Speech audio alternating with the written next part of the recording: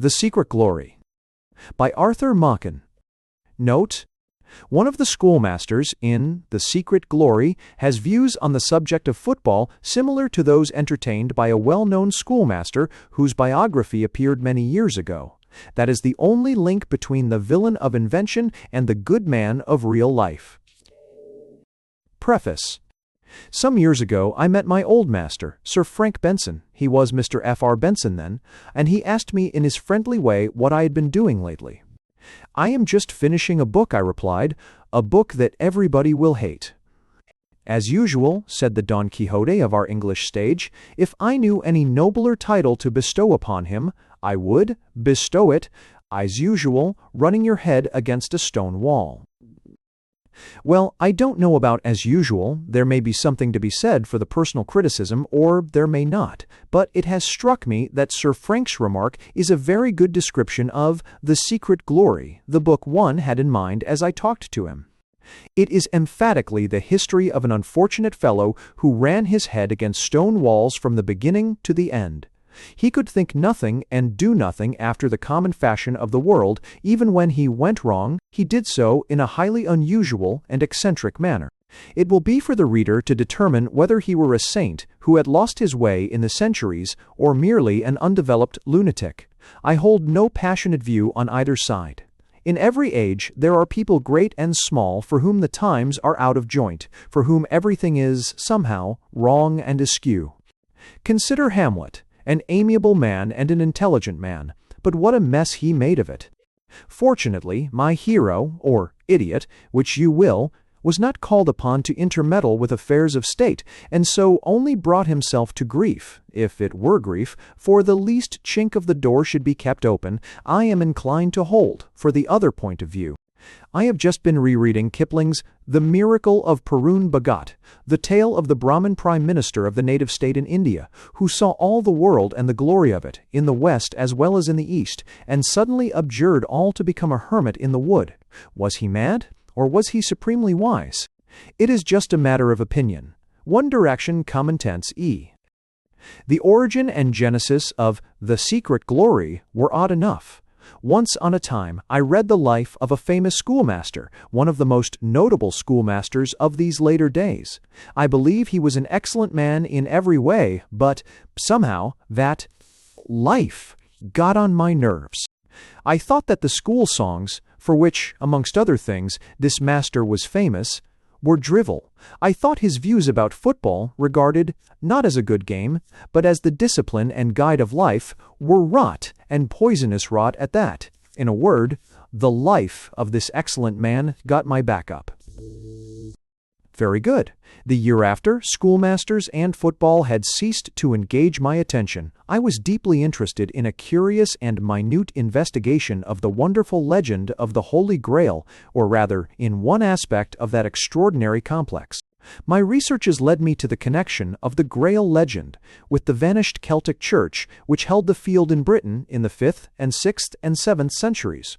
I undertook an extraordinary and fascinating journey into a misty and uncertain region of Christian history. I must not say more here, lest, as nurse says to the troublesome and persistent child, I begin all over again. But, indeed, it was a voyage on perilous seas, a journey to fairylands forlorn, and I would declare, by the way, my conviction that if there had been no Celtic church, Keats could never have written those lines of tremendous evocation and incantation. Again, very good. The year after, it came upon me to write a book, and I hit upon an original plan, or so I thought. I took my dislike of the good schoolmaster's life, I took my knowledge of Celtic mysteries, and combined my information. Original, this plan. It was all thought of years before I was born. Do you remember the critic of the Eatanswill Gazette?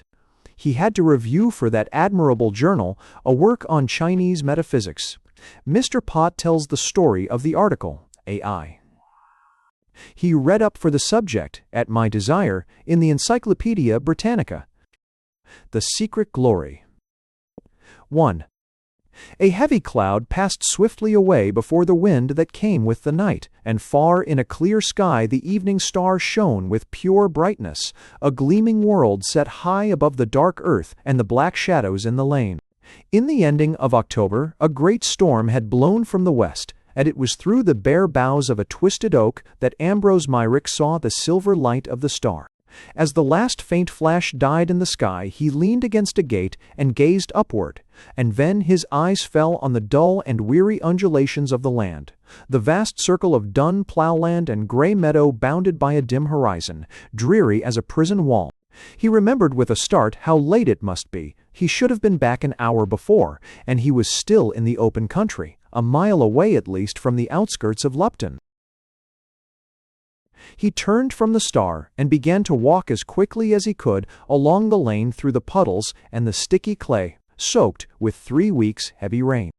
He saw at last the faint lamps of the nearest streets where the shoemakers lived, and he tramped hurriedly through this wretched quarter, past its penny shops, its raw public house, its raw chapel, with 12 foundation stones on which are written the names of the 12 leading Congregationalists of Lupton, past the squalling children whose mothers were raiding and harrying them to bed. Then came the Free Library, an admirable instance, as the E. Lupton Mercury declared, of the adaptation of Gothic to modern requirements. From a sort of tower of this building a great arm shot out and hung a round clock face over the street, and Mayrick experienced another shock when he saw that it was even later than he had feared.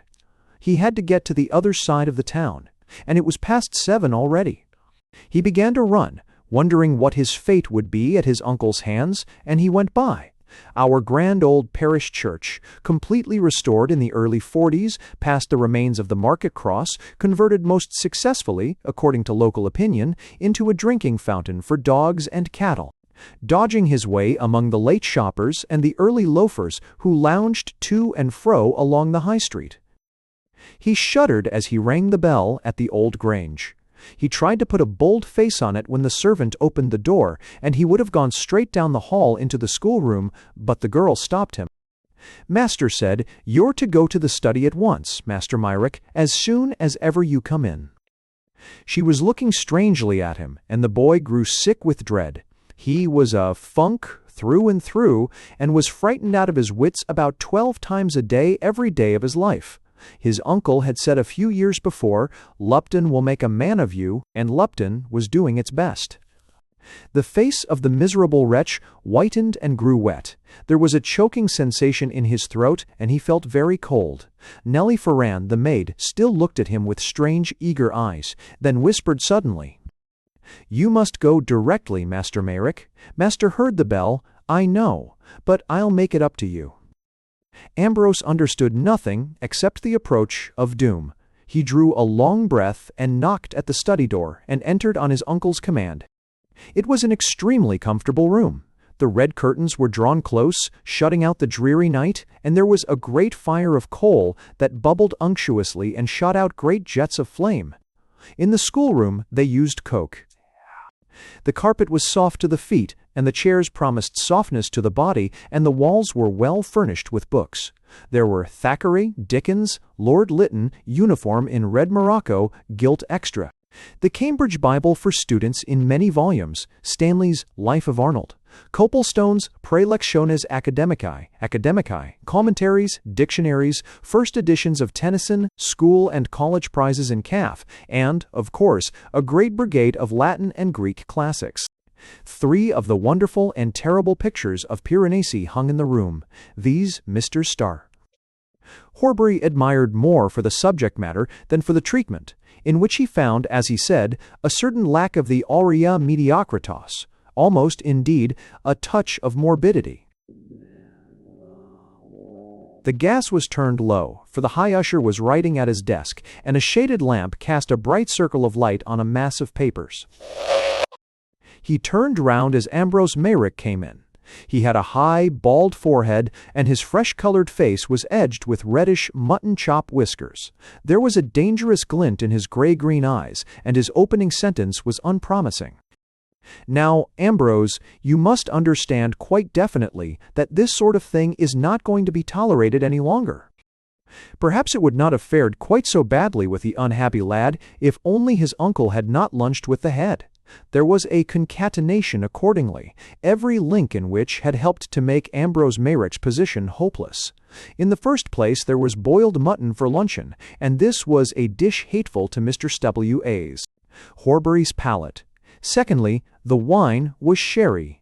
Of this Mr. Horbury was very fond, but unfortunately the head sherry, though making a specious appeal to the taste, was in reality far from good, and teemed with those fiery and irritating spirits which make the liver to burn and rage. Then Chesson had practically found fault with his chief assistant's work. He had not, of course, told him in so many words that he was unable to teach. He had merely remarked, "I don't know whether you've noticed it, Horbury, but it struck me the other day that there was a certain lack of grip about those fellows of yours in the Fifth. Some of them struck me as mubblers, if you know what I mean. There was a sort of a vagueness, for example, about their construing in that chorus. Have you remarked anything of the kind yourself?" And then, again, the head had gone on. "And, by the way, Horbury, I don't quite know what to make of your nephew Myrick. He was your wife's nephew, wasn't he?" "Yes. Well, I hardly know whether I can explain what I feel about the boy, but I can't help saying that there is something wrong about him. His work strikes me as good enough, in fact, quite above the form average, but, to use the musical term, he seems to be in the wrong key. Of course, it may be my fancy, but the lad reminds me of those very objectionable persons who are said to have a joke up their sleeve. I doubt whether he is taking the Lupton stamp, and when he gets up in the school, I shall be afraid of his influence on the other boys." Here, again, the master detected a note of blame, and by the time he reached the old Grange he was in an evil humor. He hardly knew which he found the more offensive, Chesson's dish or his discourse. He was a dainty man in his feeding, and the thought of the great fat jigget pouring out a thin red stream from the gaping wound dealt to it by the head, mingled with his resentment of the indirect scolding which he considered that he had received, and on the fire just kindled every drop of that corrosive sherry was oil. He drank his tea in black silence, his rage growing fiercer for want of vent, and it is doubtful whether in his inmost heart he was altogether displeased when report was made at 6 o'clock that Mayrick had not come in. He saw a prospect, more than a prospect, of satisfactory relief. Some philosophers have affirmed that lunatic doctors, or mental specialists, grow in time to a certain resemblance to their patients, or, in more direct language, become half-mad themselves. There seems a good deal to be said for the position. Indeed, it is probably a more noxious madness to swear a man into perpetual imprisonment in the company of maniacs and imbeciles because he sings in his bath and will wear a purple dressing-gown at dinner than to fancy oneself Emperor of China. However this may be, it is very certain that in many cases the schoolmaster is nothing more or less than a bloated schoolboy. The beasts are, radically, the same, but morbid conditions have increased the venom of the former's sting. Indeed, it is not uncommon for well-wishers to the great public school system to praise their favorite masters in terms which admit, nay, glory in, this identity. Read the memorial tributes to departed heads in a well-known and most respectable church paper. To the last, he was a big boy at heart, writes Canon Diver of his friend, that illiterate old sycophant who brought up the numbers of the school to such a pitch by means of his conciliator policy to Jews, Turks, heretics, and infidels that there was nothing for it but to make him a bishop. I always thought he seemed more at home in the playing fields than in the sixth form room. He could be a severe disciplinarian when severity seemed necessary, but everybody in the school knew that a well-placed boundary, a difficult catch, or a goal well won or well averted would atone for all but the most serious offenses. There are many other points of resemblance between the average master and the average boy. Each, for example, is intensely cruel and experiences a quite abnormal joy in the infliction of pain. The baser boy tortures those animals which are not macants. Tales have been told, they are hushed up by all true friends of the system, of wonderful and exquisite orgies in lonely hollows of the moors, in obscure and hidden thickets, tales of a boy or two, a lizard or a toad, and the slow simmering heat of a bonfire. But these are the exceptional pleasures of the avida reçu. For the average lad there is plenty of fun to be got out of his feebler fellows, of whom there are generally a few even in the healthiest community. After all, the weakest must go to the wall, and if the bones of the weakest are ground in the process, that is their fault. When some miserable little wretch, after a year or two of prolonged and exquisite torture of body and mind, seeks the last escape of suicide, one knows how the old boys will come forward, how gallantly they will declare that the days at the dear old school were the happiest in their lives, how the doctor was their father and the sixth, their nursing mother, how the delights of the Mohammedans' fabled paradise are but grey and weary sport, compared with the joys of the happy fag, whose heart, as the inspired bard of Harrow tells us, will thrill in future years at the thought of the hill. They write from all quarters, these brave old boys, from the hard-won deanery, result of many years of indefatigable attack on the fundamental doctrines of the Christian faith. From the comfortable villa, the reward of commercial activity and acuteness on the stock exchange, from the courts and from the camps. From all the high seats of the successful, and common to them all, is the convincing argument of praise. And we all agree and say there is nothing like our great public schools, and perhaps the only dissension voices are those of the father and mother who bury the body of a little child about whose neck is the black sign of the rope. But let them be comforted. The boy was no good at games, though his torments were not bad sport while he lasted. Mr. Horbury was an old Luptonian. He was, in the words of Canon Diver, but a big boy at heart, and so he gave orders that Merrick was to be sent in the study directly he came in, and he looked at the clock on the desk before him with satisfaction and yet with impatience. A hungry man may long for his delayed dinner almost with a sense of fury, and yet at the back of his mind he cannot help being consoled by the thought of how wonderfully he will enjoy the soup when it appears at last. When 7 struck, Mr. Horbury moistened his lips slightly. He got up and felt cautiously behind one of the bookshelves. The object was there, and he sat down again. He listened. There were footfalls on the drive. Ah! There was the expected ring. There was a brief interval, and then a knock. The fire was glowing with red flashes, and the wretched toad was secured. Now, Ambrose, you must understand quite definitely that this sort of thing isn't going to be tolerated any longer. This is the 3rd time during this term that you have been late for lockup. You know the rules, 6 o'clock at latest. It is now 20 minutes past 7. What excuse have you to make? What have you been doing with yourself? Have you been in the fields? No, sir. Why not? You must have seen the resolution of the 6th on the notice board of the high school. You know what it promised any boy who shirked rocker?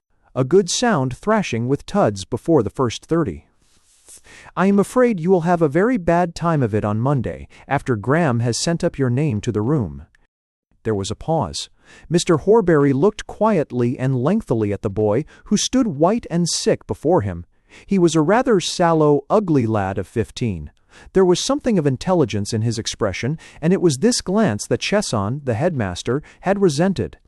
His heart beat against his breast. His breath came in gasps, and the sweat of terror poured down his body. The master gazed at him, and at last spoke again. "But what have you been doing? Where have you been all this time?"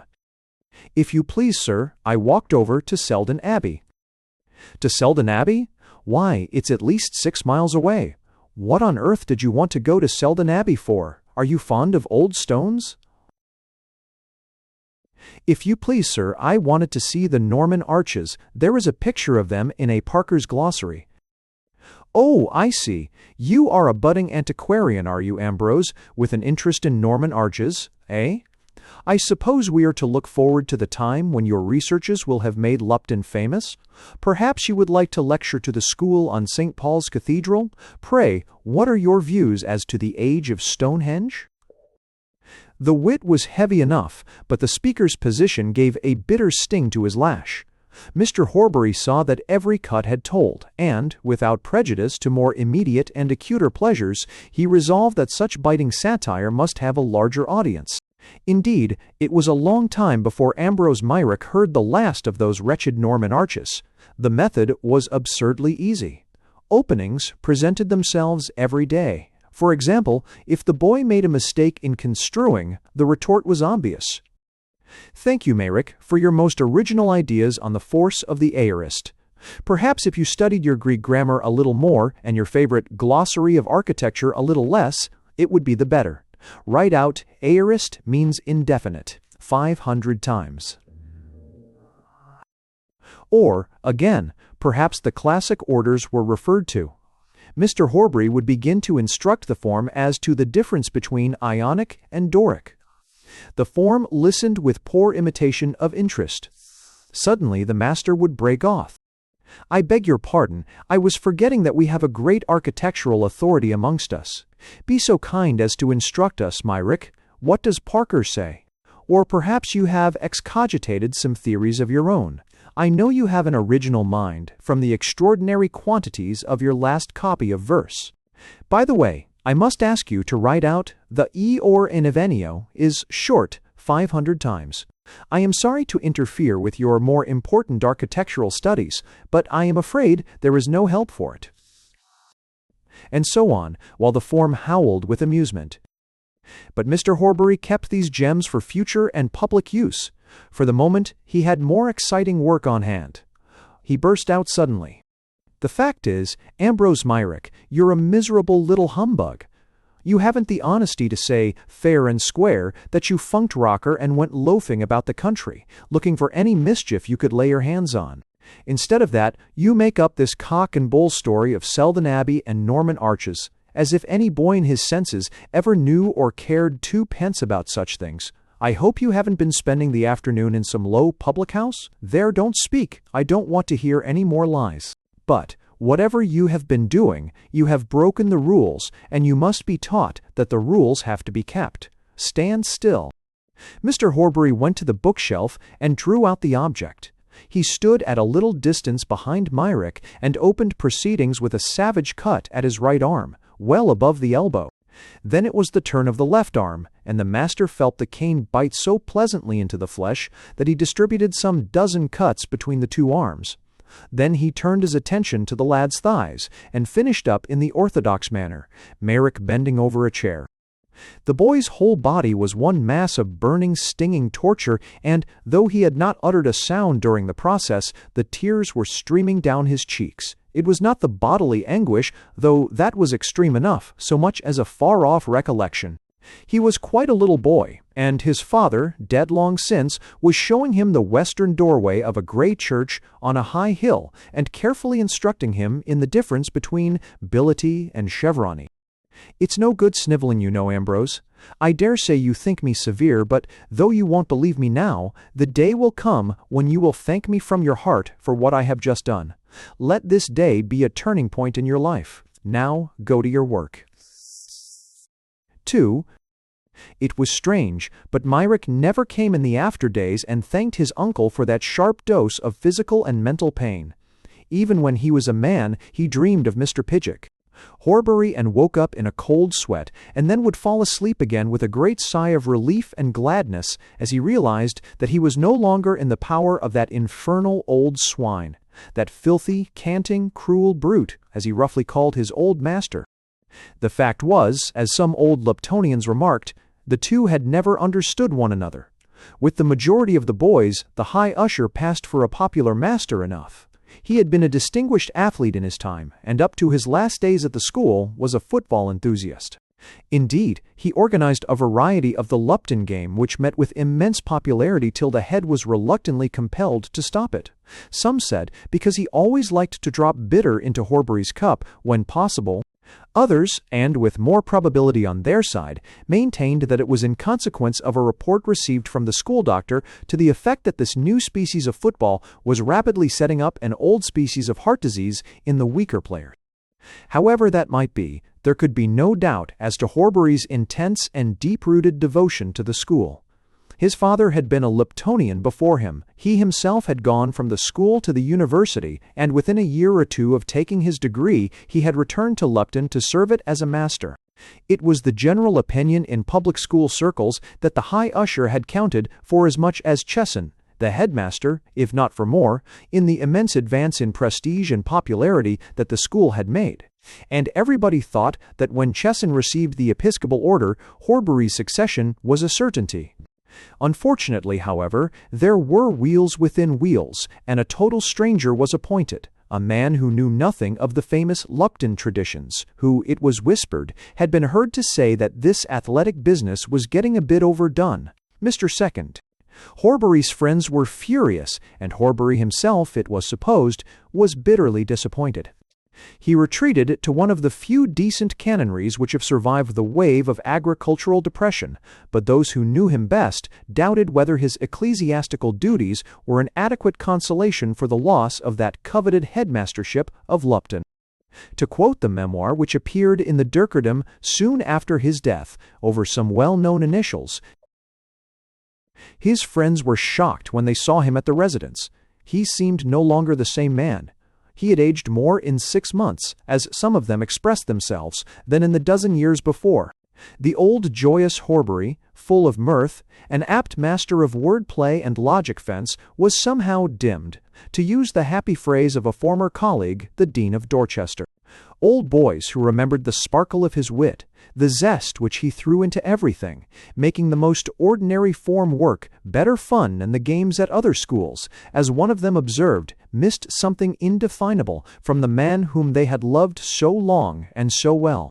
One of them, who had perhaps penetrated as closely as any into the arcana of Horbury's friendship, a privilege which he will ever esteem as one of the greatest blessings of his life, tried to rouse him with an extravagant rumor which was then going the round of the popular press, to the effect that considerable modifications were about to be introduced into the compulsory system of games at X, one of the greatest of our great public schools. Horbury flushed. The old light came into his eyes. His friend was reminded of the ancient war-horse who hears once more the inspiring notes of the trumpet. "I can't believe it," he said, and there was a tremor in his voice. "C wouldn't dare. Not even Y, the headmaster of X, would do such a scoundrelly thing as that. I won't believe it." But the flush soon faded and his apathy returned. "After all," he said, "I shouldn't wonder if it were so. Our day is past, I suppose, and for all I know, they may be construing the breviary and playing dominoes at X in a few years' time. I am afraid that those last years at Wareham were far from happy. He felt, I think, out of tune with his surroundings, and, paced the readers of the E.C. Guardian, I doubt whether he was ever quite at home in his stall. He confessed to one of his old associates that he doubted the wisdom of the whole cathedral system. "What," he said, in his old characteristic manner, "would St. Peter say if he could enter this building and see that gorgeous window in which he is represented with mitre, cope, and keys?" And I do not think that he was ever quite reconciled to the daily recitation of the liturgy, accompanied, as it is in such establishments, by elaborate music and all the pomp of the surpliced choir. Rome and water, Rome and water. He has been heard to mutter under his breath as the procession swept up the nave, and before he died I think that he had the satisfaction of feeling that many in high places were coming round to his views. But to the very last he never forgot Lupton. A year or two before he died he wrote the great school song, "Follow, follow, follow." He was pleased, I know, when it appeared in the Nubble Elm Uptonian, and a famous old boy informs me that he will never forget Horbury's delight when he was told that the song was already a great favorite in Chantry. I am getting old and gray, and the hills seem far away, and I cannot hear the horn that once proclaimed the morn, when we sallied forth upon the chase together, for the years are gone. Alack, when we hastened on the track, and the huntsman's whip went crack, as a signal to our pack, riding in the sunshine and fair weather. And yet across the ground I seem to hear a sound that comes up floating from the hollow, and its note is very clear as it echoes in my ear, and the words are, "Lupton, follow, follow, follow." Chorus. First, one stum. Lupton, follow away. The darkness lies behind us, and before us is the day. Follow, follow the sun, the whole world's to be won. So, Lupton, follow, follow, follow, follow away. An old pupil sang this verse to him on his deathbed, and I think, perhaps, that some at least of the readers of The Guardian will allow that George Horbury died fortified in the truest sense, with the rights of the church of a great aspiration. Such was the impression that Mr. Horbury had evidently made upon some of his oldest friends, but Mayrick was, to the last, an infidel.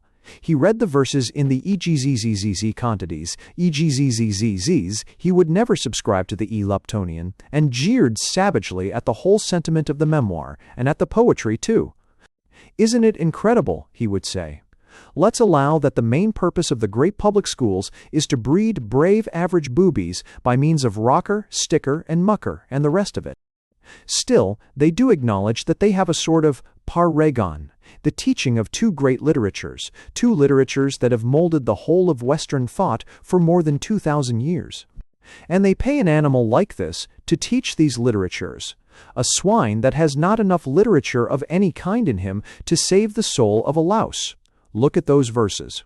Why, a decent fourth-form boy would be ashamed to put his name to them." He was foolish to talk in this fashion. People merely said that it was evident he was one of the failures of the great public school system, and the song was much admired in the right circles. A very well-turned idem, Latin, appeared in the E-Guardian shortly after the publication of the memoir, and the initials at the foot of the version were recognized as those of a literary dean. And on that autumn evening, far away in the 70s, Mayrick, the boy, left Mr. Horbury's study in a white fury of grief and pain and rage. He would have murdered his master without the faintest compunction, nay, with huge delight. Psychologically, his frame of mind was quite interesting, though he was only a schoolboy who had just had a sound thrashing for breaking rules. For the fact, of course, was that Horbury, the irritating influence of the head's conversation and sherry apart, was by no means a bad fellow. He was for the moment savagely cruel, but then most men are apt to be savagely cruel when they suffer from an inflamed liver and offensive superiors, more especially when there is an inferior warranted defenseless in their power. But, in the main, Horbury was a very decent specimen of his class, English schoolmaster, and Mayrick would never allow that. In all his reasoning about schools and schoolmasters there was a fatal flaw. He blamed both for not being what they never pretended to be. To use a figure that would have appealed to him, it was if one quarreled with a plain, old-fashioned meeting-house because it was not in the least like Lincoln Cathedral.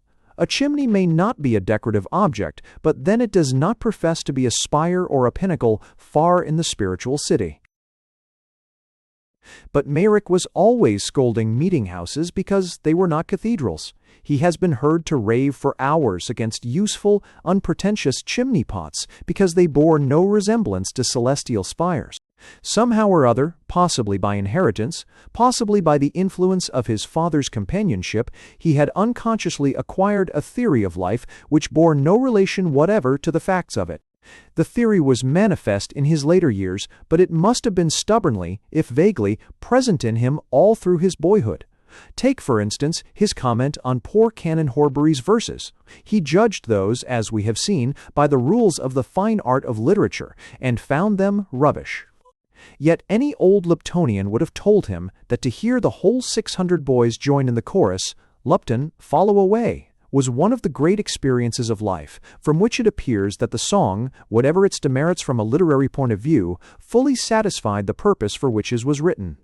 In other words, it was an excellent chimney, but Mayrick still persisted in his easy and futile task of proving that it was not a bit like a spire. Then, again, one finds a fallacy of still huger extent in that major premise of his, that the great public schools purpose to themselves as a secondary and minor object, the imparting of the spirit and beauty of the Greek and Latin literatures. Now, it is very possible that at some distant period in the past this was an object, or even, perhaps, the object of the institutions in question. The humanists, it may be conjectured, thought of school and university as places where Latin and Greek were to be learned, and to be learned with the object of enjoying the great thought and the great style of an antique world. One sees the spirit of this in Rabelais, for example. The classics are a wonderful adventure. To learn to understand them is to be a spiritual Columbus, a discoverer of new seas and unknown continents, a drinker of new old wine in a new old land. To the student of those days, a mysterious drowned Atlantis again rose splendid from the waves of the great deep.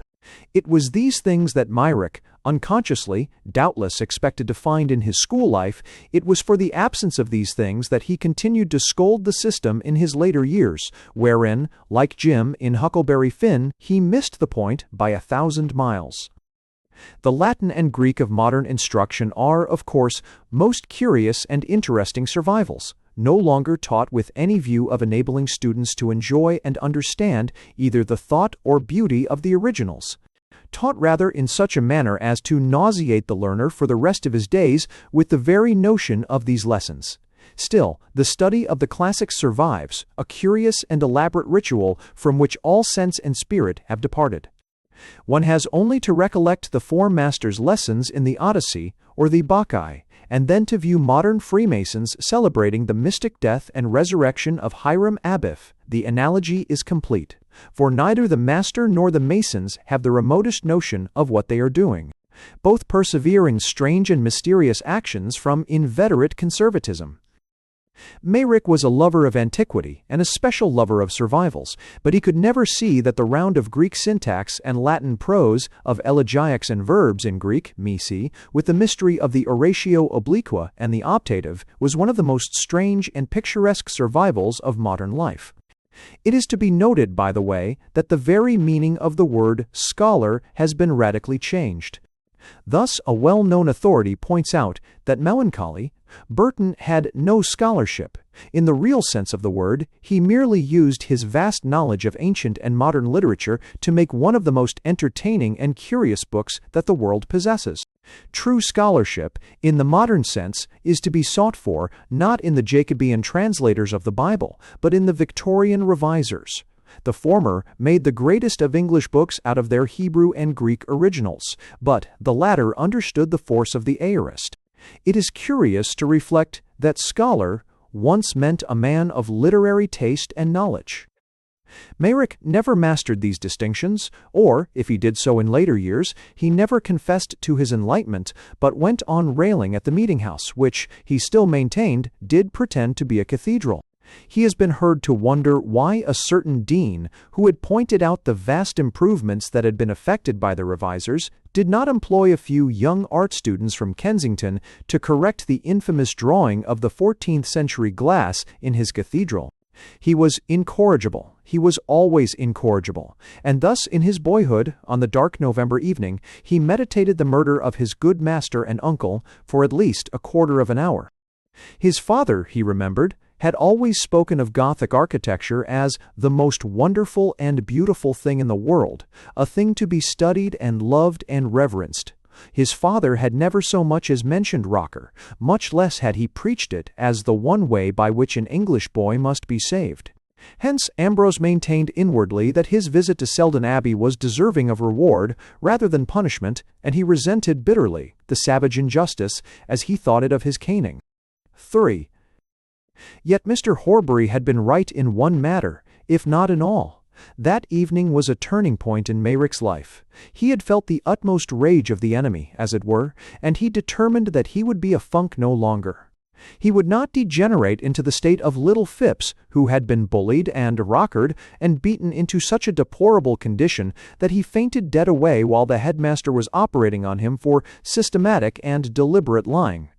Phipps not only fainted, but, being fundamentally sensible, as Dr. Turney Sotion, Johnson expressed it, showed a strong disinclination to return to consciousness and the precious balms of the dear old head. Chesson was rather frightened, and the school doctor, who had his living to get, said, somewhat dryly, that he thought the lad had better go home for a week or two. So Phipps went home in a state which made his mother cry bitterly, and his father wonder whether the public school system was not overpraised. But the old family doctor went about raging and swearing at the scoundrels who had reduced a child of 12 to a nervous wreck, with neurasthenia cerebralis well on its way. But Dr. Walford had got his education in some trumpery little academy, and did not understand or value the ethos of the great public schools.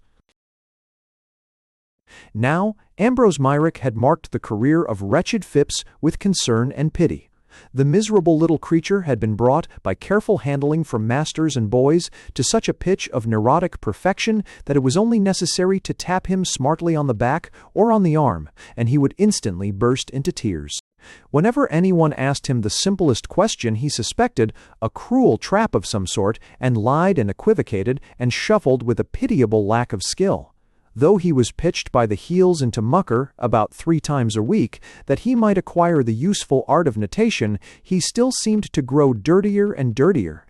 His school books were torn to bits, his exercises made into darts, he had impositions for losing books and canings for not doing his work, and he lied and cried all the more.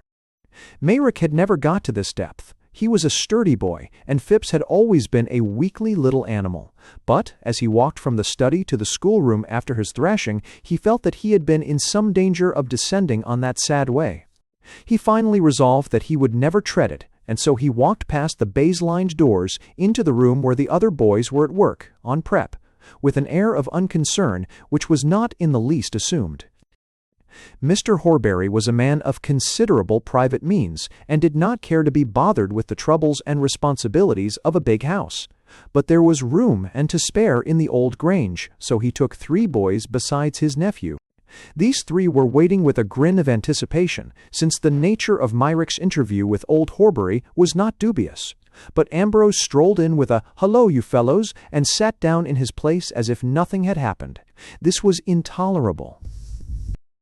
"I say, Mayrick," began Pelly, a beefy boy with a red face, "you have been blubbing. Feel like writing home about it." "Oh, I forgot. This is your home, isn't it? How many cuts? I didn't hear you howl." The boy took no notice. He was getting out his books as if no one had spoken. "Can't you answer?" went on the beefy one. "How many cuts, you young sneak?" "Go to hell." The whole 3 stared aghast for a moment. They thought Mayrick must have gone mad. Only one, Bates the observant, began to chuckle quietly to himself, for he did not like Pelly.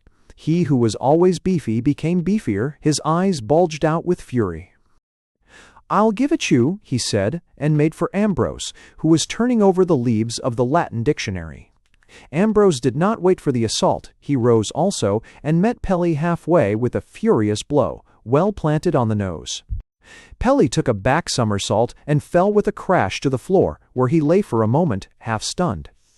He rose staggering and looked about him with a pathetic, bewildered air, for, indeed, a great part of his little world had crumbled about his ears.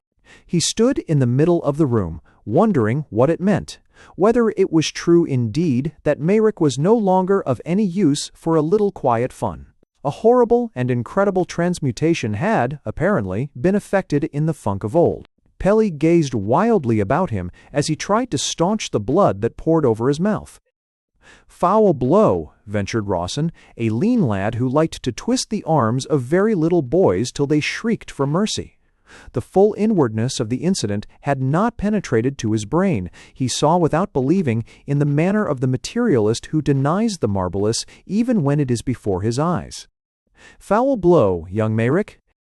The quiet student had gone back to his place and was again handling his dictionary. It was a hard, compact volume, rebound in strong boards, and the edge of these boards caught the unfortunate Rawson full across the eyes with extraordinary force. He put his face in his hands and blubbered quietly and dismally, rocking to and fro in his seat, hardly hearing the fluent stream of curses with which the quiet student inquired whether the blow he had just had was good enough for him. Mayrick picked up his dictionary with a volley of remarks which would have done credit to an old-fashioned stage manager at the last dress rehearsal before production. "Hark at 'em," said Pelly feebly, almost reverently, "hark at 'em." But poor Rawson, rocking to and fro, his head between his hands, went on blubbering softly and spoke no word. Mayrick had never been an unobservant lad. He had simply made a discovery that evening that in Rome certain Roman customs must be adopted. The wise Bates went on doing his copy of Latin verse, chuckling gently to himself. Bates was a cynic. He despised all the customs and manners of the place most heartily, and took the most curious care to observe them.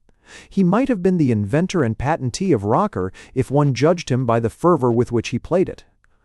He entered his name for every possible event at the sports, and jumped the jumps and threw the hammer and ran the races as if his life depended on it. Once Mr. Horbury had accidentally overheard Bates saying something about the honor of the house, which went to his heart. As for cricket, Bates played as if his sole ambition was to become a first-class professional, and he chuckled as he did his Latin verses, which he wrote to the awe of other boys, as if he were writing a letter, that is, without making a rough copy. For Bates had got the hang of the whole system from rocker to Latin verse, and his copies were much admired. He grinned that evening, partly at the transmutation of Myrick, and partly at the line he was jotting down. Mira locor, coelo resonans, vox funditur alto. In afterlife, he jotted down a couple of novels which sold, as the journalists said, like hot cakes. Myrick went to see him soon after the first novel had gone into its 30th thousand, and Bates was reading appreciations and fingering a check and chuckling. Mira locor, populo resonans, cec funditur alto, he said. I know what schoolmasters and boys and the public want, and I take care they get it, en sale espèce de sacrés cochons de NDDZ. The rest of prep went off quite quietly. Pelly was slowly recovering from the shock that he had received and began to meditate revenge. Mayrick had got him unawares, he reflected. It was merely an accident, and he resolved to challenge Mayrick to fight and give him back the worst licking he had ever had in his life. He was beefy, but a bold fellow. Rawson, who was really a cruel coward and a sneak, had made up his mind that he wanted no more, and from time to time cast meek and propitiatory glances in Mayrick's direction. At 9:30 they all went into their dining room for bread and cheese and beer. At 9:45 Mr. Horbury appeared in cap and gown and read a chapter from St. Paul's Epistle to the Romans, with one or two singularly maundering and unhappy prayers. He stopped the boys as they were going up to their rooms. "What's this, Pelly?" he said. "Your nose is all swollen. It's been bleeding, too, I see. What have you been doing to yourself? And you, Rawson, how do you account for your eyes being black? What's the meaning of all this?" "Please, sir, there was a very stiff bully down at Rocker this afternoon, and Rawson and I got tokered badly." "Were you in the bully, Bates?" "No, sir, I've been outside since the beginning of the term, but all the fellows were playing up tremendously, and I saw Rawson and Pelly had been touched when we were changing." "Ah, I see. I'm very glad to find the house plays up so well. As for you, Bates, I hear you're the best outside for your age that we've ever had. Good night." The three said, "Thank you, sir," as if their dearest wish had been gratified, and the master could have sworn that Bates flushed with pleasure at his word of praise. But the fact was that Bates had suggested the flush by a cunning arrangement of his features. The boys vanished, and Mr. Horbury returned to his desk. He was editing a selection called English Literature for Lower Forms. He began to read from the slips that he had prepared. So all day long the noise of battle rolled among the mountains by the winter sea, until King Arthur's table, man by man, had fallen in Leonacy Sea. He stopped and said a figure by the last word, and then, on a blank slip, with a corresponding letter, he repeated the figure and wrote the note. Leonesse, the Sicily Isles. Then he took a third slip and wrote the question. Give the ancient name of the Sicily Isles. These serious labors employed him till 12 o'clock. He put the materials of his book away as the clock struck, and solemnly mixed himself his nightly glass of whiskey and soda. In the daytime he never touched spirits, and bit the one cigar which he smoked in the 24 hours. The stings of the head's sherry and of his conversation no longer burned within him. Time and work and the bite of the cane in Mayrick's flesh had soothed his soul, and he set himself to dream, leaning back in his armchair, watching the cheerful fire. He was thinking of what he would do when he succeeded to the headmastership. Already there were rumors that Chesson had refused the bishopric of St. Dubrix in order that he might be free to accept Dorchester, which, in the nature of things, must soon be vacant. Horbury had no doubt that the headmastership would be his. He had influential friends who assured him that the trustees would not hesitate for an instant. Then he would show the world what an English public school could be made. In 5 years, he calculated, he would double the numbers. He saw the coming importance of the modern side, and especially of science. Personally, he detested stinks, but he knew what an effect he would produce with a great laboratory fitted with the very best appliances and directed by a highly qualified master. Then, again, an elaborate gymnasium must be built. There must be an engineer's shop, too, and a carpenter's as well. And people were beginning to complain that a public school education was of no use in the city. There must be a business master, an expert from the stock exchange, who would see that this reproach was removed. Then he considered that a large number of the boys belonged to the land-owning class. Why should a country gentleman be at the mercy of his agent, forced for lack of technical knowledge to accept statements which he could not check? It was clear that the management of land and great estates must have its part in the scheme, and, again, the best known of the crammers must be bought on his own terms, so that the boys who wished to get into the army or the civil service would be practically compelled to come to Lupton. Already he saw paragraphs in the Guardian and the Times, in all the papers. Paragraphs which mentioned the fact that 95% of the successful candidates for the Indian Civil Service had received their education at the foundation of stout old Martin Roll. Meanwhile, in all this flood of novelty, the old traditions should be maintained with more vigor than ever. The classics should be taught as they never had been taught. Every one of the masters on this side should be in the highest honors, and, if possible, he would get famous men for the work. They should not merely be good, but also notorious scholars. G, the famous explorer in Crete, who had made an enormous mark in regions widely removed from the scholastic world by his wonderful book, Daedalus, or The Secret of the Labyrinth, must come to Lupton at any price, and Maynard, who had discovered some most important Greek manuscripts in Egypt, he must have a form too. Then there was Rendel, who had done so well with his S. Thucydides, and Davies, author of The Olive of Athene, a daring but most brilliant book which promised to upset the whole established theory of mythology. He would have such a staff as no school had ever dreamed of. We shall have no difficulty about paying them, thought Horbury. Our numbers will go up by leaps and bounds, and the fees shall be £500 a year, and such terms will do us more good than anything. He went into minute detail. He must take expert advice as to the advisability of the school farming on its own account, and so supplying the boys with meat, milk, bread, butter, and vegetables at first cost. He believed it could be done. He would get a Scotch farmer from the lowlands and make him superintendent at a handsome salary and with a share in the profits. There would be the splendid advertisement of the whole dietary of the school supplied from the school farms, under the supervision of Mr. Time. David Anderson, formerly of Haddenock, the largest tenancy in the Duke of Ayr's estates. The Spartan card was always worth playing. One must strike the note of plain living in a luxurious age. There must be no losing of the old public school severity.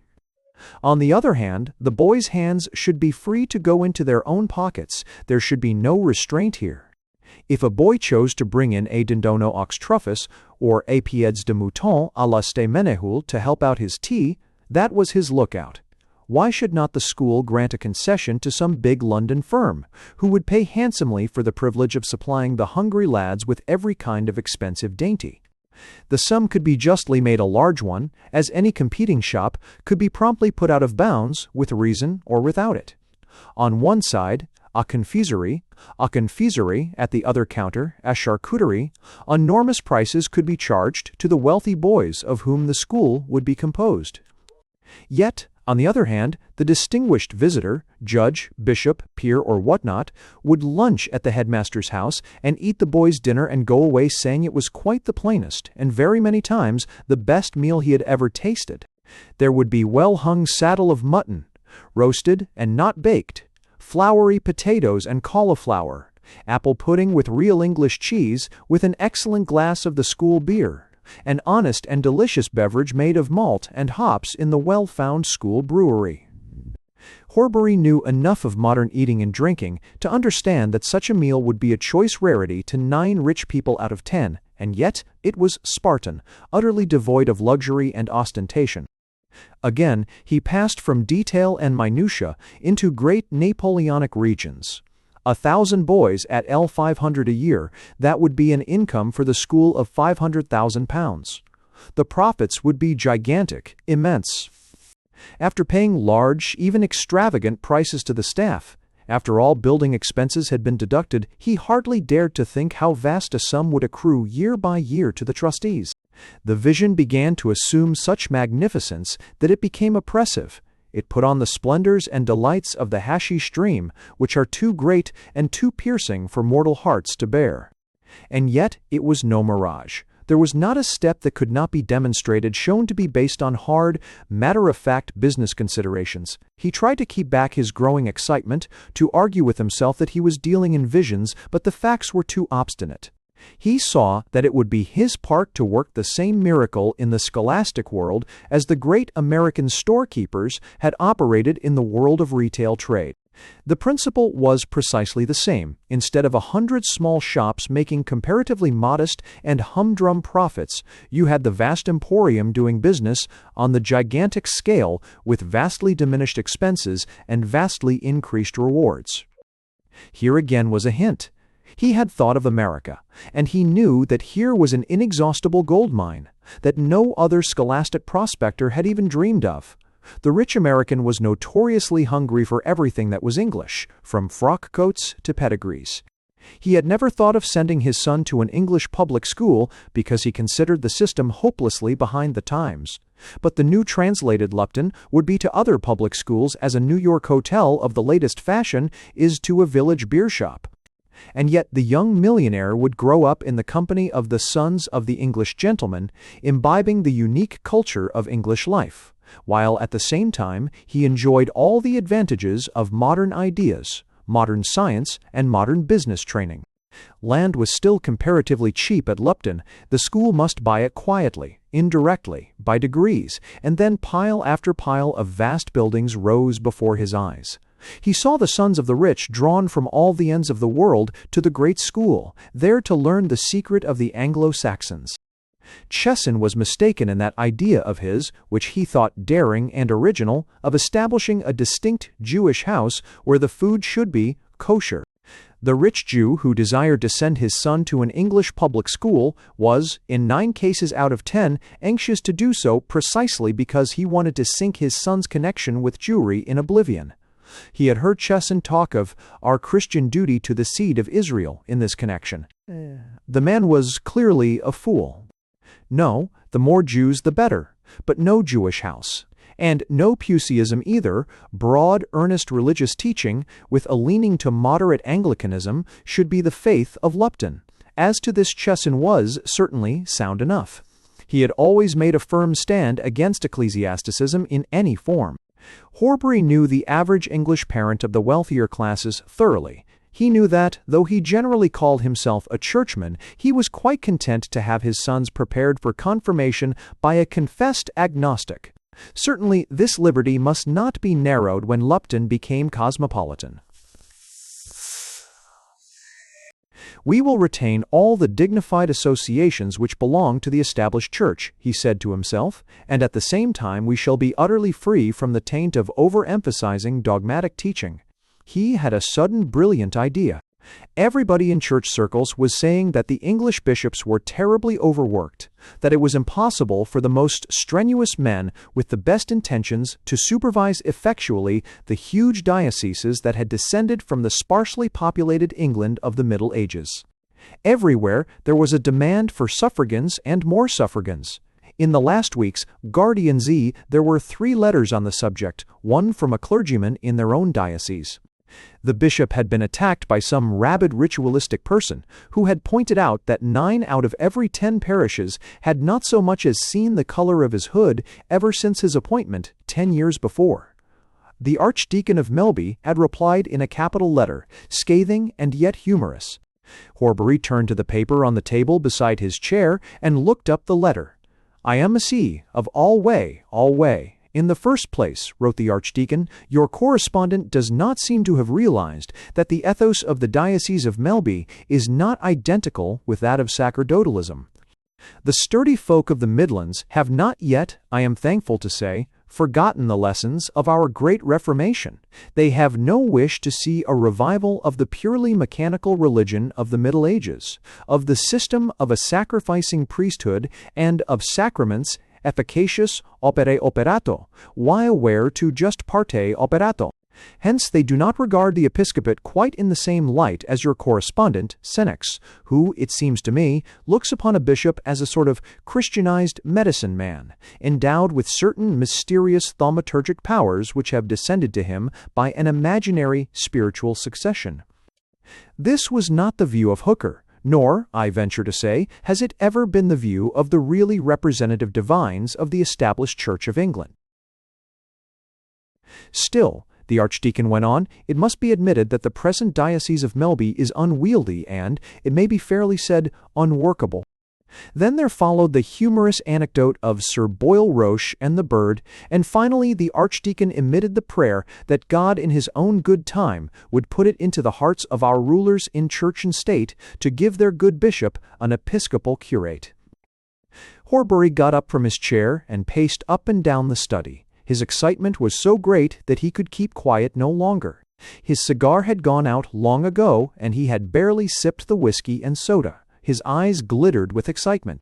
Circumstances seemed positively to be playing into his hands. The dice of the world were being loaded in his favor. He was like Bel Ami at his wedding. He almost began to believe in Providence, for he was sure it could be managed. Here was a general feeling that no one man could do the work of the diocese. There must be a suffragan, and Lupton must give the new bishop his title. No other town was possible. Dunham had certainly been a see in the 8th century, but it was now little more than a village, and a village served by a miserable little branch line, whereas Lupton was on the great main track of the Midland system, with easy connections to every part of the country. The Archdeacon, who was also a peer, would undoubtedly become the first Bishop of Lupton, and he should be the titular chaplain of the great school. Chaplain, the Right Reverend Lord Selwyn, Lord Bishop of Lupton. He knew Lord Selwyn quite well, and had no doubt as to his acceptance. He was a poor man, and there would be no difficulty whatever in establishing a modus. The Archdeacon was just the man for the place. He was no pedantic theologian, but a broad, liberal-minded man of the world. Horbury remembered, almost with ecstasy, that he had lectured all over the United States with immense success. The American press had been enthusiastic, and the First Congregational Church of Chicago had implored Selwyn to accept its call, preach what he liked, and pocket an honorarium of $25,000 a year. And, on the other hand, what could the most orthodox desire safer than a chaplain who was not only a bishop but a peer of the realm? Wonderful. The games? They should be maintained in all their glory, rather on an infinitely more splendid scale.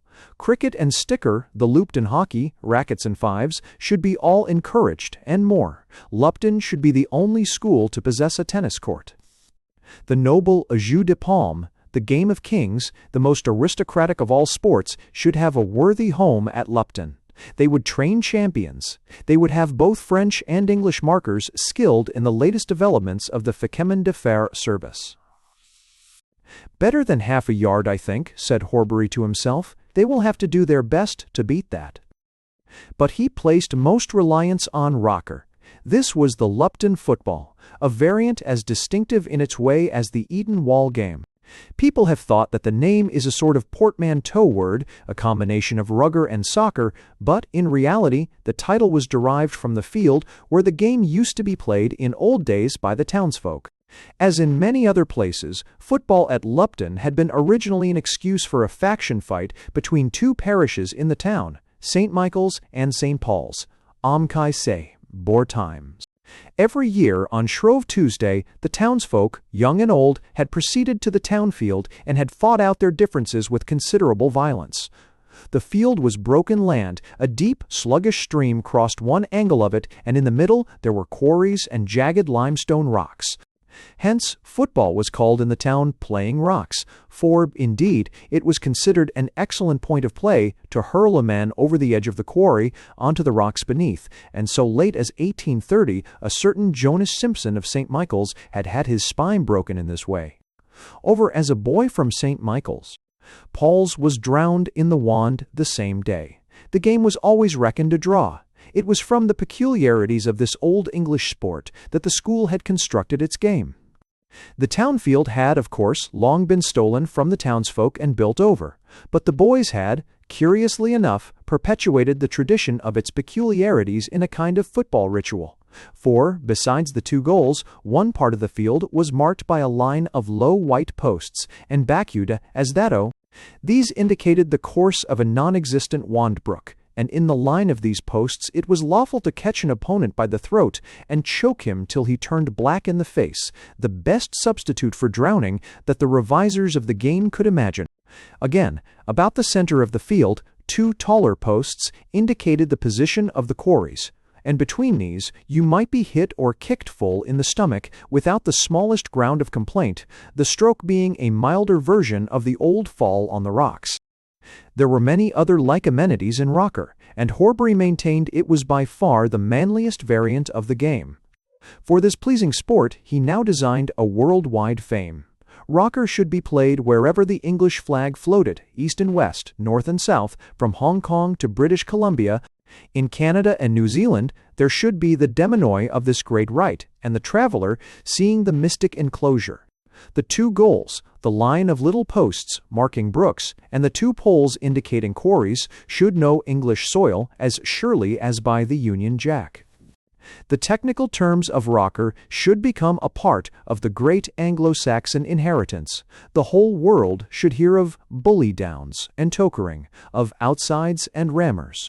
It would require working, but it was to be done. Articles in the magazines and in the press, perhaps a story of school life, a new Tom Brown must be written. The Midlands and the North must be shown that there was money in it, and the rest would be easy. One thing troubled Horbury. His mind was full of the new and splendid buildings that were to be erected, but he was aware that antiquity still counted for something, and unfortunately Lupton could show very little that was really antique. 40 years before, Stanley, the first reforming headmaster, had pulled down the old high school. There were prints of it. It was a half-timbered 15th-century building with a wavering roofline and an overhanging upper story. There were dim, leaded windows and a gray-arched porch. An ugly old barn, Stanley called it. Scott was called in and built the present high school, a splendid hall in red brick, French 13th century, with Venetian detail. It was much admired. But Horbury was sorry that the old school had been destroyed. He saw for the first time that it might have been made a valuable attraction.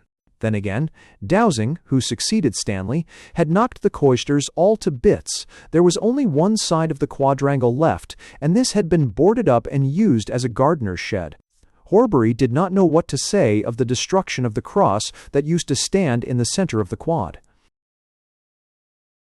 No doubt Dowsing was right in thinking it superstitious. Still, it might have been left as a curiosity and shown to visitors just as the instruments of bygone cruelty, the rack and the Iron Maid, are preserved and exhibited to wondering sightseers. There was no real danger of any superstitious adoration of the cross. It was, as a matter of fact, as harmless as the axe and block at the Tower of London. Dowsing had ruined what might have been an important asset in the exploitation of the school. Still, perhaps the loss was not altogether irreparable. High school was gone and could not be recovered, but the cloisters might be restored and the cross too. Not like the old one, of course, that fair rood with Our Dear Lady St. Marie and St. John, and, below, the stories of the blissful saints and angels. That would never do. But a vague, Gothic erection, with plenty of kings and queens, imaginary benefactors of the school, and a small cast-iron cross at the top, that could give no offense to anybody, and might pass with 9 people out of 10 as a genuine remnant of the Middle Ages. It could be made of soft stone and allowed to weather for a few years. Then, a coat of invisible anti-corrosive fluid would preserve carvings and imagery that would already appear venerable in decay. There was no need to make any precise statements. Parents and the public might be allowed to draw their own conclusions. Horbury was neglecting nothing. He was building up a great scheme in his mind, and to him it seemed that every detail was worth attending to, while at the same time he did not lose sight of the whole effect. He believed in finish there must be no rough edges. It seemed to him that a school legend must be invented. The real history was not quite what he wanted, though it might work in with a more decorative account of Lupton's origins.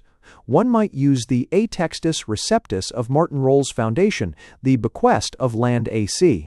1430, to build and maintain a school where 100 boys should be taught grammar, and 10 poor scholars and 6 priests should pray for the founder's soul. This was well enough, but one might hint that Martin Roll really refounded and re-endowed a school of Saxon origin, probably established by King Alfred himself in Lupa's Dun. Then, again, who could show that Shakespeare had not visited Lupton?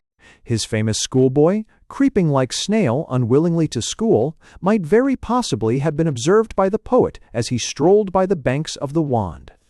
Many famous men might have received their education at Lupton. It would not be difficult to make a plausible list of such.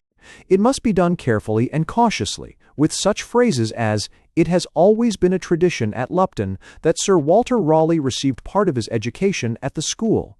Or, again, an earlier generation of Luptonians remembered the initials WSS, SS on A. Cut deeply in the mantle of Old High School, now, unfortunately, demolished. All Almencht, all many 1T, our antiquarians would laugh. All many 36 antiquarians would laugh, possibly, but who cared about antiquarians? For the average man, sharing was derived from sherry Rhine, and he loved to have it so, and Horbury intended to appeal to the average man. Though he was a schoolmaster, he was no recluse, and he had marked the ways of the world from his quiet study in Lupton. Hence he understood the immense value of a grain of quackery in all schemes which are meant to appeal to mortals. It was a deadly mistake to suppose that anything which was all quackery would be a success, a permanent success, at all events. It was a deadlier mistake still to suppose that anything quite devoid of quackery could pay handsomely. The average English palate would shudder at the flavor of aioli, but it would be charmed by the insertion of that petite point d'ail which turned mere goodness into triumph and laureled perfection. And there was no need to mention the word garlic before the guests. Lupton was not going to be all garlic. It was to be infinitely the best scholastic dish that had ever been served. The ingredients should be unsurpassed and unsurpassable. But King Alfred's foundation of a school at Lupa's Tun and that WSS on A. Cut deeply on the mantle of the vanished high school. These and legends like unto them, these would be the last touch, le petit point d'aller. It was a great scheme, wonderful and glorious, and the most amazing thing about it was that it was certain to be realized. There was not a flaw from start to finish. The trustees were certain to appoint him. He had that from a sure quarter, and it was but a question of a year or two, perhaps only of a month or two, before all this great and golden vision should be converted into hard and tangible fact. He drank off his glass of whiskey and soda.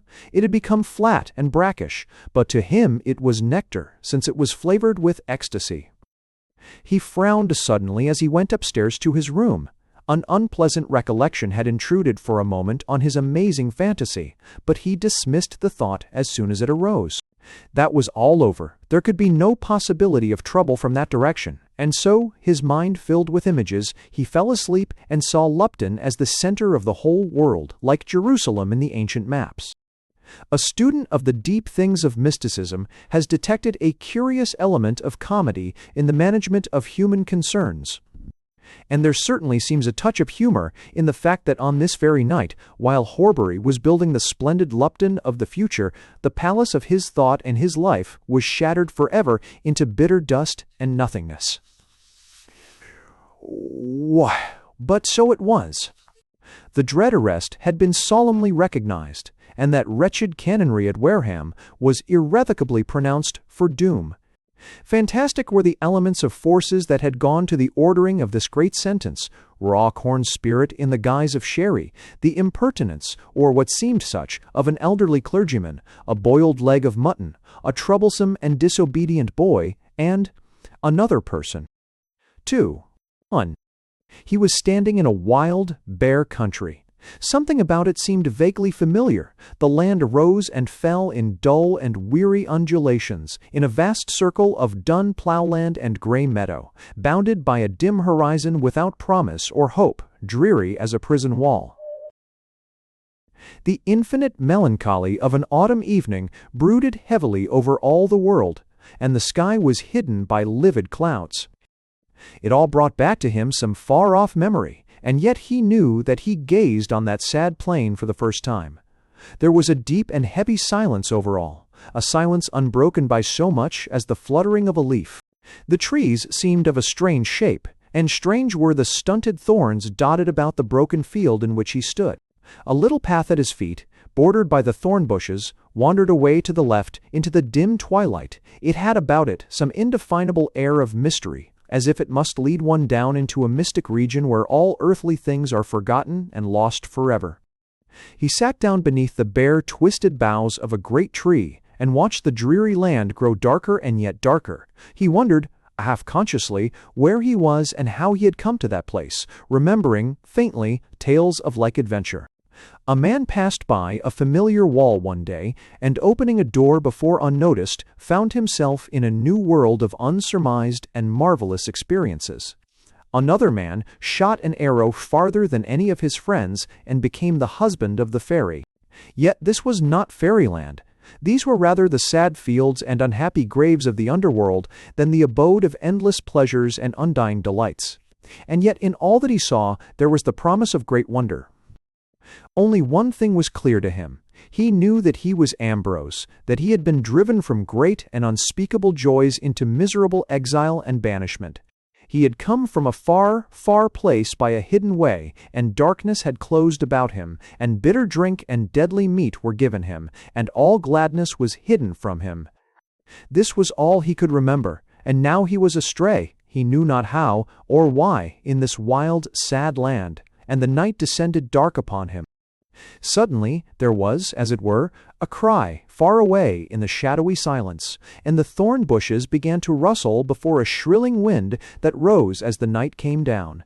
At this summons the heavy clouds broke up and dispersed, fleeting across the sky, and the pure heaven appeared with the last rose flush of the sunset dying from it, and there shone the silver light of the evening star. Ambrose's heart was drawn up to this light as he gazed. He saw that the star grew greater and greater. It advanced towards him through the air. Its beams pierced to his soul as if they were the sound of a silver trumpet. An ocean of white splendor flowed over him. He dwelt within the star. It was but for a moment. He was still sitting beneath the tree of the twisted branches. But the sky was now clear and filled with a great peace. The wind had fallen, and a more happy light shone on the great plain. Ambrose was thirsty, and then he saw that beside the tree there was a well half hidden by the arching roots that rose above it. The water was still and shining, as though it were a mirror of black marble, and marking the brim was a great stone on which were cut the letters, Fons Vitae Immortalis. He rose, and bending over the well, put down his lips to drink, and his soul and body were filled as with a flood of joy. Now he knew that all his days of exile he had borne with pain and grief, a heavy, weary body. There had been dolours in every limb and achings in every bone. His feet had dragged upon the ground, slowly, wearily, as the feet of those who go in chains. But dim, broken spectres, miserable shapes, and crooked images of the world had his eyes seen, for they were eyes bleared with sickness, darkened by the approach of death. He drank great draughts of the dark, glittering water, drinking, it seemed, the light of the reflected stars, and he was filled with life. Every sinew, every muscle, every particle of the deadly flesh shuddered and quickened in the communion of that well water. The nerves and veins rejoiced together. All his being leapt with gladness, and as one finger touched another, as he still bent over the well, a spasm of exquisite pleasure quivered and thrilled through his body. His heart throbbed with bliss that was unendurable. Sense and intellect and soul and spirit were, as it were, sublimed into one white flame of delight. And all the while it was known to him that these were but the least of the pleasures of the kingdom, but the overrunnings and base tricklings of the great suburnal cup. He saw, without amazement, that, though the sun had set, the sky now began to flush and redden as if with the northern light. It was no longer the evening, no longer the time of the procession of the dusky night. The darkness doubtless had passed away in mortal hours, while for an infinite moment he tasted immortal drink, and perhaps one drop of that water was endless life. But now it was the preparation for the day. Dides venet, dides tua, in qua reflorent omnia. They were uttered within his heart, and he saw that all was being made ready for a great festival. Over everything there was a hush of expectation, and as he gazed he knew that he was no longer in that weary land of dun ploughland and grey meadow, of the wild bare trees and strange stunted thorn bushes. He was on a hillside, lying on the verge of a great wood. Beneath, in the valley, a brook sang faintly under the leaves of the silvery willows, and beyond, far in the east, a vast wall of rounded mountain rose serene towards the sky. All about him was the green world of the leaves, odors of the summer night, deep in the mystic heart of the wood, odors of many flowers, and the cool breath rising from the singing stream mingled in his nostrils. The world whitened to the dawn, and then, as the light grew clear, the rose clouds blossomed in the sky, and, answering, the earth seemed to glitter with rose-red sparks and glints of flame. All the east became as a garden of roses, red flowers of living light shone over the mountain, and as the beams of the sun lit up the circle of the earth, a bird song began from a tree within the wood. Then were heard the modulations of a final and exultant ecstasy, the chant of liberation, a magistral. In exitu, there was the melody of rejoicing trills, of unwearied, glad reiterations of choirs ever aspiring, prophesying the coming of the great feast, singing the eternal antiphon. As the song aspired into the heights, so there aspired suddenly before him the walls and pinnacles of a great church set upon a high hill. It was far off, and yet, as though it were close at hand, he saw all the delicate and wonderful imagery cut in its stones. The great door in the west was a miracle. Every flower and leaf, every reed and fern were clustered in the work of the capitals, and in the round arch above, moulding within moulding, showed all the beasts that God has made. He saw the rose window, a maze of fretted tracery, the high lancets of the fair hall, the marvelous buttresses, set like angels about this holy house, whose pinnacles were as a place of many springing trees. And high above the vast far-lifted vault of the roof rose up the spire, golden in the light. The bells were ringing for the feast. He heard from within the walls the roll and swell and triumph of the organ. O pious, O bonus, O placidus sonus hymnus eorum. He knew not how he had taken his place in this great procession, how, surrounded by ministrants in white, he too bore his part in endless litanies. He knew not through what strange land they passed in their fervent, admirable order, following their banners and their symbols that glanced on high before them. But that land stood ever, it seemed, in a clear, still air, crowned with golden sunlight, and so there were those who bore great torches of wax, strangely and beautifully adorned with golden and vermilion ornaments. The delicate flame of these tapers burned steadily in the still sunlight, and the glittering silver censers as they rose and fell tossed a pale cloud into the air. They delayed, now and again, by wayside shrines, giving thanks for unutterable compassions, and, advancing anew, the blessed company surged onward, moving to its unknown goal in the far blue mountains that rose beyond the plain. There were faces and shapes of awful beauty about him. He saw those in whose eyes were the undying lamps of heaven, about whose heads the golden hair was as an aureole, and there were they that above the girded vesture of white wore dyed garments, and as they advanced around their feet there was the likeness of dim flames. The great white array had vanished, and he was alone. He was tracking a secret path that wound in and out through the thickets of a great forest. By solitary pools of still water, by great oaks, worlds of green leaves, by fountains and streams of water, by the bubbling mossy sources of the brooks, he followed this hidden way, now climbing and now descending, but still mounting upward, still passing, as he knew, farther and farther from all the habitations of men. Through the green boughs now he saw the shining sea water. He saw the land of the old saints, all the divisions of the land that men had given to them for God. He saw their churches, and it seemed as if he could hear, very faintly, the noise of the ringing of their holy bells.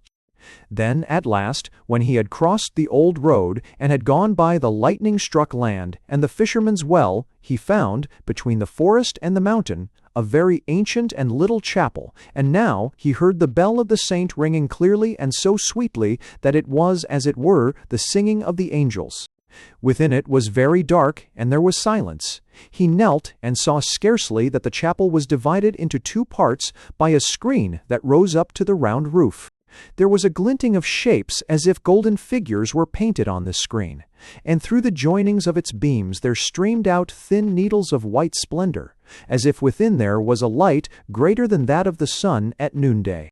And the flesh began to tremble, for all the place was filled with the odors of paradise, and he heard the ringing of the holy bell, and the voices of the choir that outsang the fairy birds of Rhiannon, crying and proclaiming, "Glory and praise to the conqueror of death, to the fountain of life unending." 9 times they sang this anthem, and then the whole place was filled with blinding light. For a door in the screen had been opened, and there came forth an old man, all in shining white, on whose head was a gold crown. Before him went one who rang the bell. On each side there were young men with torches, and in his hands he bore the mystery of mysteries, wrapped about in veils of gold and of all colors, so that it might not be discerned. And so he passed before the screen, and the light of heaven burst forth from that which he held. Then he entered in again by a door that was on the other side, and the holy things were hidden. And Ambrose heard from within an awful voice and the words, "Woe and great sorrow are on him, for he hath looked unworthily into the tremendous mysteries, and on the secret glory which is hidden from the holy angels." Poetry is the only possible way of saying anything that is worth saying at all. This was an axiom that, in later years, Ambrose Myrick's friends were forced to hear at frequent intervals. He would go on to say that he used the term poetry in its most liberal sense, including in it all mystic or symbolic prose, all painting and statuary that was worthy to be called art, all great architecture, and all true music. He meant, it is to be presumed, that the mysteries can only be conveyed by symbols. Unfortunately, however, he did not always make it quite clear that this was the proposition that he intended to utter, and thus offense was sometimes given, as, for example, to the scientific gentleman who had been brought to Myrick's rooms and went away early, wondering audibly and sarcastically whether your clever friend wanted to metrify biology and set Euclid to box organ fugues. However, the great axiom, as he called it, was the justification that he put forward in defense of the notes on which the previous section is based. Of course, he would say, the symbolism is inadequate, but that is the defect of speech of any kind when you have once ventured beyond the multiplication table and the jargon of the stock exchange. Inadequacy of expression is merely a minor part of the great tragedy of humanity. Only an ass thinks that he has succeeded in uttering the perfect content of his thought without either excess or defect. Then, again, he might go on, the symbolism would very likely be misleading to a great many people, but what is one to do? I believe many good people find Turner mad and Dickens tiresome. And if the great sometimes fail, what hope is there for the little? We cannot all be, well, popular novelists of the day. Of course, the notes in question were made many years after the event they commemorate. They were the man's translation of all the wonderful and inexpressible emotions of the boy, and, as Myrick puts it, many words, or symbols, are used in them which were unknown to the lad of 15. Nevertheless, he said, they are the best words that I can find. As has been said, the old Grange was a large, roomy house. A space could easily have been found for 6 more boys if the high usher had cared to be bothered with them. As it was a favor to be at Horbury's, and there was usually some personal reason for admission. Pelly, for example, was the son of an old friend. Bates was a distant cousin, and Rawson's father was the master of a small grammar school in the north, with which certain ancestral Horburys were somehow connected. The old Grange was a fine, large Caroline house. It had a gray front of red brick, mellowed with age, tier upon tier of tall, narrow windows, flush with the walls, and a high-pitched, red-tiled roof. Above the front door was a rich and curious wooden penthouse, deeply carven, and within there was plenty of excellent paneling and some good mantelpieces, added, it would seem, somewhere about the Adam period. Horbury had seen its solid and comfortable merits and had bought the freehold years before at a great bargain. The school was increasing rapidly even in those days, and he knew that before long more houses would be required. If he left Lupton, he would be able to let the old Grange easily. He might almost put it up for auction, and the rent would represent a return of 50% on his investment. Many of the rooms were large, of a size out of all proportion to the boys' needs, and at a very trifling expense, partitions might be made, and the 9 or 10 available rooms be subdivided into studies for 20 or even 25 boys.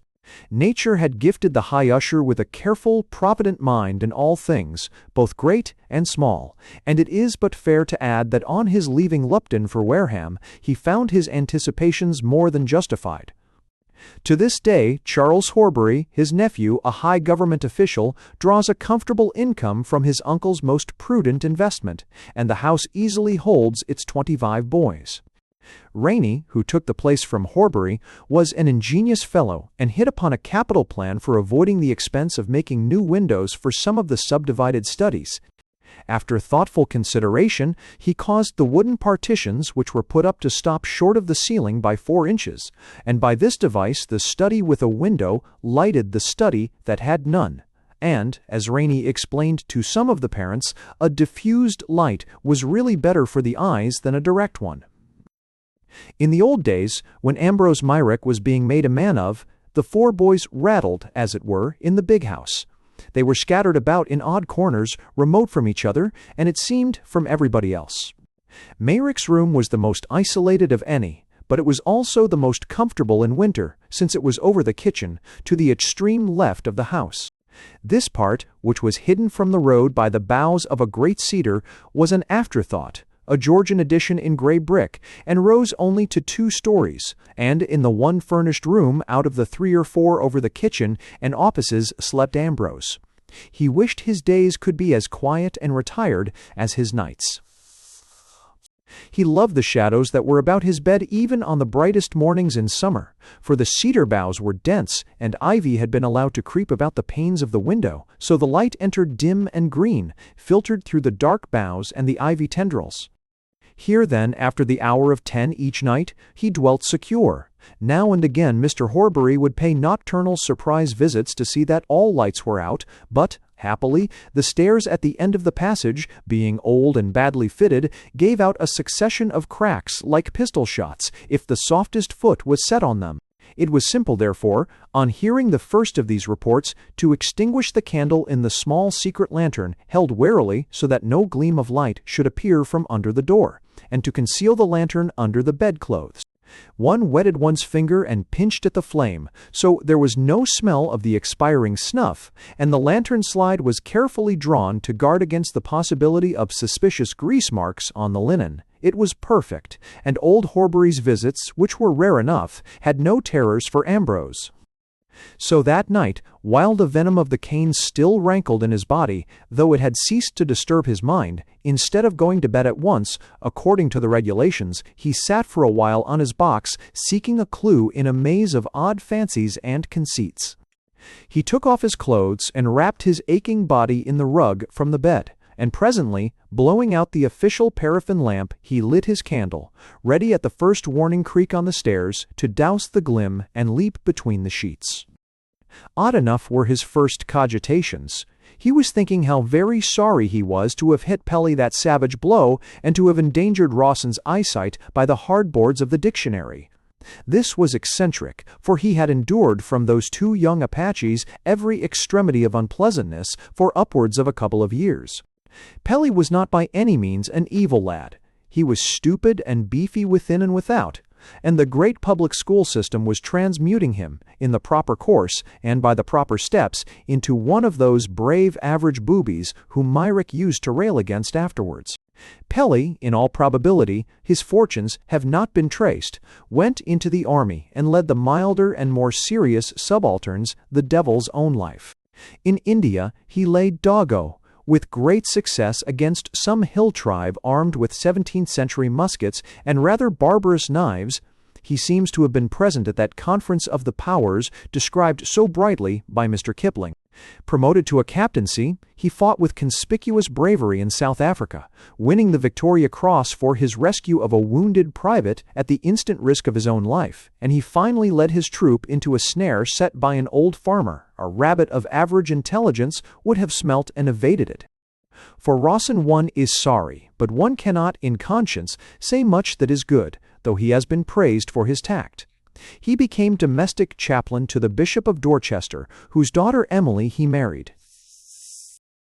But in those old days there was very little to choose between them, from Myrick's point of view. Each had displayed a quite devilish ingenuity in the art of annoyance, in the whole cycle of jeers and sneers and scores, as known to the schoolboy, and they were just proceeding to more active measures. Mayrick had borne it all meekly. He had returned kindly and sometimes quaint answers to the unceasing stream of remarks that were meant to wound his feelings, to make him look a fool before any boys that happened to be about. He had only countered with a mild, "What do you do that for, Peli?" when the brave one smacked his head. "Because I hate sneaks and funks," Peli had replied, and Mayrick said no more. Rawson took a smaller size in victims when it was a question of physical torments, but he had invented a most offensive tale about Mayrick and had told it all over the school, where it was universally believed. In a word, the two had done their utmost to reduce him to a state of utter misery, and now he was sorry that he had punched the nose of one and bombarded the other with a dictionary. The fact was that his forbearance had not been all cowardice. It is, indeed, doubtful whether he was in the real sense a coward at all. He went in fear, it is true, all his days, but what he feared was not the insult, but the intention, the malignancy of which the insult or the blow was the outward sign. The fear of a mad bull is quite distinct from the horror with which most people look upon a viper. It was the latter feeling which made Mayrick's life a burden to him. And again, there was a more curious shade of feeling, and that was the intense hatred that he felt to the mere thought of scoring, often antagonist, of beating down the enemy. He was a much sharper lad than either Rawson or Peli. He could have retorted again and again with crushing effect, but he held his tongue, for all such victories were detestable to him, and this odd sentiment governed all his actions and feelings. He disliked going up. In form, he disliked winning a game, not through any acquired virtue, but by inherent nature. Poe would have understood Myrick's feelings, but then the author of The Imp of the Perverse penetrated so deeply into the inmost secrets of humanity that Anglo-Saxon criticism has agreed in denouncing him as a wholly inhuman writer. With Mayrick, this mode of feeling had grown stronger by provocation. The more he was injured, the more he shrank from the thought of returning the injury. In a great measure, the sentiment remained with him in later life. He would sally forth from his den in quest of fresh air on top of an omnibus and stroll peacefully back again rather than struggle for victory with the furious crowd. It was not so much that he disliked the physical contest, he was afraid of getting a seat. Quite naturally, he said that people who pushed, in the metaphorical sense, always reminded him of the hungry little pigs fighting for the largest share of the wash. But he seemed to think that, whereas this course of action was natural in the little pigs, it was profoundly unnatural in the little men. But in his early boyhood he had carried this secret doctrine of his to its utmost limits. He had assumed, as it were, the role of the coward and the funk. He had, without any conscious religious motive, certainly, but in obedience to an inward command, endeavored to play the part of a primitive Christian, of a religious, in a great public school, ama nesciri et pro nihilo astamari. The maxim was certainly in his heart, though he had never heard it.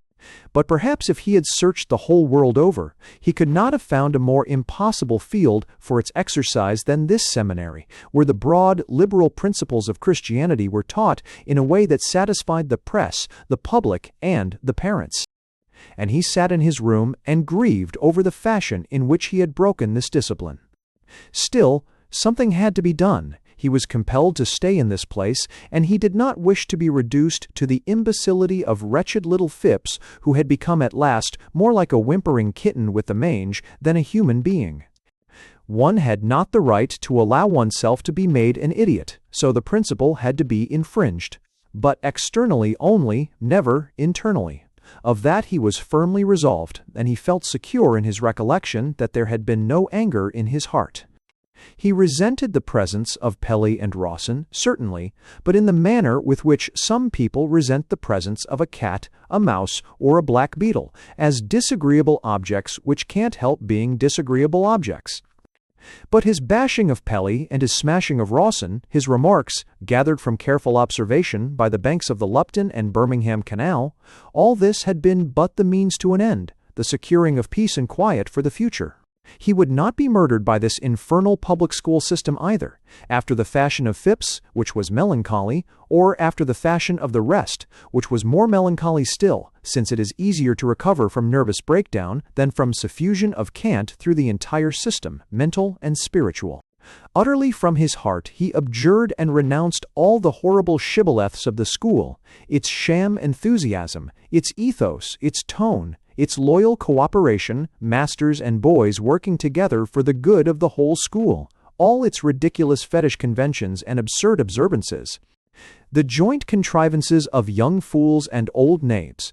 But his resistance should be secret and not open. For a while there should be no more bashing than was absolutely necessary. And one thing he resolved upon. He would make all he could out of the place. He would work like a tiger and get all the Latin and Greek and French obtainable, in spite of the teaching and its imbecile pedantry. The schoolwork must be done, so the trouble might be avoided. But here at night in his room, he would really learn the languages they pottered over in form, wasting half their time in writing sham Ciceronian prose which would have made Cicero sick, and verse evil enough to cause Virgil to vomit. Then there was French, taught chiefly out of pompous 18th-century fooleries with lists of irregular verbs to learn and Babylonish nonsense about the past participle and many other rotten formulas and rules, giving to the whole tongue the air of a tiresome puzzle which had been dug up out of a prehistoric grave. This was not the French that he wanted. Still, he could write out irregular verbs by day and learn the language at night. He wondered whether unhappy French boys had to learn English out of the Rambler, Blair's Sermons, and Young's Night Thoughts. For he had some sort of smattering of English literature which a public schoolboy has no business to possess. So he went on with this mental tirade of his, one is not overwise at 15. It is true enough, perhaps, that the French of the average English schoolboy is something fit to move, only pity and terror.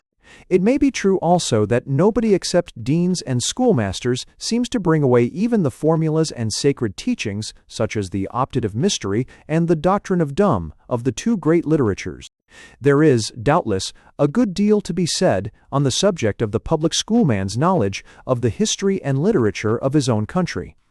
An infinite deal of comic stuff might be got out of his views and acquirements in the great science of theology. Still, let us say, floor it. Merrick turned from his review of the wisdom of his elders and instructors to more intimate concerns. There were a few cuts of that vigorous cane which still stung and hurt most abominably, for skill or fortune had guided Mr. Play. Horbury's hand, so that he had been enabled here and there to get home twice in the same place, and there was one particular weal on the left arm where the flesh, purple and discolored, had swelled up and seemed on the point of bursting. It was no longer with rage, but with a kind of rapture, that he felt the pain and smarting. He looked upon the ugly marks of the high usher's evil humors as though they had been a robe of splendor. For he knew nothing of that bad sherry, nothing of the head's conversation. He knew that when Pelly had come in quite as late, it had only been a question of 100 lines, and so he persisted in regarding himself as a martyr in the cause of those famous Norman arches, which was the cause of that dear dead enthusiast. His father, who loved Gothic architecture and all other beautiful, unpractical things with an undying passion. As soon as Ambrose could walk, he had begun his pilgrimages to hidden mystic shrines. His father had led him over the wild lands to places known perhaps only to himself, and there, by the ruined stones, by the smooth hillock, had told the tale of the old vanished time, the time of the old saints. 3. It was for this blessed and wonderful learning, he said to himself, that he had been beaten, that his body had been scored with red and purple stripes. He remembered his father's oft-repeated exclamation, Scythral Seiss. He understood that the phrase damned, not Englishman, qua Englishman, but Anglo-Saxonism. The power of the creed that builds Manchester, that does business, that invents popular dissent, representative government, adulteration, suburbs, and the public school system. It was, according to his father, the creed of the prince of this world, the creed that made for comfort, success, a good balance at the bank, the praise of men, the sensible and tangible victory and achievement. And he bade his little boy, who heard everything and understood next to nothing, fly from it, hate it, and fight against it as he would fight against the devil, and, he would add, it is the only devil you are ever likely to come across. And the little Ambrose had understood not much of all this, and if he had been asked, even at 15, what it all meant, he would probably have said that it was a great issue between Norman Mouldings and Mr. Horbury, an Armageddon of Selden Abbey versus Rocker. Rocker's rocker. Indeed, it is doubtful whether old Nicholas Merrick would have been very much clearer, for he forgot everything that might be said on the other side. He forgot that Anglo-Saxonism, save in the United States of America, makes generally for equal laws. That civil riot, labor movements, of course, excepted, is more a Celtic than a Saxon vice, that the penalty of burning alive is unknown amongst Anglo-Saxons, unless the provocation be extreme, that Englishmen have substituted indentured labor for the old world horrors of slavery. That English justice smites the guilty rich equally with the guilty poor, that men are no longer poisoned with swift and secret drugs, though somewhat unwholesome food may still be sold very occasionally.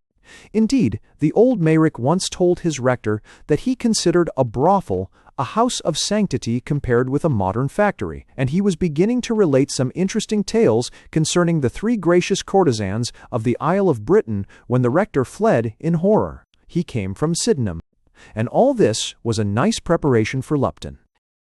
A wonderful joy, an ecstasy of bliss, swelled in Ambrose's heart as he assured himself that he was a witness, though a mean one, for the old faith, for the faith of secret and beautiful and hidden mysteries, as opposed to the faith of rocker and sticker and mucker, and the thought of the school as an inspiring motive in life, the text on which the head had preached the Sunday before. He bared his arms and kissed the purple swollen flesh and prayed that it might ever be so, that in body and mind and spirit he might ever be beaten and reviled and made ridiculous for the sacred things, that he might ever be on the side of the despised and the unsuccessful, that his life might ever be in the shadow of the mysteries.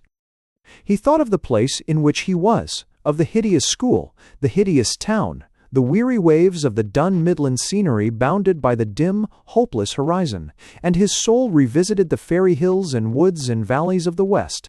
He remembered how, long ago, his father had roused him early from sleep in the hush and wonder of a summer morning. The whole world was still and windless. All the magic odors of the night rose from the earth, and as they crossed the lawn, the silence was broken by the enchanted song of a bird rising from a thorn tree by the gate. A high white vapor veiled the sky, and they only knew that the sun had risen by the brightening of this veil, by the silvering of the woods and the meadows and the water in the rejoicing brook.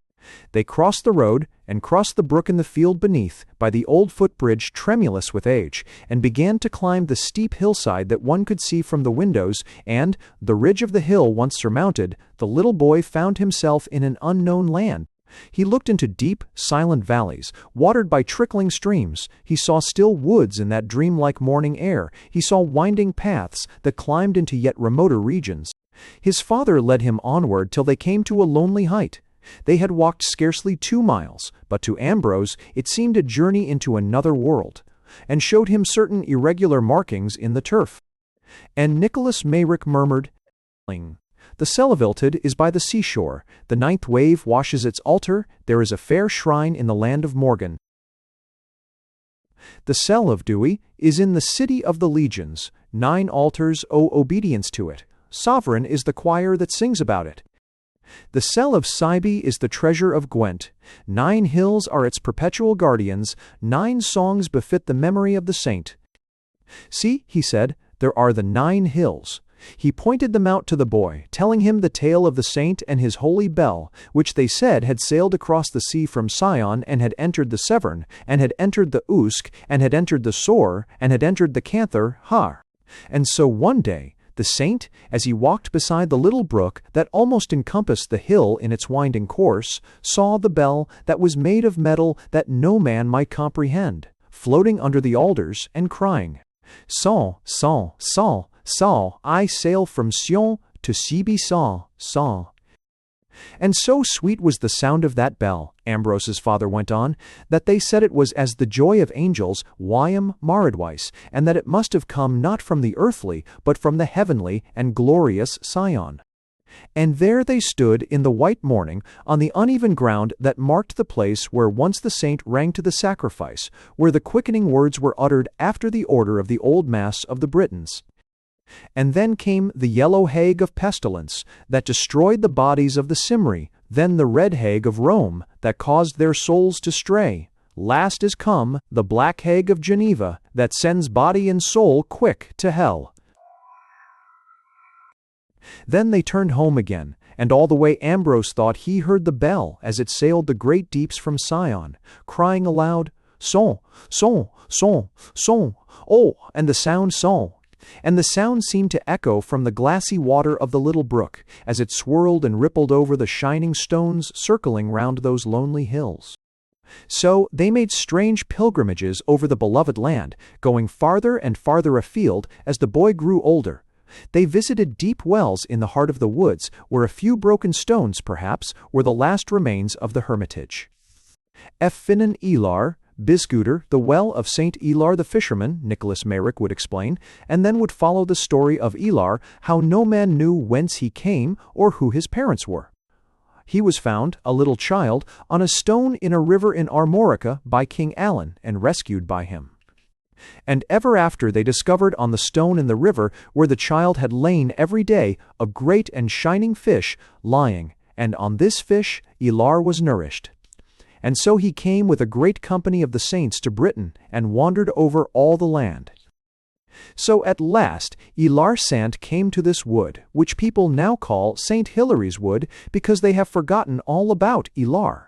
And he was weary with his wandering, and the day was very hot, so he stayed by this well, and began to drink. And there on that great stone he saw the shining fish, and so he rested, and built an altar and a church of willow boughs, and offered the sacrifice not only for the quick and the dead, but for all the wild beasts of the woods and the streams.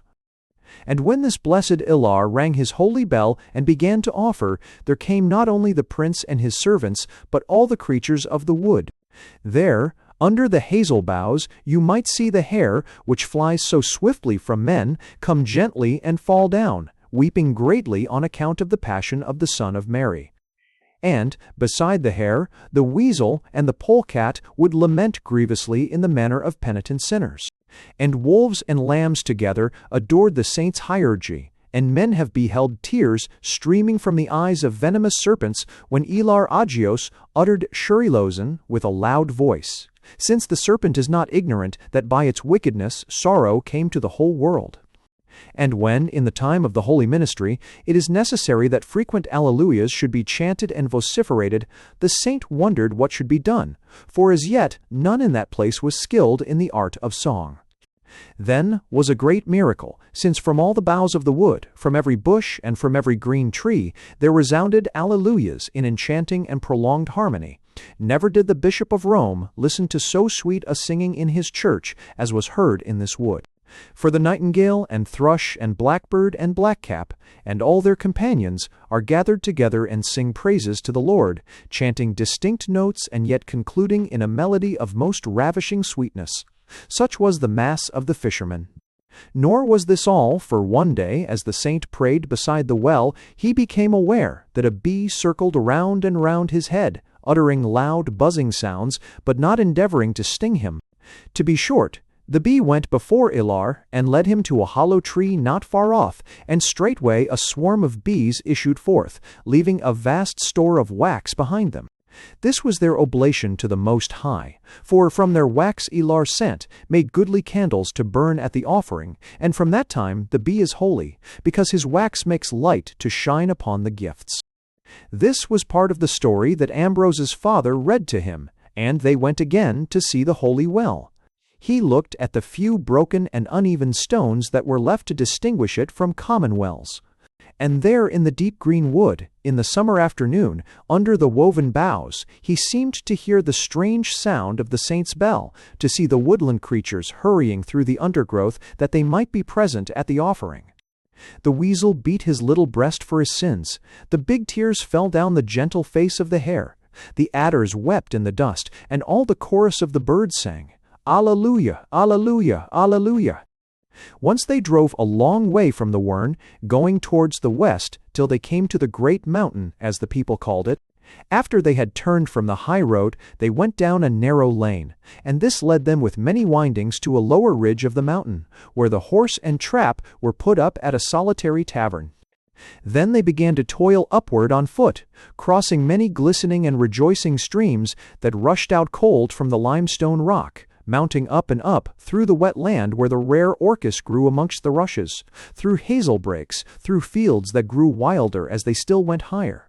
And the great wind came down from the high dome above them. They turned, and all the shining land was unrolled before them. The white houses were bright in the sunlight, and there, far away, was the yellow sea and the two islands and the coasts beyond. Nicholas Meyrick pointed out a tuft of trees on a hill a long way off, and told his son that the Vern was hidden beyond it, and then they began to climb once more, till they came at last to the line where the fields and hedges ended, and above there was only the wild mountain land.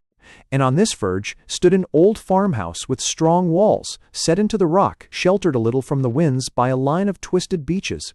The walls of the house were gleaming white, and by the porch there was a shrub covered with bright yellow flowers. Mr. W. Meyrick beat upon the oak door, painted black and studded with heavy nails. An old man, dressed like a farmer, opened it, and Ambrose noticed that his father spoke to him with something of reverence in his voice, as if he were some very great person. They sat down in a long room, but dimly lighted by the thick greenish glass in the quarried window, and presently the old farmer set a great jug of beer before them. They both drank heartily enough, and Mr. Meyrick said, "Aren't you about the last to brew your own beer, Mr. Craddock?" "Issus, I be the last of all. They do all like the muck the brewer sends better than suar dada. The whole world likes muck, better than good drink, now." "You be right, sir. Old days and old ways of our fathers, they be gone forever. There was a blasted preacher down at the chapel a week or two ago saying, so they do tell me, that they would all be damned to hell unless they took to ginger beer directly. Is indeed now, and I heard that he should say that a man could do a better day's work on that rot-belly stuff than on good beer. Was you ever hear of such a liar as that?" The old man was furious at the thought of these infamies and follies. His S's hissed through his teeth, and his R's rolled out with fierce emphasis. Mr. Meyrick nodded his approval of this indignation. "We have what we deserve," he said. "False preachers, bad drink, the talk of fools all the day long, even on the mountain. What is it like, do you think, in London?" There fell a silence in the long, dark room.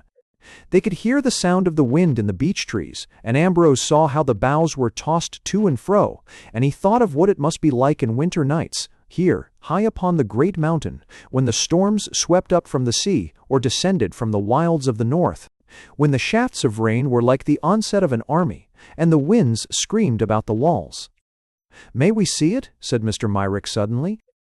"I did think you had come for that. There be very few now that remember." He went out, and returned carrying a bunch of keys. Then he opened a door in the room and warned the young master to take care of the steps. Ambrose, indeed, could scarcely see the way. His father led him down a short flight of uneven stone steps, and they were in a room which seemed at first quite dark, for the only light came from a narrow window high up in the wall, and across the glass there were heavy iron bars. Craddock lit 2 tall candles of yellow wax that stood in brass candlesticks on a table, and, as the flame grew clear, Ambrose saw that he was opening a sort of umbry constructed in the thickness of the wall. The door was a great slab of solid oak, 3 or 4 inches thick, as one could see when it was opened, and from the dark place within the farmer took an iron box and set it carefully upon the floor, Mr. Mayrick helping him. They were strong men, but they staggered under the weight of the chest. The iron seemed as thick as the door of the cupboard from which it was taken, and the heavy antique lock yielded, with a grating scream, to the key. Inside it there was another box of some reddish metal, which, again, held a case of wood black with age, and from this, with reverent hands, the farmer drew out a veiled and splendid cup and set it on the table between the 2 candles. It was a bowl-like vessel of the most wonderful workmanship, standing on a short stem. All the hues of the world were mingled on it. All the jewels of the regions seemed to shine from it.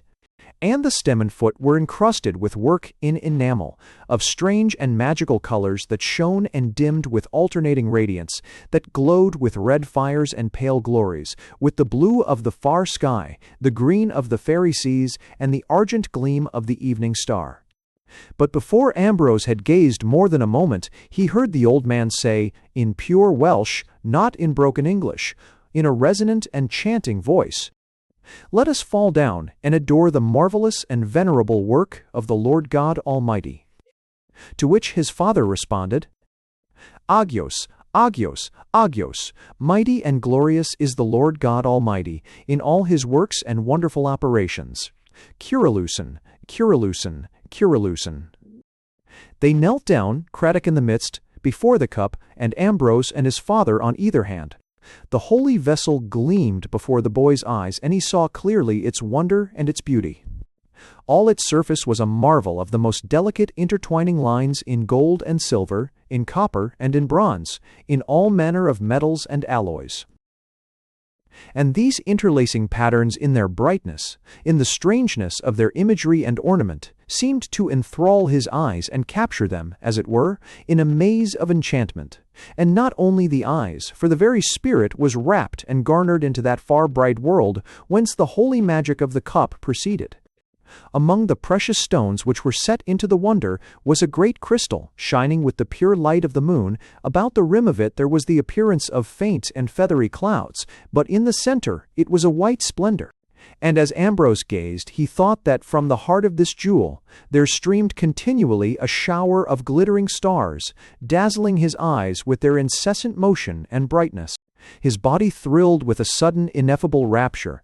His breath came and went in quick pantings. Bliss possessed him utterly as the 3 crowned forms passed in their golden order. Then the interwoven sorcery of the vessel became a ringing wood of golden and bronze and silver trees. From every side resounded the clear summons of the holy bells and the exultant song of the fairy birds. He no longer heard the low chanting voices of Craddock and his father as they replied to one another in the forms of some antique liturgy. Then he stood by a wild seashore. It was a dark night, and there was a shrilling wind that sang about the peaks of the sharp rock, answering to the deep voices of the heaving sea. A white moon of 14 days old appeared for a moment in the rift between 2 vast black clouds, and the shaft of light showed all the savage desolation of the shore. Cliffs that rose up into mountains, into crenellated heights that were incredible, whose bases were scourged by the torrents of hissing foam that were driven against them from the hollow-sounding sea. Then, on the highest of those awful heights, Ambrose became aware of walls and spires, of towers and battlements that must have touched the stars. And, in the midst of this great castle, there surged up the aspiring vault of a vast church, and all its windows were ablaze with a light so white and glorious that it was as if every pane were a diamond.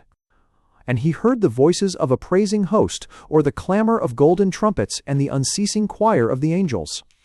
And he knew that this place was the sovereign perpetual choir, cor arbenic, into whose secret the deadly flesh may scarcely enter.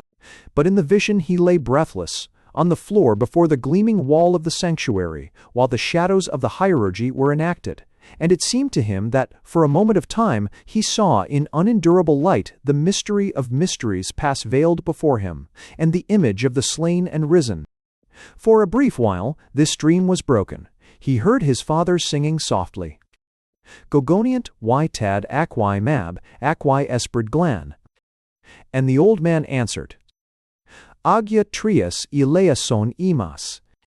Then again his spirit was lost in the bright depths of the crystal, and he saw the ships of the saints, without oar or sail, afloat on the fairy sea, seeking the glassy isle. All the whole company of the blessed saints of the Isle of Britain sailed on the adventure. Dawn and sunset, night and morning, their illuminated faces never wavered, and Ambrose thought that at last they saw bright shores in the dying light of a red sun, and there came to their nostrils the scent of the deep applegarths in Avalon, and odors of paradise. When he finally returned to the presence of earthly things, he was standing by his father, while Craddock reverently wrapped the cup in the gleaming veils which covered it, saying as he did so, in Welsh, Remain in peace, O holy and divine cup of the Lord. Henceforth I know not whether I shall return to thee or not, but may the Lord vouchsafe me to see thee in the church of the firstborn which is in heaven, on the altar of the sacrifice which is from age unto ages. Ambrose went up the steps and out into the sunshine on the mountainside with the bewilderment of strange dreams, as a colored mist, about him. He saw the old white walls, the yellow blossoms by the porch, above, the wild high mountain wall, and, below, all the dear land of Gwent, happy in the summer air, all its woods and fields, its rolling hills, and its salt verge, rich in a golden peace. Beside him, the cold waters swelled from the earth and trickled from the grey rock, and high in the air an exultant lark was singing. The mountain breeze was full of life and gladness, and the rustling and tossing of the woods, the glint and glimmer of the leaves beneath, made one think that the trees, with every creature, were merry on that day. And in that dark cell, beneath many locks, beneath wood and iron, concealed in golden, glittering veils, lay hidden that glorious and awful cup, glass of wonderful vision, portal and entrance of the spiritual place. His father explained to him something of that which he had seen.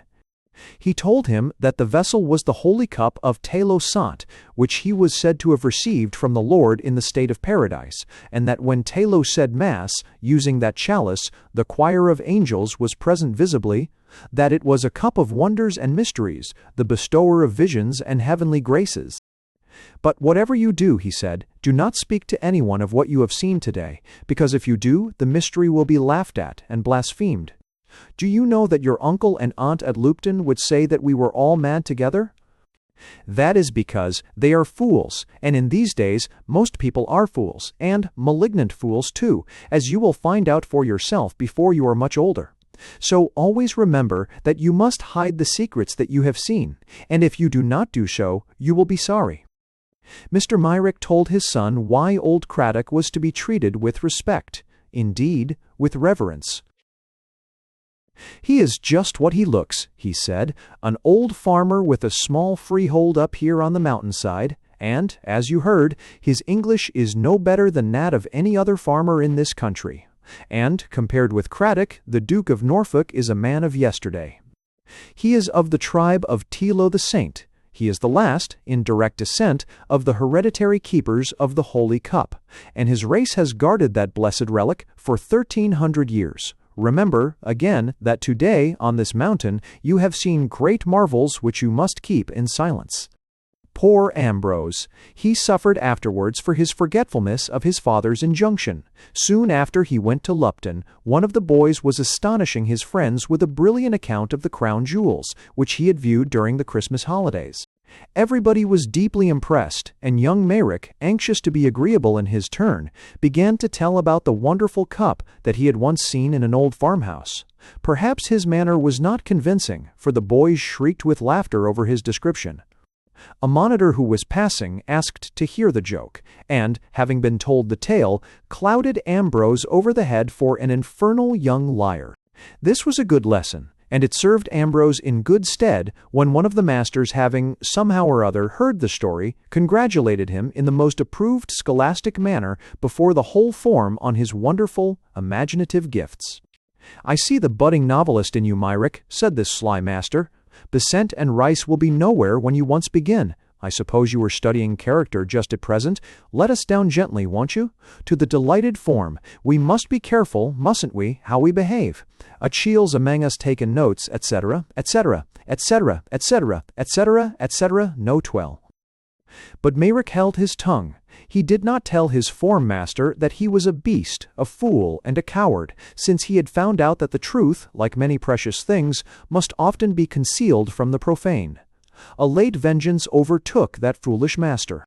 Long years after, he was dining at a popular London restaurant, and all through dinner he had delighted the ladies of his party by the artful mixture of brutal insolence and vulgar chaff with which he had treated one of the waiters, a humble-looking little Italian. The master was in the highest spirits at the success of his persiflage. His voice rose louder, and his offensiveness became almost supernaturally acute.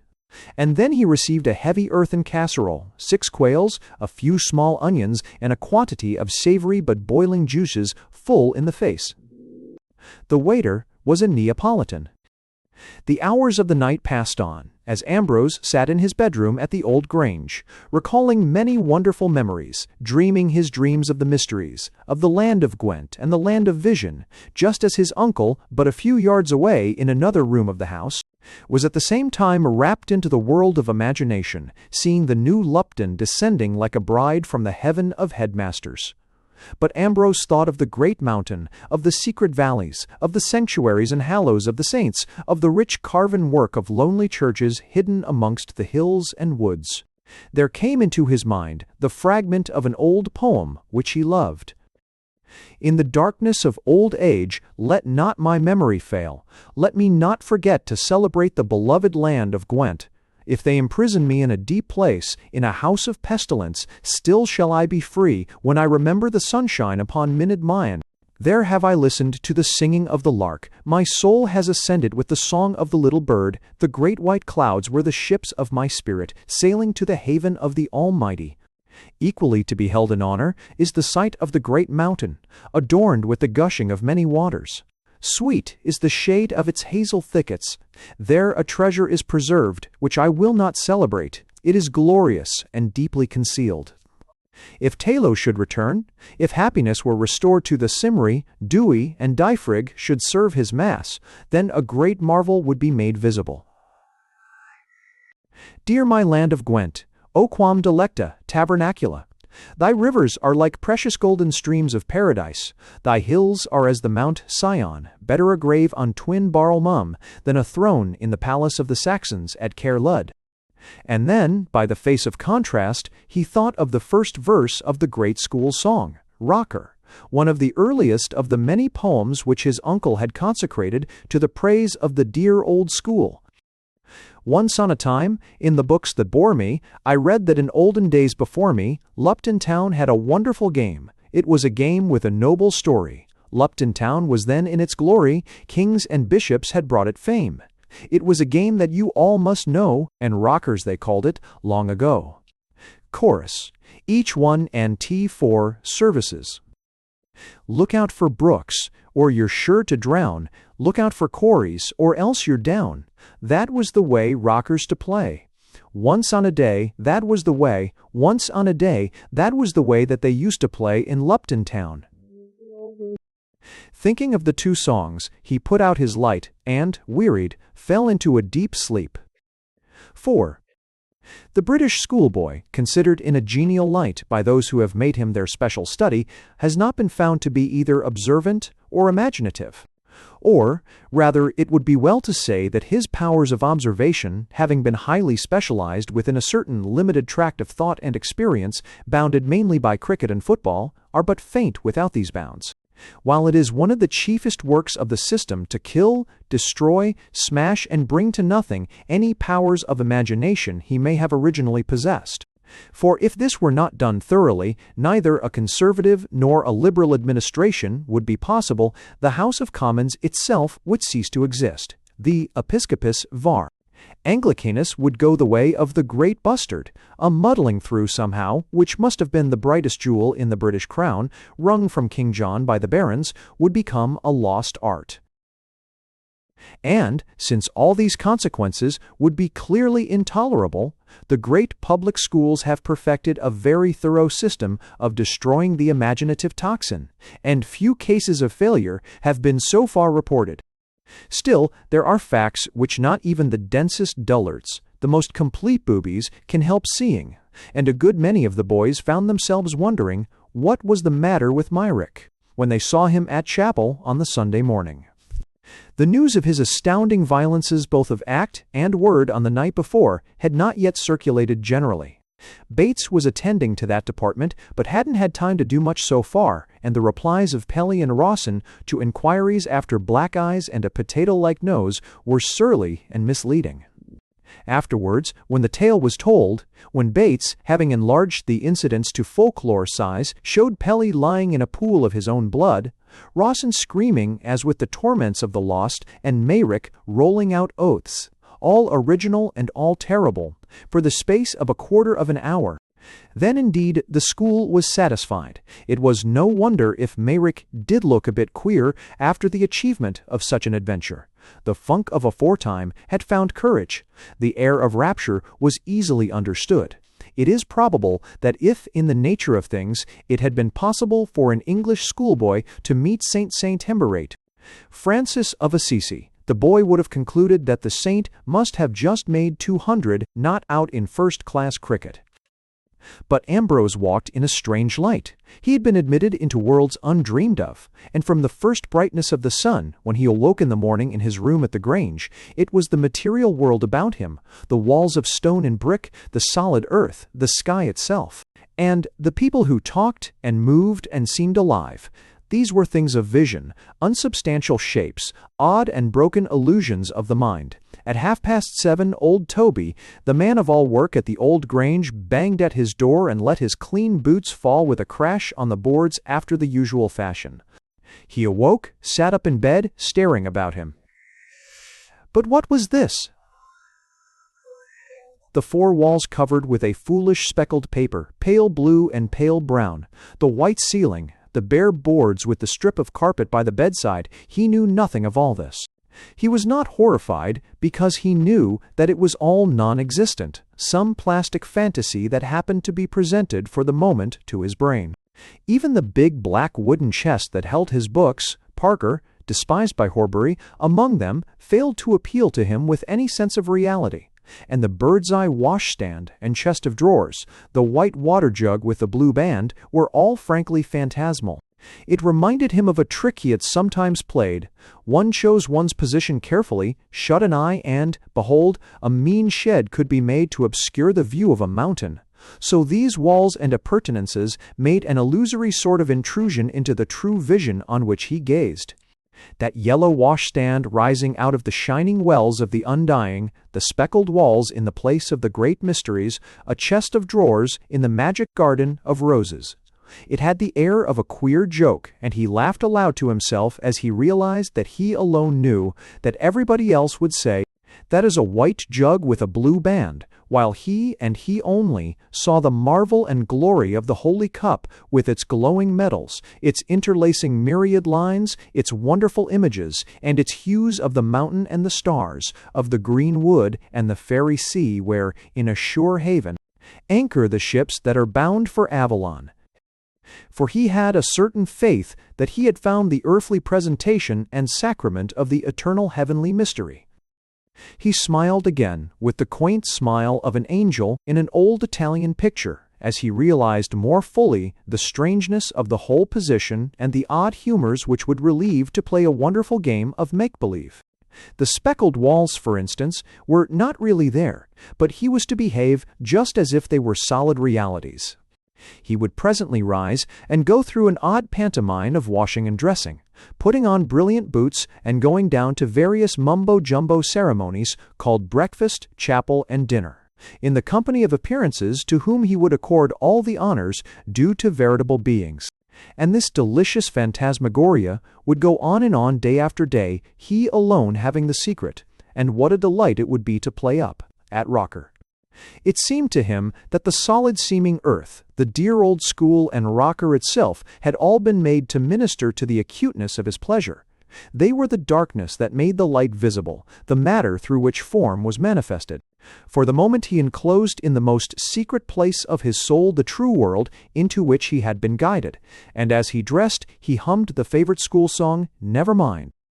If the umpire calls out at your poor second over, if none of your hits ever turns out a rover, if you fumble your fives and go rots over sticker, if every hound is a little bit quicker, if you can't tackle rocker at all, not at all, and kick at the moon when you try for the ball, never mind, never mind, never mind. If you fall, Dick falls before rising, Tom's short ere he's tall, never mind. Don't be one of the weakest who go to the wall, never mind. Ambrose could not understand how Columbus could have blundered so grossly. Somehow or other he should have contrived to rid himself of his crew. He should have returned alone, with a dismal tale of failure, and passed the rest of his days as that sad and sorry charlatan who had misled the world with his mad whimsies of a continent beyond the waters of the Atlantic. If he had been given wisdom to do this, how great, how wonderful would his joys have been! They would have pointed at him as he paced the streets in his shabby cloak. The boys would have sung songs about him and his madness. The great people would have laughed contemptuously as he went by. And he would have seen in his heart all that vast far world of the West, the rich islands barred by roaring surf, a whole hemisphere of strange regions and strange people. He would have known that he alone possessed the secret of it. But, after all, Ambrose knew that his was a greater joy even than this, for the world that he had discovered was not far across the seas, but within him. Pelly stared straight before him in savage silence all through breakfast. He was convinced that mere hazard had guided that crushing blow, and he was meditating schemes of complete and exemplary vengeance.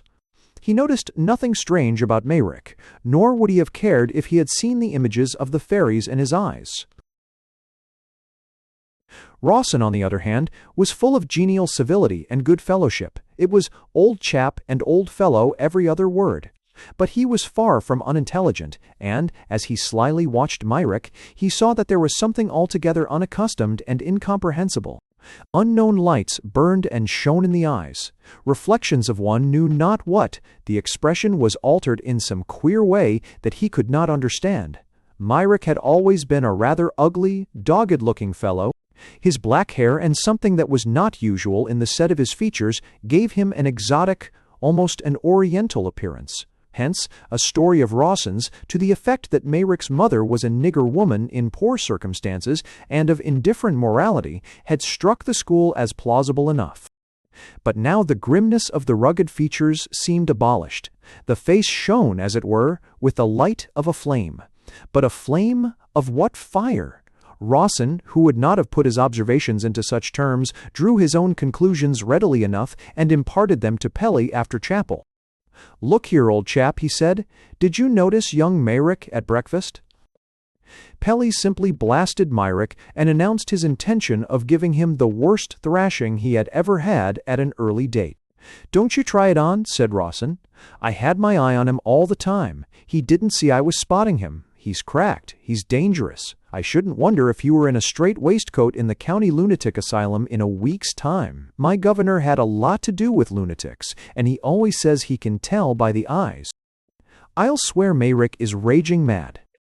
"Oh, rot," said Pelly. "What do you know about it?" "Well, look out, old chap, and don't say I didn't give you the tip. Of course, you know a maniac is stronger than 3 ordinary men. The only thing is to get them down and crack their ribs, but you want at least half a dozen men before you can do it." "Oh, shut up." So Rawson said no more, remaining quite sure that he had diagnosed Ambrose's symptoms correctly. He waited for the catastrophe with a dreadful joy, wondering whether Mayrick would begin by cutting old Horbury's throat with his own razor, or whether he would rather steal into Pelly's room at night and tear him limb from limb, a feat which, as a madman, he could, of course, accomplish with perfect ease. As a matter of fact, neither of these events happened. Pelly, a boy of the bulldog breed, smacked Ambrose's face a day or two later before a huge crowd of boys and received in return such a terrific blow under the left ear that a formal fight in the Tom Brown manner was out of the question. Pelly reached the ground and stayed there in an unconscious state for some while, and the other boys determined that it would be as well to leave Merrick to himself. He might be cracked, but he was undoubtedly a hard hitter. As for Pelly, like the sensible fellow that he was, he simply concluded that Myrick was too good for him. He did not quite understand it. He dimly suspected the intrusion of some strange forces, but with such things he had nothing to do. It was a fair knockout, and there was an end of it. Bates had glanced up as Ambrose came into the dining room on the Sunday morning. He saw the shining face, the rapturous eyes, and had silently wondered, recognizing the presence of elements which transcended all his calculations. Meanwhile, the Lupton Sunday went on after its customary fashion. At 11 o'clock, the chapel was full of boys. There were nearly 600 of them there, the big ones in frock coats with high pointed collars, which made them look like youthful Gladstones. The younger boys wore broad, turned-down collars and had short, square jackets made somewhat in the Basque fashion. Young and old had their hair cut close to the scalp, and this gave them all a brisk but bullety appearance. The masters, in cassock, gown, and hood, occupied the choir stalls. Horbury, the high usher, clothed in a flowing surplice, was taking morning prayer, and the head occupied a kind of throne by the altar. The chapel was not an inspiring building. It was the 14th century, certainly, but the 14th century translated by 1840, and, it is to be feared, sadly betrayed by the translators. The tracery of the windows was poor and shallow, the mouldings of the piers and arches faulty to a degree, the chancel was absurdly out of proportion, and the pitch-pine benches and stalls had a sticky look. There was a stained glass window in memory of the old Luptonians who fell in the Crimea. One wondered what the woman of Samaria by the well had to do either with Lupton or the Crimea, and the coloring was like that used in very common cheap sweets. The service went with a rush. The prayers, versicles, and responses and psalms were said, the officiant and the congregation rather pressing than pausing, often indeed coming so swiftly to cues that 2 or 3 words at the end of one verse, or 2 or 3 at the beginning of the next, would be lost in a confused noise of contending voices. But Venite and Te Deum and Benedictus were rattled off to frisky Anglicans with great spirit. Sometimes the organ tooted, sometimes it bleated gently, like a flock of sheep. Now one might have sworn that the music of penny whistles stole on the ear, and again, as the organist coupled up the full organ, using suddenly all the battery of his stops, a gas explosion and a Salvation Army band seemed to strive against one another. A well-known nobleman who had been to chapel at Lupton was heard to say, with reference to this experience, "I am no ritualist, heaven knows, but I confess I like a hearty service." But it was, above all, the sermon that has made the chapel a place of many memories. The old boys say, and one supposes that they are in earnest, that the tall, dignified figure of the doctor, standing high above them all, his scarlet hood making a brilliant splash of color against the dingy bilious paint of the pale green walls, has been an inspiration to them in all quarters of the globe, in all manner of difficulties and temptations. One man writes that in the midst of a complicated and dangerous deal on the stock exchange, he remembered a sermon of Dr. Chesson's called in the printed volume, Fighting the Good Fight. "You have a phrase amongst you which I often hear," said the head.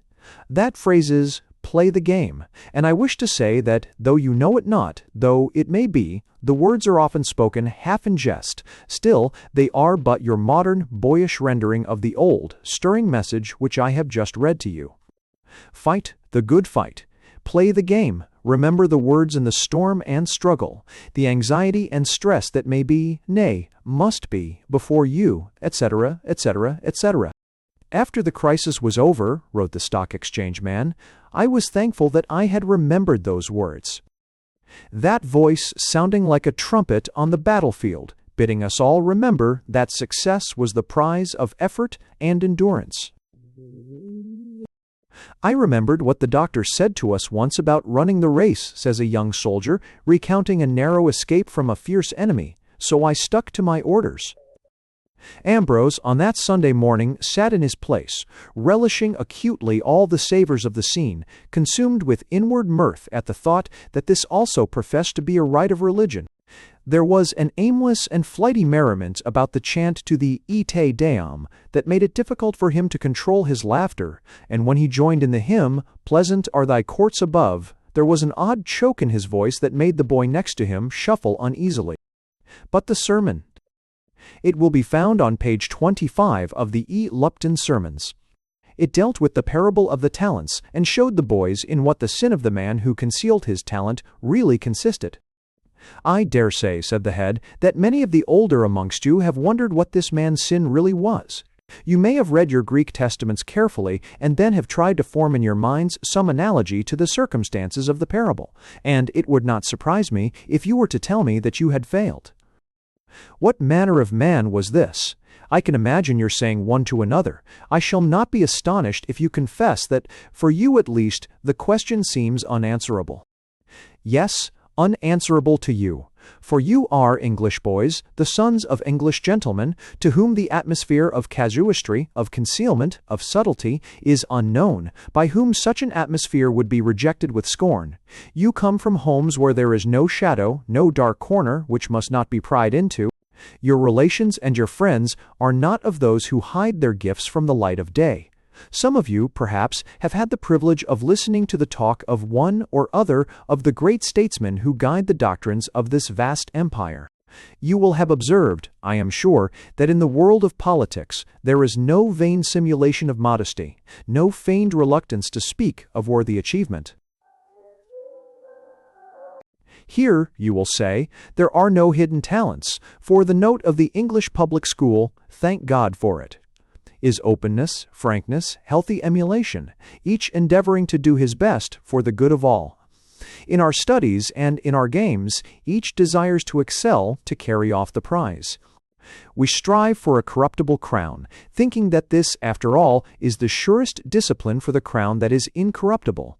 If a man say that he loveth God whom he hath not seen, and love not his brother whom he hath seen, let your light shine before men. Be sure that we shall never win heaven by despising earth. Yet that man hid his talent in a napkin. What does the story mean? What message has it for us today? I will tell you. Some years ago, during our summer holidays, I was on a walking tour in a mountainous district in the north of England. The sky was of a most brilliant blue. The sun poured, as it were, a gospel of gladness on the earth. Towards the close of the day, I was entering a peaceful and beautiful valley amongst the hills, when 3 sullen notes of a bell came down the breeze towards me. There was a pause. Again the 3 strokes, and for a third time this dismal summons struck my ears. I walked on in the direction of the sound, wondering whence it came and what it signified, and soon I saw before me a great pile of buildings, surrounded by a gloomy and lofty wall. It was a Roman Catholic monastery. The bell was ringing the Angelus, as it is called. I obtained admittance to this place and spoke to some of the unhappy monks. I should astonish you if I mentioned the names of some of the deluded men who had immured themselves in this prison house. It is sufficient to say that among them were a soldier who had won distinction on the battlefield, an artist, a statesman, and a physician of no mean repute. Now do you understand? A day will come. You know, I think, what that day is called, when these poor men will have to answer the question, where is the talent that was given to you? Where was your sword in the hour of your country's danger? Where was your picture, your consecration of your art to the service of morality and humanity, when the doors of the great exhibition were thrown open? Where was your silver eloquence, your voice of persuasion, when the strife of party was at its fiercest? Where was your God-given skill in healing, when one of royal blood lay fainting on the bed of dire, almost mortal, sickness? And the answer, I laid it up in a napkin, and now, etc., etc. Then the whole 600 boys sang, O Paradise, O Paradise, with a fervor and sincerity that were irresistible. The organ thundered till the bad glass shivered and rattled, and the service was over. 5. Almost the last words that Ambrose had heard after his wonderful awaking were odd enough, though at the time he took little note of them, since they were uttered amidst passionate embraces, amidst soft kisses on his poor beaten flesh. Indeed, if these words recurred to him afterwards, they never made much impression on his mind, though to most people they would seem of more serious import than much else that was uttered that night.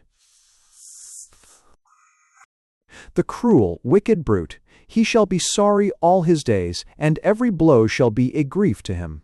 My dear, I promise you, he shall pay for tonight 10 times over. His heart shall ache for it till it stops beating. There cannot be much doubt that this promise was kept to the letter. No one knew how wicked rumors concerning Mr. Horbury got abroad in Lupton, but from that very day the execution of the sentence began. In the evening, the high usher, paying a visit to a friend in town, took a short cut through certain dark, ill-lighted streets, and was suddenly horrified to hear his name shrieked out, coupled with a most disgusting accusation. His heart sank down in his breast. His face, he knew, was bloodless, and then he rushed forward to the mail passage whence the voice seemed to proceed. There was nothing there.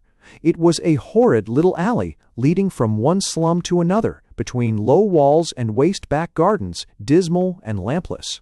Horbury ran at top speed to the end of it, but there was nothing to be done. A few women were gossiping at their doors. A couple of men slouched past on their way to the beer shop at the corner. That was all. He asked one of the women if she had seen anybody running, and she said no, civilly enough, and yet he fancied that she had leered at him. He turned and went back home. He was not in the mood for paying visits. It was some time before he could compose his mind by assuring himself that the incident, though unpleasant, was not of the slightest significance. But from that day the nets were about his feet, and his fate was sealed. Personally, he was subjected to no further annoyance, and soon forgot that unpleasant experience in the back street. But it seems certain that from that Sunday onwards a cloud of calumny overshadowed the high usher in all his ways. No one said anything definite, but everyone appeared to be conscious of something unpleasant when Horbury's name was mentioned. People looked oddly at one another, and the subject was changed. One of the young masters, speaking to a colleague, did indeed allude casually to Horbury as Xanthias Phocius. The other master, a middle-aged man, raised his eyebrows and shook his head without speaking. It is understood that these muttered slanders were various in their nature, but, as has been said, everything was indefinite, intangible as contagion, and as deadly to the master's worldly health. That horrible accusation which had been screamed out of the alley was credited by some, others agreed with the young master, while a few had a terrible story of an idiot girl in a remote Derbyshire village, and the persistence of all these fables was strange. It was 4 years before Henry Vibart Chesson, D.D., ascended the throne of St. Guthmund at Dorchester, and all through those 4 years the fountain of evil innuendo rose without ceasing. It is doubtful how far belief in the truth of these scandals was firm and settled, or how far they were in the main uttered and circulated by ill-natured people who disliked Horbury, but did not in their hearts believe him guilty of worse sins than pompousness and arrogance. The latter is the more probable opinion. Of course, the deliberations of the trustees were absolutely secret, and the report that the chairman, the Marquis of Dunham, said something about Caesar's wife as a report and nothing more. It is evident that the London press was absolutely in the dark as to the existence of the strange conspiracy of vengeance, since 2 of the chief dailies took the appointment of the high usher to the headmastership as a foregone conclusion, prophesying, indeed, a rule of phenomenal success. And then Millward, a Winchester man, understood to be rather unsound on some scholastic matters. Not quite the right man, just a little bit of a Jesuit, received the appointment, and people did begin to say that there must be a screw loose somewhere. And Horbury was overwhelmed, and began to die. The odd thing was that, save on that Sunday night, he never saw the enemy, he never suspected that there was an enemy. And as for the incident of the alley, after a little consideration, he treated it with contempt. It was only some drunken beast in the town who knew him by sight and wished to be offensive, in the usual fashion of drunken beasts. and there was nothing else. Lupton society was much too careful to allow its suspicions to be known. A libel action meant, anyhow, a hideous scandal and might have no pleasant results for the libelers. Besides, no one wanted to offend Horbury, who was suspected of possessing a revengeful temper, and it had not dawned on the Lupton mind that the rumors they themselves were circulating would eventually ruin the high usher's chances of the headmastership. Each gossip heard, as it were, only his own mutter at the moment. He did not realize that when a great many people are muttering all at once, an ugly noise of considerable volume is being produced. It is true that a few of the masters were somewhat cold in their manner. They lacked the social gift of dissimulation, and could not help showing their want of cordiality. But Horbury, who noticed this, put it down to envy and disaffection, and resolved that the large powers given him by the trustees should not be in vain so far as the masters in question were concerned. Indeed, C.L. Wood, who was afterwards headmaster of Marcester and died in Egypt a few years ago, had a curious story which in part relates to the masters in question and perhaps throws some light on the extraordinary tale of Horbury's ruin. Wood was an old Luptonian. He was a mighty athlete in his time, and his records for the long jump and throwing the cricket ball have not been beaten at Lupton to this day. He had been one of the first boarders taken at the Old Grange. The early relations between Horbury and himself had been continued in later life, and Wood was staying with his former master at the time when the trustees' decision was announced. It is supposed, indeed, that Horbury had offered him a kind of unofficial, but still important, position in the new model. In fact, Wood confessed over his port that the ideal was that he should be a kind of intelligence department to the head. He did not seem very clear as to the exact scope of his proposed duties. We may certainly infer, however, that they would have been of a very confidential nature, for Wood had jotted down his recollections of that fatal morning somewhat as follows. I never saw Horbury in better spirits. Indeed, I remember thinking that he was younger than ever, younger than he was in the old days when he was a junior master and I was in the third. Of course, he was always energetic. One could not disassociate the two notions of Horbury and energy, and I used to make him laugh by threatening to include the two terms in the new edition of my little book, Latin and English synonyms. It did not matter whether he were taking the fifth, or editing classics for his boys, or playing rocker. One could not help rejoicing in the vivid and ebullient energy of the man. And perhaps this is one reason why shirkers and loafers dreaded him, as they certainly did. But during those last few days at Lupton, his vitality had struck me as quite superhuman. As all the world knows, his succession to the headmastership was regarded by everyone as assured, and he was, naturally and properly, full of the great task which he believed was before him. This is not the place to argue the merits or demerits of the scheme which had been maturing for many years in his brain. A few persons who, I cannot but think, have received very imperfect information on the subject, have denounced Horbury's views of the modern public school as revolutionary. Revolutionary they certainly were, as an express engine is revolutionary compared to an ox wagon. But those who think of the late Canon Horbury as indifferent to the good side of public school traditions knew little of the real man. However, were his plans good or bad, they were certainly of vast scope, and on the first night of my visit he made me sit up with him till 2 o'clock while he expounded his ideas, some of which, as he was good enough to say, he trusted to me to carry out. He had accumulated hundreds of pages relating to the multiple departments of the great organization which he was to direct, or rather to create, sheets of serried figures, sheaves of estimates which he had caused to be made out in readiness for immediate action. Nothing was neglected.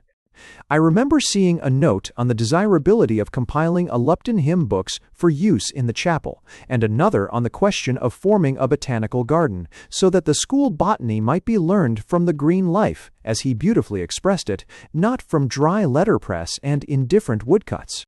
Then, I think, on a corner of the botany leaf was a jotting, a mere hasty scrawl, waiting development and consideration. Should we teach Hindustani? Write to Tucker the Molvi Ahmed Khan. I despair of giving the reader any conception of the range and minuteness of these wonderful memoranda. I remember saying to Horbury that he seemed to be able to use the microscope and the telescope at the same time.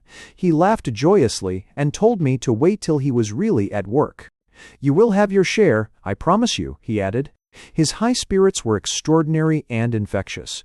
He was an excellent raconteur, and now and again, amidst his talk of the new Lupton, which he was about to translate from the idea into substance, he told some wonderful stories which I have not the heart to set down here. Tu ne quasi eris. In Ever 22, I have often thought of those lines when I remember Horbury's intense happiness, the nervous energy which made the delay of a day or two seem almost intolerable. His brain and his fingers tingled, as it were, to set about the great work before him. He reminded me of a mighty host, awaiting but the glance of their general to rush forward with irresistible force. There was not a trace of misgiving. Indeed, I should have been utterly astonished if I had seen anything of the kind. He told me, indeed, that for some time past he had suspected the existence of a sort of cabal or clique against him. A and X, B and Y, M and N, and, I think, Z are in it, he said, naming several of the masters. They are jealous, I suppose, and want to make things as difficult as they can. They are all cowards, though, and I don't believe one of them, except perhaps me, would fail in obedience, or rather in subservience, when it comes to the point. But I am going to make short work of the lot. And he told me his intention of ridding the school of these disaffected elements. Trustees will back me up, I know, he added, but we must try to avoid all unnecessary friction, and he explained to me a plan he had thought of for eliminating the masters in question. "It won't do to have half-hearted officers on our ship," was the way in which he put it, and I cordially agreed with him. Possibly he may have underrated the force of the opposition which he treated so lightly. Possibly he altogether misjudged the situation. He certainly regarded the appointment as already made, and this, of course, was, or appeared to be, the conviction of all who knew anything of Lupton and Horbury. I shall never forget the day on which the news came. Horbury made a hearty breakfast, opening letters, jotting down notes, talking of his plans as the meal proceeded. I left him for a while. I was myself a good deal excited, and I strolled up and down the beautiful garden at the old Grange, wondering whether I should be able to satisfy such a chief, who, the soul of energy himself, would naturally expect a like quality in his subordinates. I rejoined him in the course of an hour in the study, where he was as busy as ever, snowed up, as he expressed it, in a vast pile of papers and correspondence. He nodded genially and pointed to a chair, and a few minutes later a servant came in with a letter. She had just found it in the hall, she explained. I had taken a book and was reading. I noticed nothing till what I can only call a groan of intense anguish made me look up in amazement. Indeed, in horror. And I was shocked to see my old friend, his face a ghastly white, his eyes staring into vacancy, and his expression one of the most terrible, origin, most terrible, that I have ever witnessed. I cannot describe that look. There was an agony of grief and despair, a glance of the wildest amazement, terror, as of an impending awful death, and with these the fiercest and most burning anger that I have ever seen on any human face.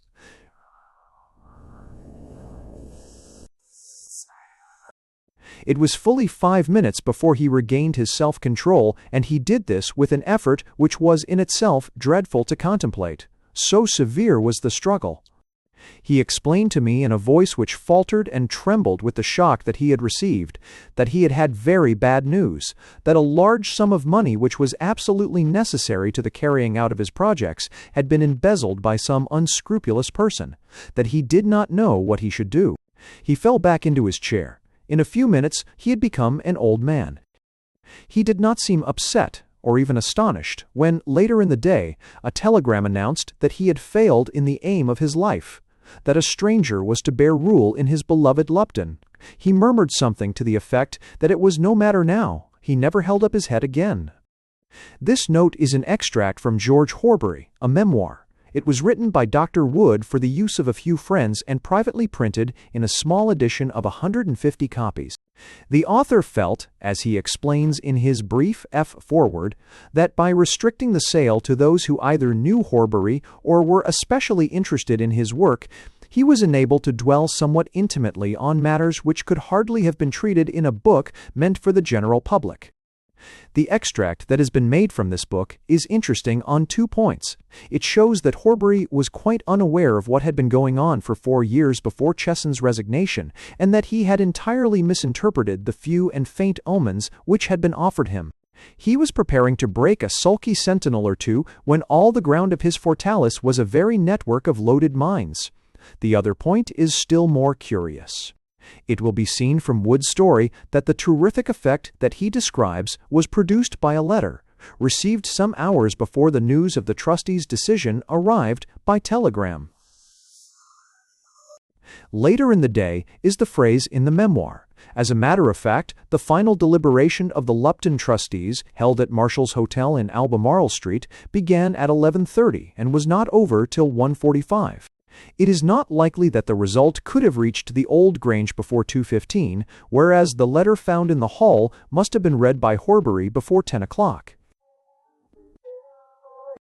C. L. Wood says, "I rejoined him in the course of an hour, and the letter was brought in a few minutes later."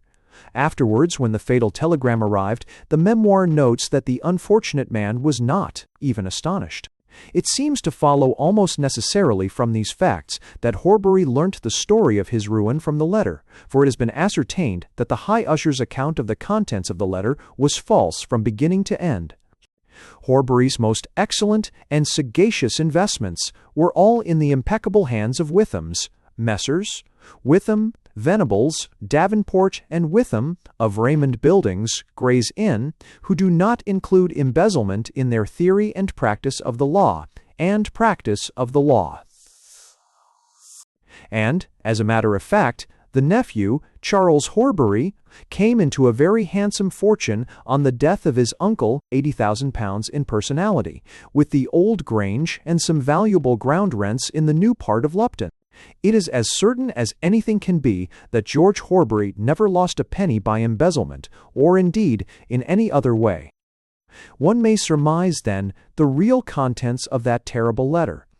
In general, that is, for it is impossible to conjecture whether the writer told the whole story, one does not know, for example, whether Meyrick's name was mentioned or not, whether there was anything which carried the reader's mind to that dark evening in November, when he beat the white-faced boy with such savage cruelty.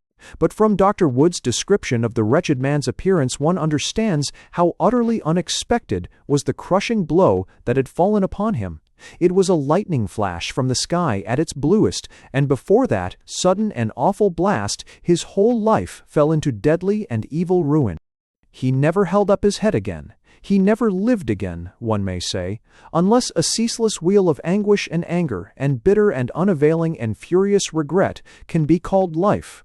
It was not a man, but a shell, full of gall and fire, that went to Wareham, but probably he was not the first of the Clipoth to be made a cannon.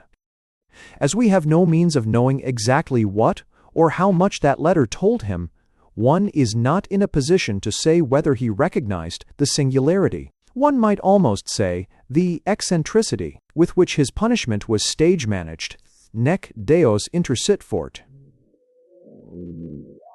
But a principle may be pushed too far, and a critic might point out that, putting avenging deities in their machines on one side, it was rather going to the other extreme to bring about the great catastrophe by means of bad sherry, a trying headmaster, boiled mutton, a troublesome schoolboy, and a servant-maid. Yet these were the agents employed, and it seems that we are forced to the conclusion that we do not altogether understand the management of the universe. The conclusion is a dangerous one, since we may be led by it, unless great care is exercised, into the worst errors of the Dark Ages. There is the question, of course, of the truthfulness or falsity of the various slanders which had such a tremendous effect. The worst of them were lies. There can be little doubt of that. And for the rest, it may be hinted that the allusion of the young master to Xanthias Photius was not very far wide of the mark. Horbury had been dead some years, and it is to be feared that there had been passages between the High Usher and Nellie Foran which public opinion would have condemned. It would be difficult to tell the whole story, but the girl's fury of revenge makes one apt to believe that she was exacting payment not only for Ambrose's wrongs, but for some grievous injury done to herself. But before all these things could be brought to their ending, Ambrose Mayrick had to live in wonders and delights, to be initiated in many mysteries, to discover the meaning of that voice which seemed to speak within him, denouncing him because he had pried unworthily into the secret which is hidden from the holy angels. 3. 1. One of Ambrose Mayrick's favorite books was a railway timetable. He spent many hours in studying these intricate pages of figures, noting times of arrival and departure on a piece of paper, and following the turnings and intersections of certain lines on the map. In this way he had at last arrived at the best and quickest route to his native country, which he had not seen for 5 years. His father had died when he was 10 years old. This result once obtained, the 7:30 to Birmingham got him in at 9:35. The 10:20 for the West was a capital train, and he would see the great dome of Minidmar before 1 o'clock. His fancy led him often to a bridge which crossed the railway about a mile out of Lupton. East and west, the metals stretched in a straight line, defying, it seemed, the wisdom of Euclid. He turned from the east and gazed westward, and when a red train went by in the right direction, he would lean over the bridge and watch till the last flying carriage had vanished into the distance. He imagined himself in that train and thought of the joy of it, if the time ever came, for it seemed long. The joy in every revolution of the wheels, in every whistle of the engine, in the rush and in the rhythm of this swift flight from that horrible school and that horrible place. Year after year went by, and he had not revisited the old land of his father. He was left alone in the great empty house in charge of the servants during the holidays, except one summer when Mr. Horbury dispatched him to a cousin of his who lived at Yarmouth. The second year after his father's death, there was a summer of dreadful heat. Day after day the sky was a glare of fire, and in these abhorred Midlands, far from the breath of the sea and the mountain breeze, the ground baked and cracked and stank to heaven. A dun smoke rose from the earth with the faint, sickening stench of a brick-field, and the hedgerows swooned in the heat and in the dust. Ambrose's body and soul were athirst with the desire of the hills and the woods. His heart cried out within him for the water-pools in the shadow of the forest, and in his ears continually he heard the cold water pouring and trickling and dripping from the grey rocks on the great mountainside. And he saw that awful land which God has no doubt made for manufacturers to prepare them for their eternal habitation, its weary waves burning under the glaring sky, the factory chimneys of Lupton vomiting their foul smoke, the mean red streets, each little hellway with its own stink, the dull road choking in its dust. For streams there was the Wand, running like black oil between black banks, steaming here as boiling poisons were belched into it from the factory wall, there glittering with iridescent scum vomited from some other scoundrel's castle. And for the water-pools of the woods he was free to gaze at the dark green liquor in the tanks of the sulphuric acid factory, but a little way out of town. Lupton was a very rising place. His body was faint with the burning heat and the foulness of all about him, and his soul was sick with loneliness and friendlessness and unutterable longing. He had already mastered his Bradshaw, and had found out the bridge over the railway, and day after day he leaned over the parapet and watched the burning metals vanishing into the west, into the hot, thick haze that hung over all the land. And the train sped away towards the haven of his desire, and he wondered if he should ever see again the dearly loved country, or hear the song of the nightingale in the still white morning, in the circle of the green hills. The thought of his father, of the old days of happiness, of the grey home in the still valley, swelled in his heart, and he wept bitterly. So utterly forsaken and wretched seemed his life. It happened towards the end of that dreadful August that one night he had tossed all through the hours listening to the chiming bells, only falling into a fevered doze a little while before they called him. He woke from ugly and oppressive dreams to utter wretchedness. He crawled downstairs like an old man and left his breakfast untouched, for he could eat nothing. The flame of the sun seemed to burn in his brain. The hot smoke of the air choked him. All his limbs ached. From head to foot he was a body of suffering. He struggled out and tottered along the road to the bridge and gazed with dim, hopeless eyes along the path of desire, into the heavy, burning mist in the far distance. And then his heart beat quick, and he cried aloud in his amazed delight, for, in the shimmering glamour of the haze, he saw as in a mirror the vast green wall of the great mountain rise before him, not far, but as if close at hand. Nay, he stood upon its slope. His feet were in the sweet-smelling bracken. The hazel thicket was rustling beneath him in the brave wind, and the shining water poured cold from the stony rock.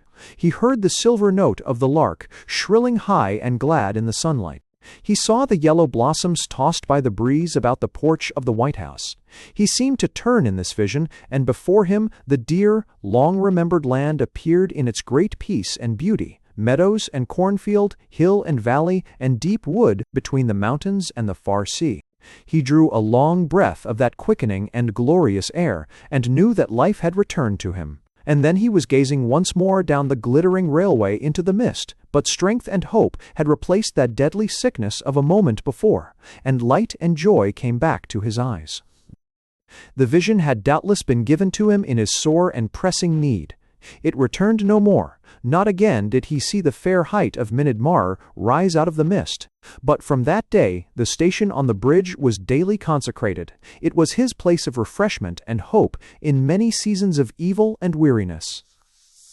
From this place he could look forward to the hour of release and return that must come at last. Here he could remind himself that the bonds of the flesh had been broken in a wonderful manner, that he had been set free from the jaws of hell and death. Fortunately, few people came that way. It was but a by-road serving a few farms in the neighborhood, and on the Sunday afternoon, in November, the head's sermon over and dinner eaten, he betook himself to his tower, free to be alone for a couple of hours at least. He stood there, leaning on the wall, his face turned, as ever, to the west, and, as it were, a great flood of rapture overwhelmed him. He sank down, deeper, still deeper, into the hidden and marvelous places of delight. In his country there were stories of the magic people who rose all gleaming from the pools in lonely woods, who gave more than mortal bliss to those who loved them, who could tell the secrets of that land, where flame was the most material substance, whose inhabitants dwelt in palpitating and quivering colors, or in the notes of a wonderful melody. And in the dark of the night all legends had been fulfilled. It was a strange thing, but Ambrose Mayrick, though he was a public school boy of 15, had lived all his days in a rapt innocence. It is possible that in school, as elsewhere, enlightenment, pleasant or unpleasant, only comes to those who seek for it.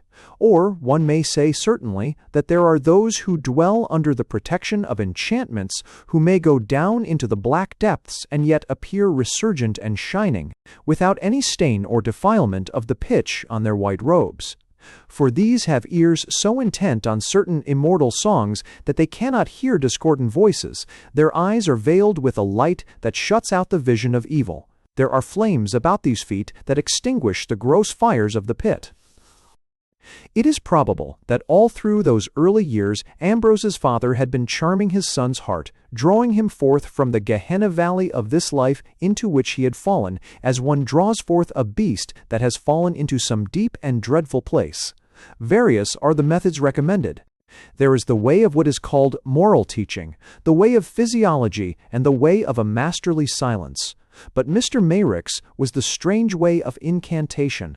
He had, in a certain manner, drawn the boy aside from that evil traffic of the valley, from the stench of the turmoil, from the blows and the black lechery, from the ugly fight and the poisonous smoke, from all the amazing and hideous folly that practical men call life, and had set him in that endless procession that forever and forever sings its litanies in the mountains, going from height to height on its great quest. Ambrose's soul had been caught in the sweet thickets of the woods. It had been bathed in the pure water of blessed fountains. It had knelt before the altars of the old saints, till all the earth was become a sanctuary. All life was a rite and ceremony, the end of which was the attainment of the mystic sanctity, the achieving of the Grail. It was this that the little bird sang of in the bush, piping a few feeble, plaintive notes of dusky evenings, as if his tiny heart were sad that it could utter nothing better than such sorry praises. This also celebrated the awe of the white morning on the hills, the breath of the woods at dawn. This was figured in the red ceremony of sunset, when flames shone over the dome of the great mountain, and roses blossomed in the far plains of the sky. This was the secret of the dark places in the heart of the woods. This the mystery of the sunlight on the height, and every little flower, every delicate fern, and every reed and rush was entrusted with the hidden declaration of this sacrament.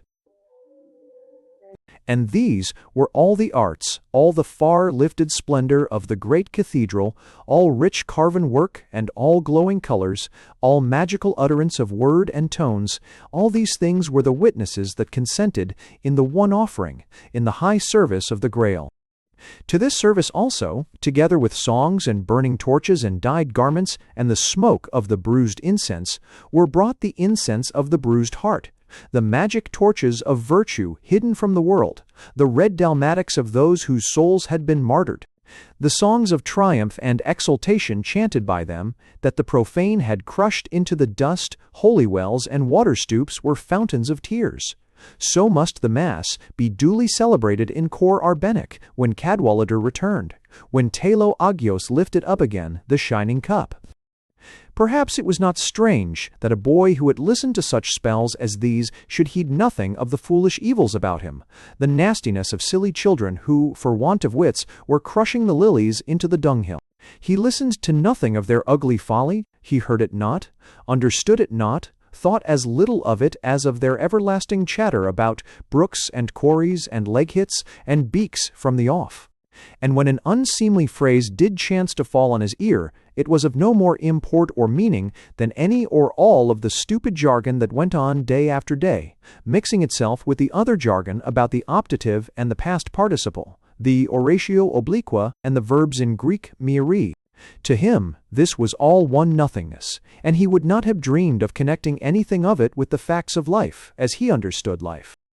Hence it was that for him all that was beautiful and wonderful was a part of sanctity, all the glory of life was for the service of the sanctuary, and when one saw a lovely flower, it was to be strewn before the altar, just as the bee was holy, because by its wax the gifts are illuminated. Where joy and delight and beauty were, there he knew by sure signs were the parts of the mystery, the glorious apparels of the heavenly vestments. If anyone had told him that the song of the nightingale was an unclean thing, he would have stared in amazement, as though one had blasphemed the Sanctus. To him the red roses were as holy as the garments of the martyrs.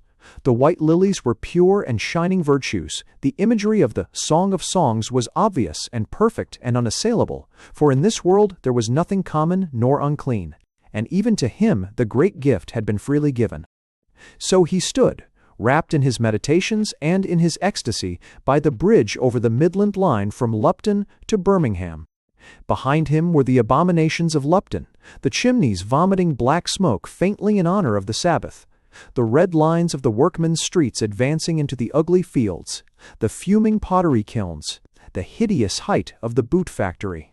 And before him stretched the unspeakable scenery of the Eastern Midlands, which seems made for the habitation of English nonconformists.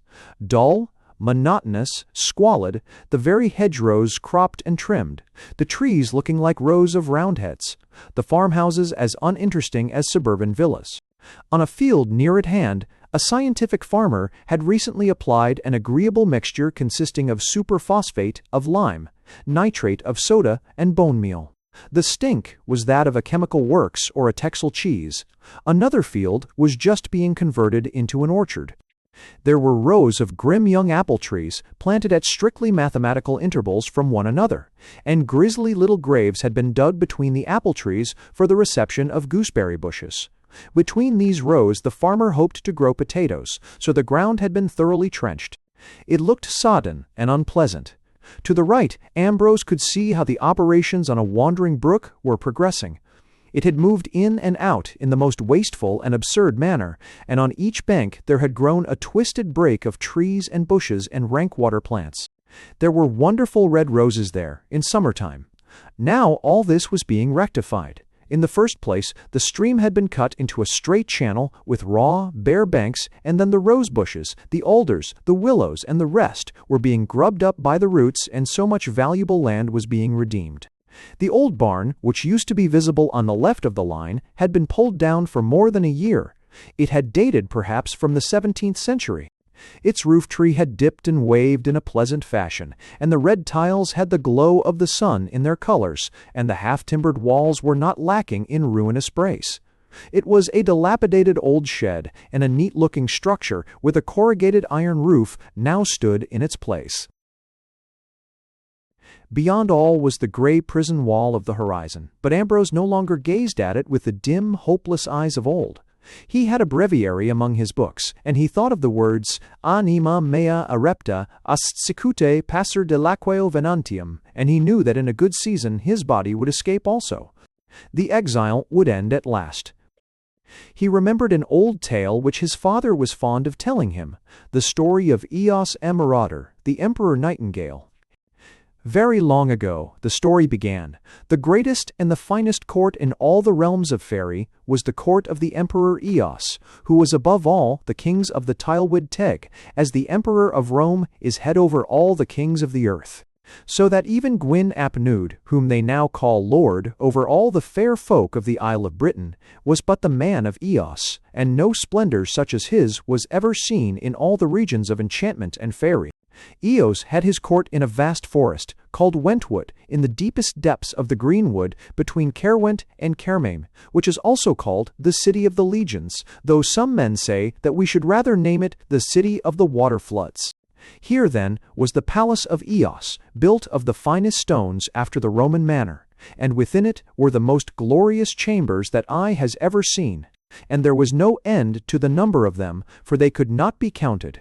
For the stones of the palace being immortal, they were at the pleasure of the emperor.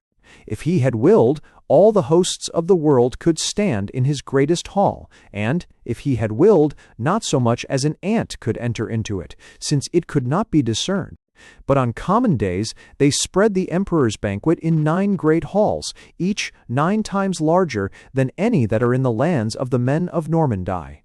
And Sir Caw was the seneschal who marshalled the feast, and if you would count those under his command, go, count the drops of water that are in the Oske River. But if you would learn the splendor of this castle, it is an easy matter, for Eos hung the walls of it with dawn and sunset. He lit it with the sun and moon.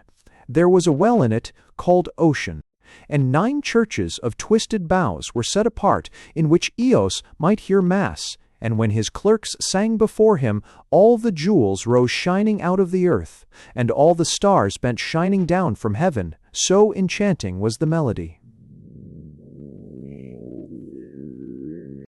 But Eos was grieved because mortal ears could not hear nor comprehend the enchantment of their song. What, then, did he do? Nothing less than this.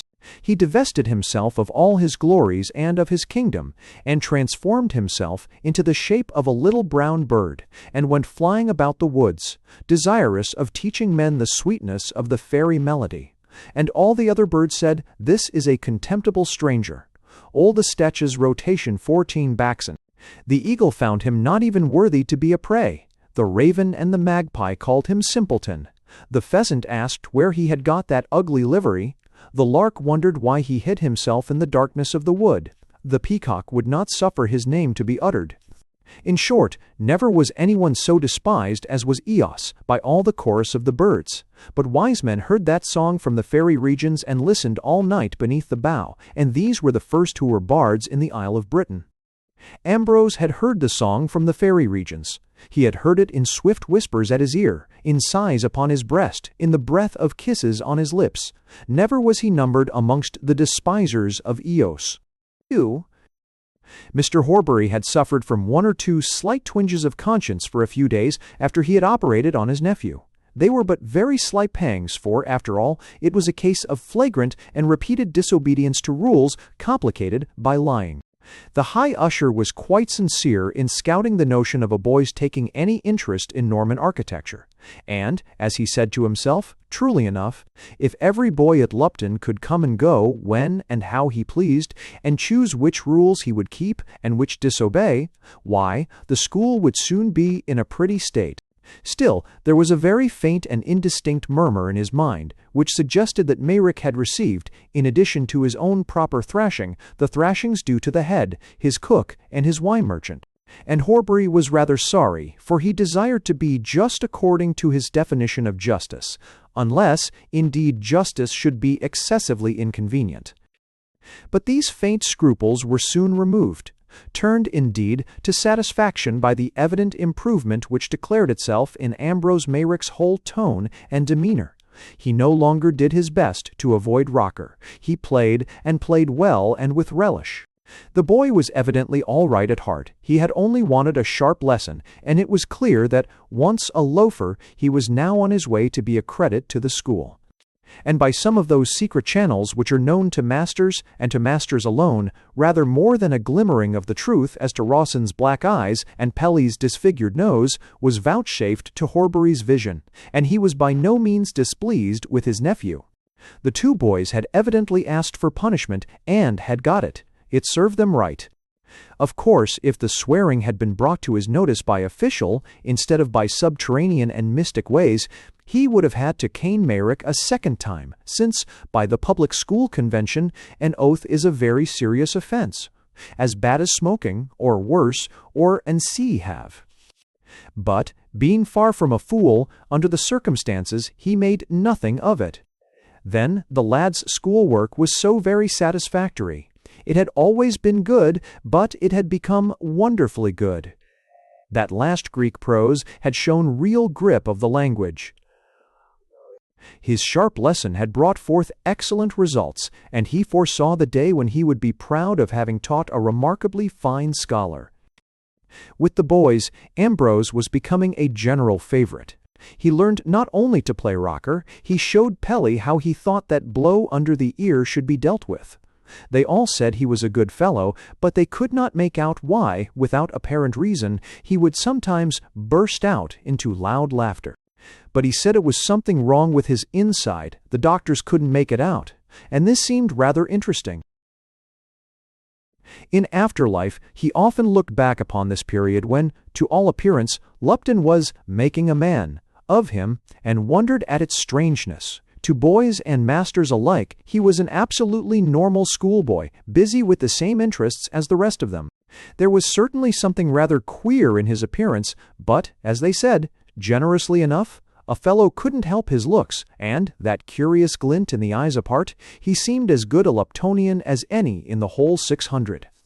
Everybody thought that he had absolutely fallen into line, that he was absorbing the ethos of the place in the most admirable fashion, subduing his own individuality, his opinions, his habits, to the general tone of the community around him, putting off, as it were, the profane dust of his own spirit and putting on the mental frock of the brotherhood.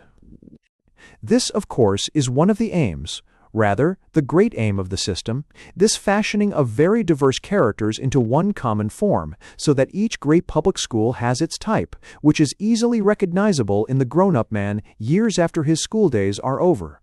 Thus, in far lands, in India and Egypt, in Canada and New Zealand, one recognizes the brisk alertness of the Etonian, the exquisite politeness of Harrow, the profound seriousness of Rugby, while the note of Lupton may, perhaps, be called finality. The old Luptonian no more thinks of arguing a question than does the Holy Father, and his conversation is a series of irreformable dogmas, and the captious person who questions any one article is made to feel himself a cad and an outsider. Thus it has been related that two men who had met for the first time at a certain country house party were getting on together capitally in the evening over their whiskey and soda and cigars.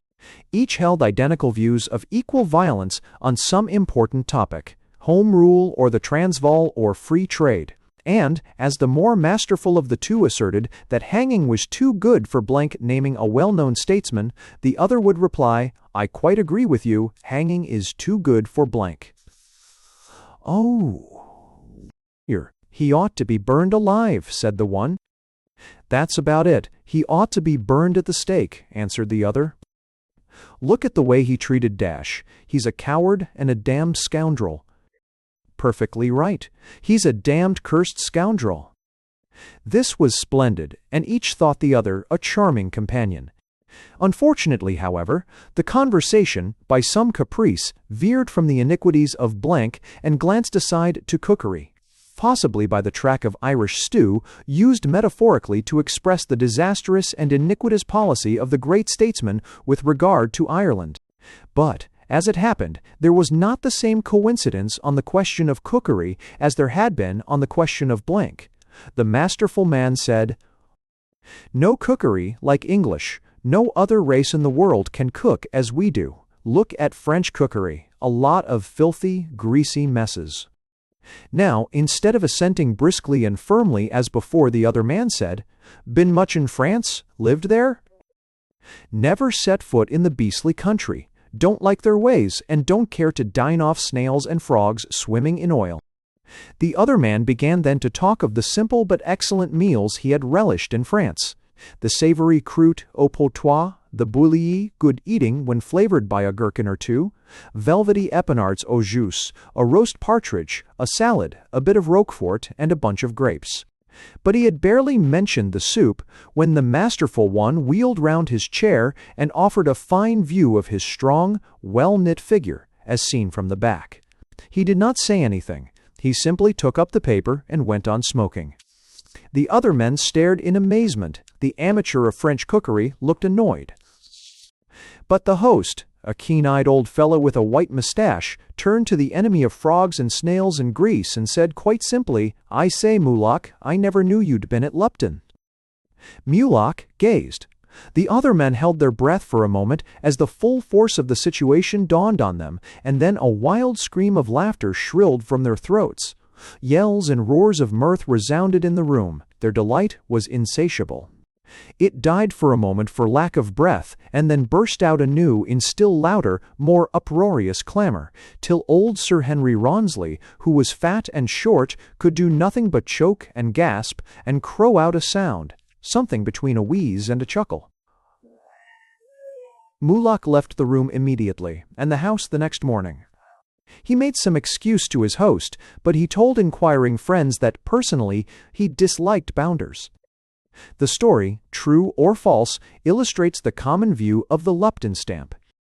"We try to teach the boys to know their own minds," said the headmaster, and the endeavor seems to have succeeded in most cases. And, as Horbury noted in an article he once wrote on the public school system, every boy was expected to submit himself to the process, to form and reform himself in accordance with the tone of the school. "I sometimes compare our work with that of the metal founder," he says in the article in question. "Just as the metal comes to the foundry irudis indigestaque moles, a rough and formless mass without the slightest suggestion of the shape which it must finally assume, so a boy comes to a great public school with little or nothing about him to suggest the young man who, in 8 or 9 years' time, will say good-bye to the dear old school, setting his teeth tight, restraining himself from giving up to the anguish of this last farewell. Nay, I think that ours is the harder task, for the metal that is sent to the foundry has, I presume, been freed of its impurities. We have to deal rather with the ore, a mass which is not only shapeless, but contains much that is not metal at all, which must be burnt out and cast aside as useless rubbish. So the boy comes from his home, which may or may not have possessed valuable formative influences, which we often find has tended to create a spirit of individualism and assertiveness, which, in numerous cases, has left the boy under the delusion that he has come into the world to live his own life and think his own thoughts. This is the ore that we cast into our furnace. We burn out the dross and rubbish. We liquefy the stubborn and resisting metal till it can be run into the mold being the whole tone and feeling of a great community. We discourage all excessive individuality. We make it quite plain to the boy that he has come to Lupton, not to live his life, not to think his thoughts, but to live or life, to think or thoughts. Very often, as I think I need scarcely say, the process is a somewhat unpleasant one, But, sooner or later, the stubbornest metal yields to the cleansing, renewing, restoring fires of discipline and public opinion, and the shapeless mass takes on the shape of the great school. Only the other day an old pupil came to see me and confessed that, for the whole of his first year at Lupton, he had been profoundly wretched. "I was a dreamy young fool," he said. "My head was stuffed with all sorts of queer fancies, and I expect that if I hadn't come to Lupton I should have turned out an absolute loafer. But I hated it badly that first year. I loathed Rocker. I did, really, and I thought the fellows were a lot of savages. And then I seemed to go into a kind of cloud. You see, sir, I was losing my old self and hadn't got the new self in its place, and I couldn't make out what was happening. And then, quite suddenly, it all came out light and clear. I saw the purpose behind it all, how we were all working together, masters and boys, for the dear old school, how we were all members one of another, as the doctor said in chapel, and that I had a part in this great work too, though I was only a kid in the third. It was like a flash of light.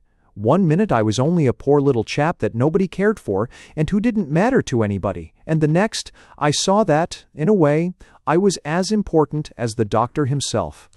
I was a part of the failure or success of it all.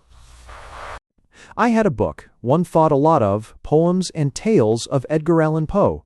It was my poor sister's book. She had died a year before when she was only 17, and she had written my name in it when she was dying. She knew I was fond of reading it. It was just the sort of thing I used to like, morbid fancies and queer poems, and I was always reading it when the fellows would let me alone. But when I saw what life really was, when the meaning of it all came to me, as I said just now, I took that book and tore it to bits, and it was like tearing myself up. But I knew that writing all that stuff hadn't done that American fellow much good, and I didn't see what good I should get by reading it. I couldn't make out to myself that it would fit in with the doctor's plans of the spirit of the school, or that I should play up at Rocker any better for knowing all about the fall of the House of Usher, or whatever it's called. I knew my poor sister would understand, so I tore it up, and I've gone straight ahead ever since, thanks to Lupton. Like a refiner's fire. Tactor obseffing, every axe in prop acquainted of Regers in section of Regers Market of accent-minded child of 15 years before. I could scarcely believe that he stood before, arcane, alert, practical, living every moment of his life, a force, a power in the world, certain of successful achievement. Such were the influences to which Ambrose Merrick was being subjected, and with infinite success, as it seemed to everybody who watched him. He was regarded as a conspicuous instance of the efficacy of the system. He had held out so long, refusing to absorb the tone, presenting an obstinate surface to the millstones which would, for his own good, have ground him to powder, not concealing very much his dislike of the place and of the people in it. And suddenly he had submitted with a good grace. It was wonderful. The masters are believed to have discussed the affair amongst themselves, and Horbury, who confessed or boasted that he had used sharp persuasion, got a good deal of kudos in consequence. 3. A few years ago, a little book called Half Holidays attracted some attention in semi-scholastic, semi-clerical circles. It was anonymous and bore the modest motto, Creme B. bis copta, but those behind the scenes recognized it as the work of Charles Palmer, who was for many years a master at Lupton. His acknowledged books include a useful little work on the accents and an excellent summary of Roman history from the fall of the Republic to Romulus Augustulus. The Half Holidays contains the following amusing passage. There is not much difficulty in identifying the N mentioned in it with Ambrose Myrick. The cleverest dominie sometimes discovers. The passage begins that he has been living in a fool's paradise, that he has been tricked by a quiet and persistent subtlety that really strikes one as almost devilish when one finds it exhibited in the person of an English schoolboy. A good deal of nonsense, I think, has been written about boys by people who, in reality, know very little about them. They have been credited with complexities of character, with feelings and aspirations and delicacies of sentiment which are quite foreign to their nature. I can quite believe in the dead cat trick of Stalky and his friends, but I confess that the incident of the British flag leaves me cold and skeptical. Such refinement of perception is not the way of the boy. certainly not of the boy as I have known him. He is radically a simple soul, whose feelings are on the surface, and his deepest laid schemes and maneuvers hardly call for the talents of a Sherlock Holmes if they are to be detected and brought to naught. Of course, a good deal of rubbish has been talked about the wonderful success of our English plan of leaving the boys to themselves without the everlasting supervision which is practiced in French schools. As a matter of fact, the English schoolboy is under constant supervision, where in a French school one wretched usher has to look after a whole horde of boys. In an English school each boy is perpetually under the observation of hundreds of his fellows. In reality, each boy is an unpaid peon, a watchdog whose vigilance never relaxes. He is not aware of this. One need scarcely say that such a notion is far from his wildest thoughts. He thinks, and very rightly, doubtless, that he is engaged in maintaining the honor of the school, in keeping up the observance of the school tradition, in dealing sharply with slackers and loafers who would bring discredit on the place he loves so well. He is, no doubt, absolutely right in all this. None the less, he is doing the master's work unwittingly and admirably. When one thinks of this, and of the compulsory system of games, which ensures that every boy shall be in a certain place at a certain time, one sees, I think, that the phrase about our lack of supervision is a phrase and nothing more. There is no system of supervision known to human wit that approaches in thoroughness and minuteness the supervision under which every single boy is kept all through his life at an English public school. Hence, one is really rather surprised when, in spite of all these unpaid assistants, who are the whole school, one is thoroughly and completely taken in. I can only remember one such case, and I am still astonished at the really infernal ability with which the boy in question lived, a double life under the very eyes of the masters and 600 other boys. As I shall call him, was not in my house, and I can scarcely say how I came to watch his career with so much interest, but there was certainly something about him which did interest me a good deal. It may have been his appearance. He was an odd-looking boy, dark, almost swarthy, dreamy and absent in manner, and, for the first years of his school life, a quite typical loafer. Such boys, of course, are not common in a big school, but there are a few such everywhere. One never knows whether this kind will write a successful book, or paint a great picture, or go to the devil. From my observation, I am sorry to say that the last career is the most usual. I need scarcely say that such boys meet with but little encouragement. It is not the type which the public school exists to foster, and the boy who abandons himself to morbid introspection is soon made to feel pretty emphatically that he is matter in the wrong place. Of course, one may be crushing genius. If this ever happened, it would be very unfortunate. Still, in all communities the minority must suffer for the good of the majority, and, frankly, I have always been willing to run the risk. As I have hinted, the particular sort of boy I have in my mind turns out in 9 cases out of 10 to be not a genius, but that much more common type, a blackguard. Well, as I say, I was curious about N. I was sorry for him, too. Both his parents were dead, and he was rather in the position of the poor fellows who have no home life to look forward to when the holidays are getting near. And his obstinacy astonished me. In most cases, the pressure of public opinion will bring the slackest loafer to a sense of the error of his ways before his first term is ended. But N seemed to hold out against us all with a sort of dreamy resistance that was most exasperating.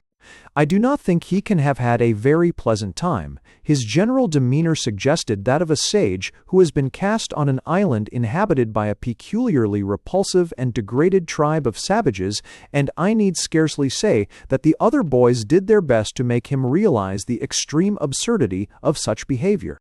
He was clever enough at his work, but it was difficult to make him play games, and impossible to make him play up. He seemed to be looking through us at something else, and neither the boys nor the masters liked being treated as unimportant illusions. And then, quite suddenly, altered completely. I believe his housemaster, worn out of all patience, gave him a severe thrashing. At any rate, the change was instant and marvelous. I remember that. A few days before NSS transformation, we had been discussing the question of the cane at the weekly masters' meeting. I had confessed myself a very half-hearted believer in the efficacy of the treatment. I forget the arguments that I used, but I know that I was strongly inclined to favor the anti-baculist party, as the head jocosely named it. But a few months later, when NSS housemaster pointed out NSE playing up at football like a young demon, and then with a twinkle in his eye reminded me of the position I had taken up at the masters' meeting, there was nothing for it but to own that I had been in the wrong. The cane had certainly, in this case, proved itself a magic wand. The sometime loafer had been transformed by it into one of the healthiest and most energetic fellows in the whole school. It was a pleasure to watch him at the games, and I remember that his fast bowling was at once terrific in speed and peculiarly deadly in its accuracy. He kept up this deception, for deception it was, for 3 or 4 years. He was just going up to Oxford, and the whole school was looking forward to a career which we knew would be quite exceptional in its brilliance. His scholarship papers astonished the Balliol authorities. I remember one of the fellows writing to our head about them in terms of the greatest enthusiasm, and we all knew that NS bowling would get him into the University 11 in his first term. Cricketers have not yet forgotten a certain performance of his at the Oval when, as a poetic journalist observed, wickets fell before him as ripe corn falls before the sickle. The whole school was in a ferment. Masters and boys looked at one another with wild faces. Search parties were sent out to scour the country. The police were communicated with. On every side, one heard the strangest surmises as to what had happened. The affair got into the papers. Most people thought it was a case of breakdown and loss of memory from overwork and mental strain. Nothing could be heard of. Till, at the end of a fortnight, his housemaster came into our room looking, as I thought, puzzled and frightened. "I don't understand," he said. "I've had this by the second post. It's in NSS handwriting. I can't make head or tail of it. It's some sort of French, I suppose." He held out a paper closely written in NSS exquisite, curious script, which always reminded me vaguely of some Oriental character. The masters shook their heads as the manuscript went from hand to hand, and one of them suggested sending for the French master. But, as it happened, I was something of a student of Old French myself, and I found I could make out the drift of the document that N had sent his master. It was written in the manner and in the language of Rabelais. It was quite diabolically clever, and beyond all question, the filthiest thing I have ever read. The writer had really exceeded his master in obscenity. Impossible as that might seem, the purport of it all was a kind of nightmare vision of the school, the masters and the boys. Everybody and everything were distorted in the most horrible manner, seen, we might say, through an abominable glass, and yet every feature was easily recognizable. It reminded me of Swift's disgusting description of the Yahoos, over which one may shudder and grow sick, but which one cannot affect to misunderstand. There was a fantastic episode which I remember especially. One of us, an ambitious man, who for some reason or other had become unpopular with a few of his colleagues, was described as endeavoring to climb the school clock tower, on the top of which a certain object was said to be placed. The object was defended, so the writer affirmed, by the dark birds of night, who resisted the master's approach in all possible and impossible manners. Even to indicate the way in which this extraordinary theme was treated would be utterly out of the question, but I shall never forget the description of the master's face turned up towards the object of his quest as he painfully climbed the wall.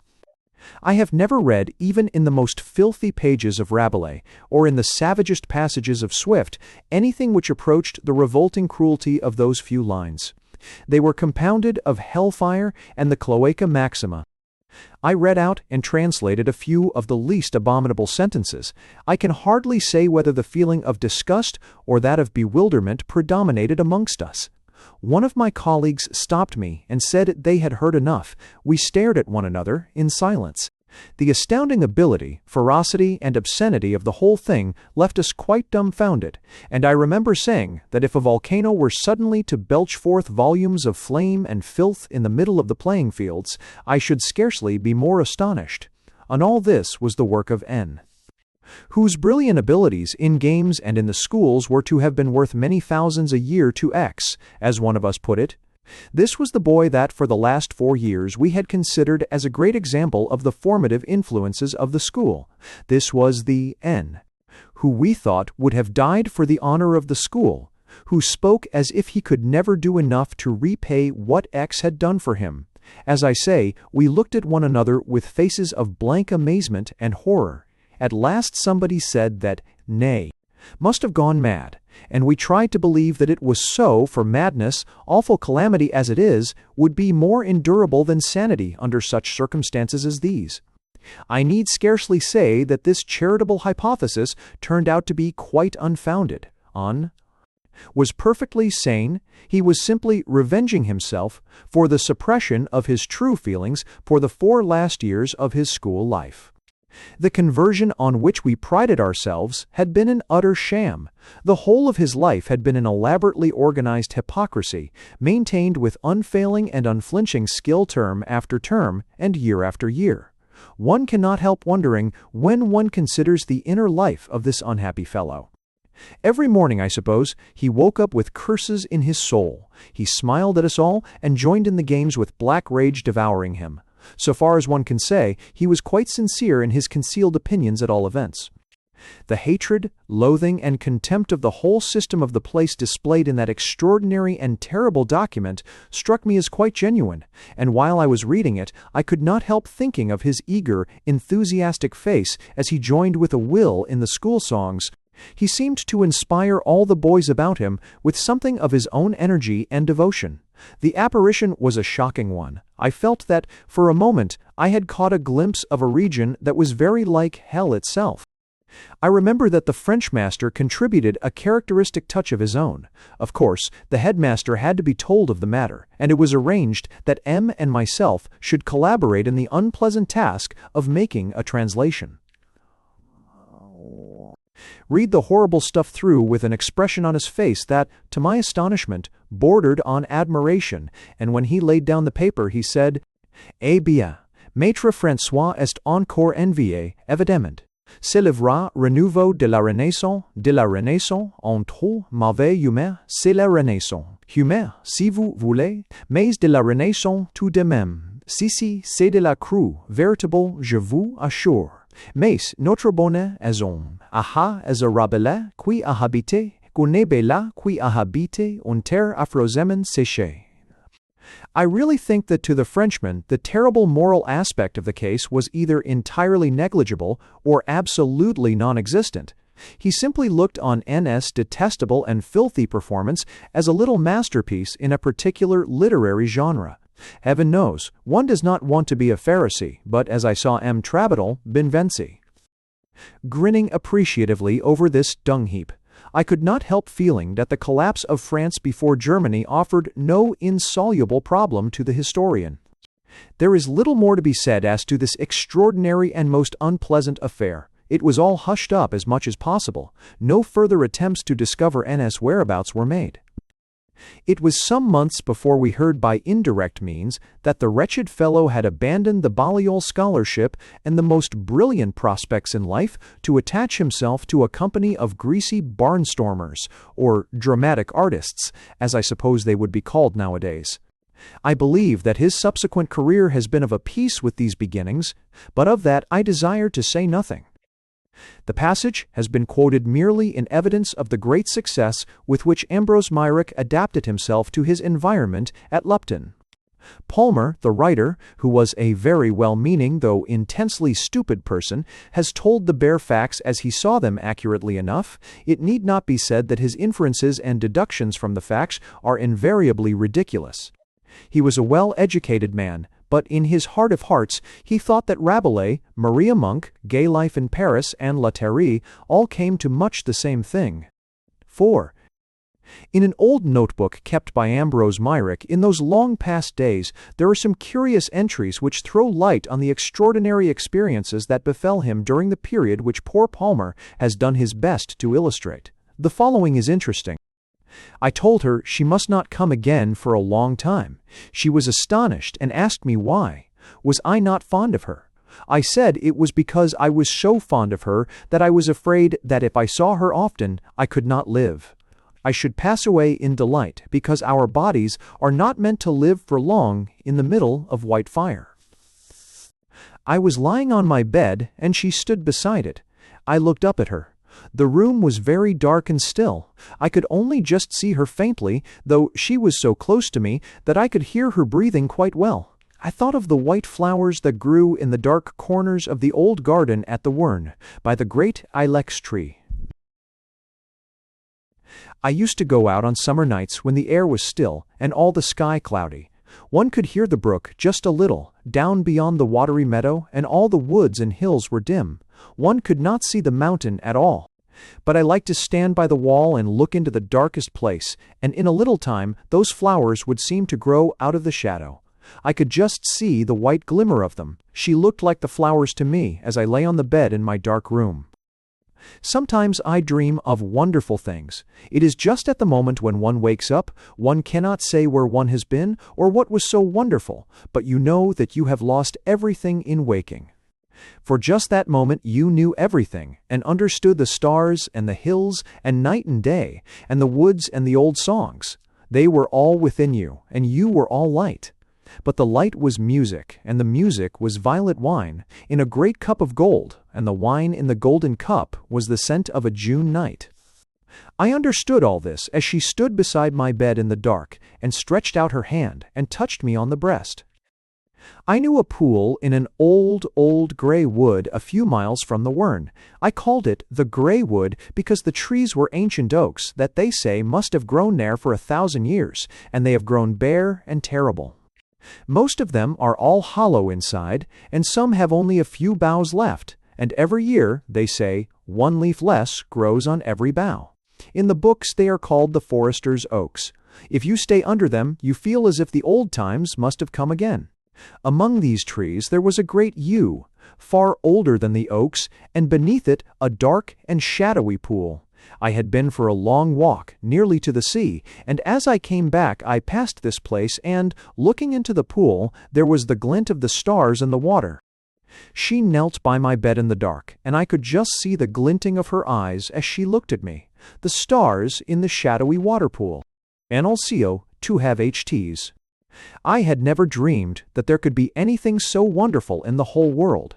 My father had told me of many beautiful and holy and glorious things, of all the heavenly mysteries by which those who know live forever, all the things which the doctor and my uncle and the other silly clergymen in the chapel. 2. DSE, one people, because they don't really know anything at all about them, only their names, so they are like dogs and pigs and asses who have somehow found their way into a beautiful room, full of precious and delicate treasures. These things my father told me of long ago, of the great mystery of the offering. Footnote 1. A highly Rabelaisian phrase is omitted. Ich.1977. And I have learned the wonders of the old venerable saints that once were marbles in our land, as the Welsh poem says, and of all the great works that shone around their feet as they went upon the mountains and sought the deserts of ocean. I have seen their marks and writings cut on the edges of the rocks. I know where Segramnus lies, buried in Walid Morgan, and I shall not forget how I saw the blessed cup of Telo Agios drawn out from golden veils on Minid Mawr, when the stars poured out of the jewel, and I saw the sea of the saints and the spiritual things in Cor Arbenek. My father read out to me all the histories of Telo, Dewey, and Iltyd, of their marvelous chalices and altars of paradise from which they made the books of the Grail afterwards, and all these things are beautiful to me. But, as the anointed bard said, with the bodily lips I receive the drink of mortal vineyards, with spiritual understanding wine from the garths of the undying. May Mahengel intercede for me that these may be mingled in one cup, let the door between body and soul be thrown open. For in that day earth will have become paradise, and the secret sayings of the bards shall be verified. I always knew what this meant, though my father told me that many people thought it obscure, or rather nonsense. But it is just the same really as another poem by the same bard, where he says, "My sin was found out, and when the old women on the bridge pointed at me I was ashamed. I was deeply grieved when the boys shouted rebukes as I went from Caer Nuid. How is it that I was not ashamed before the finger of the Almighty? I did not suffer agony at the rebuke of the Most High. The fist of Rhys is more dreadful to me than the hand of God. He means, I think, that our great loss is that we separate what is one and make it two, and then, having done so, we make the less real into the more real, as if we thought the glass made to hold wine more important than the wine it holds. And this is what I had felt, for it was only twice that I had known wonders in my body, when I saw the cup of Tylo Sant, and when the mountains appeared in vision, and so, as the bard says, the door is shut. The life of bodily things is hard, just as the wineglass is hard. We can touch it and feel it and see it always before us. The wine is drunk and forgotten, it cannot be held. I believe the air about us is just as substantial as a mountain or a cathedral, but unless we remind ourselves we think of the air as nothing, it is not heart. But now I was in paradise, for body and soul were molten in one fire and went up in one flame. The mortal and the immortal vines were made one. Through the joy of the body, I possessed the joy of the spirit. And it was so strange to think that all this was through a woman I had seen dozens of times and had thought nothing of, except that she was pleasant-looking and that the color of her hair, like copper, was very beautiful. I cannot understand it. I cannot feel that she is really Nellie Foran, who opens the door and waits at table, for she is a miracle. How I should have wondered once if I had seen a stone by the roadside become a jewel of fire and glory, but if that were to happen, it would not be so strange as what happened to me. I cannot see now the black dress and the servant's cap and apron. I see the wonderful, beautiful body shining through the darkness of my room, the glimmering of the white flower in the dark, the stars in the forest pool. O gift of the everlasting! O wonderful and hidden mystery! Many secrets have been vouchsafed to me. I have been long acquainted with the wisdom of the trees. Ash and oak and elm have communicated to me from my boyhood. The birch and the hazel and all the trees of the green wood have not been dumb. There is a cauldron rimmed with pearls of whose gifts I am not ignorant. I will speak little of it. Its treasures are known to bards. Many went on the search of Cair Pedrafan. 7 alone returned with Arthur, but my spirit was present. 7 are the apple trees in a beautiful orchard. I have eaten of their fruit, which is not bestowed on Saxons. I am not ignorant of a head which is glorious and venerable. It made perpetual entertainment for the warriors. Their joys would have been immortal. If they had not opened the door of the south, they could have feasted forever, listening to the song of the fairy birds of Rhiannon. Let not anyone instruct me concerning the glassy isle. In the garments of the saints who returned from it were rich odors of paradise. All this I knew, and yet my knowledge was ignorance. For one day, as I walked by Cair Rhiw in the principal forest of Gwent, I saw golden my Fanwy as she bathed in the brook Tarogi. Her hair flowed about her. Arthur's crown had dissolved into a shining mist. I gazed into her blue eyes, as it were, into twin heavens. All the parts of her body were adornments and miracles. O gift of the everlasting! O wonderful and hidden mystery! When I embraced my Fanwy, a moment became immortality. 20. Footnote 2, translated from the Welsh verses quoted in the notebook. 1TTN asked. And yet I dare say this gold in my Fanwys was what people call a common girl, and perhaps she did rough, hard work, and nobody thought anything of her till the bard found her bathing in the brook of Tarogi. The birds in the wood said, when they saw the nightingale, "This is a contemptible stranger." June 24. Since I wrote last in this book, the summer has come. This morning I woke up very early, and even in this horrible place the air was pure and bright, as the sun rose up and the long beams shone on the cedar outside the window. She came to me by the way they think is locked and fastened, and, just as the world is white and gold at the dawn, so was she. A blackbird began to sing beneath the window. I think it came from far, for it sang to me of morning on the mountain, and the woods all still, and a little bright brook rushing down the hillside between dark green alders, and air that must be blown from heaven. There is a bird that sings in the valley of the Soar. Dewey and Tegfeth and Cybele preside over that region. Sweet is the valley, sweet the sound of its waters. There is a bird that sings in the valley of the Soar. Its voice is golden, like the ringing of the saints' bells. Sweet is the valley, echoing with melodies. There is a bird that sings in the valley of the Soar. Tegfeth in the south won red martyrdom. Her song is heard in the perpetual choirs of heaven. There is a bird that sings in the valley of the Soar. Dewey in the west had an altar from paradise. He taught the valleys of Britain to resound with Alleluia. There is a bird that sings in the valley of the Soar. Cybe in the north was the teacher of princes. Through him Ed Logan sings praise to heaven. There is a bird that sings in the valley of the Soar. When shall I hear again the notes of its melody? When shall I behold once more Gwladys in that valley? After 3. Footnote 3. The following translation of these verses appeared in Poems from the Old Bards, by Taliesin, Bristol, 1812 or 1812. In Soar's sweet valley, where the sound of holy anthems once was heard from many a saint, the hills prolong only the music of the bird. In Soar's sweet valley, where the brook, with many a ripple flows along, delicious prospects meet the eye, the ear is charmed with Philmel's song. In Soar's sweet valley once a maid, despising worldly prospects gay, resigned her note in earthly choirs, which now in heaven must sound alway. In Soar's sweet valley, David preached his gospel accents so beguiled the savage Britons that they turned their fiercest cries to music mild. 1 of Balony, in Soar's sweet valley, Cybe taught to haughty prince the holy law, the way to heaven he showed, and then the subject tribes inspired with awe. In Soar's sweet valley still, the song of Philmel sounds and checks alarms. But when shall I once more renew those heavenly hours in Gladys's arms? Taliesin was the pseudonym of an amiable clergyman, the Reverend Owen Thomas, for many years curate of Lantrasant. He died in 1820 at the great age of 84. His original poetry in Welsh was reputed as far superior to his translations, and he made a very valuable and curious collection of Cymric antiquities, which remains in manuscript in the keeping of his descendants.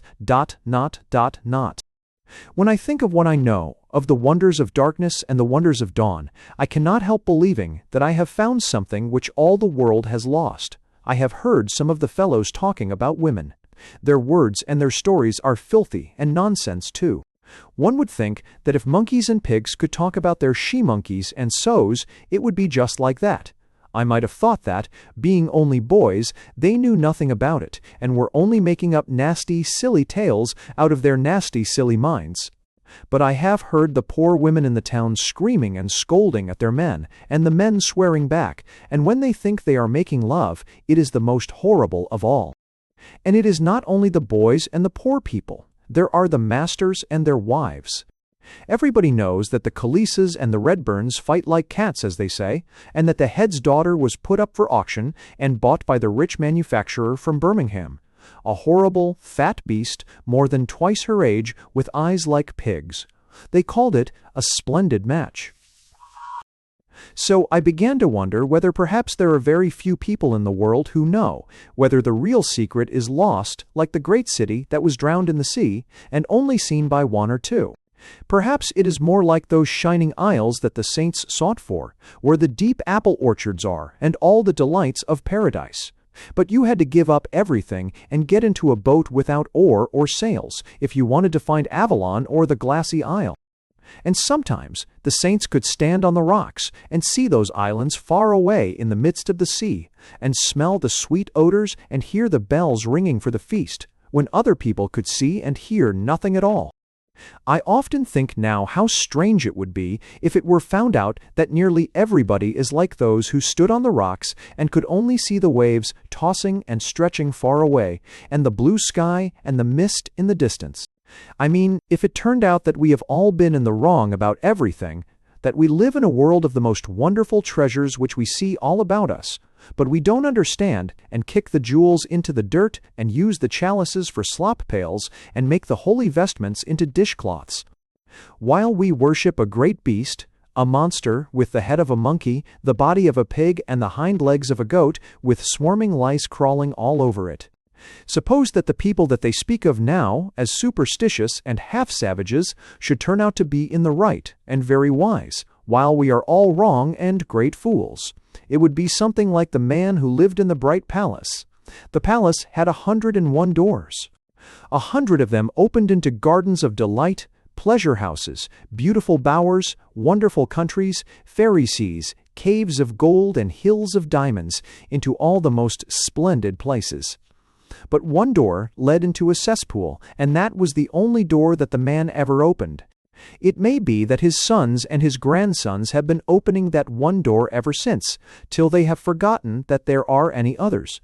So if anyone dares to speak of the ways to the garden of delight or the hills of gold, he is called a madman or a very wicked person. July 15. The other day a very strange thing happened. I had gone for a short walk out of the town before dinner on the Dunham Road, and came as far as the 4 ways where the roads cross.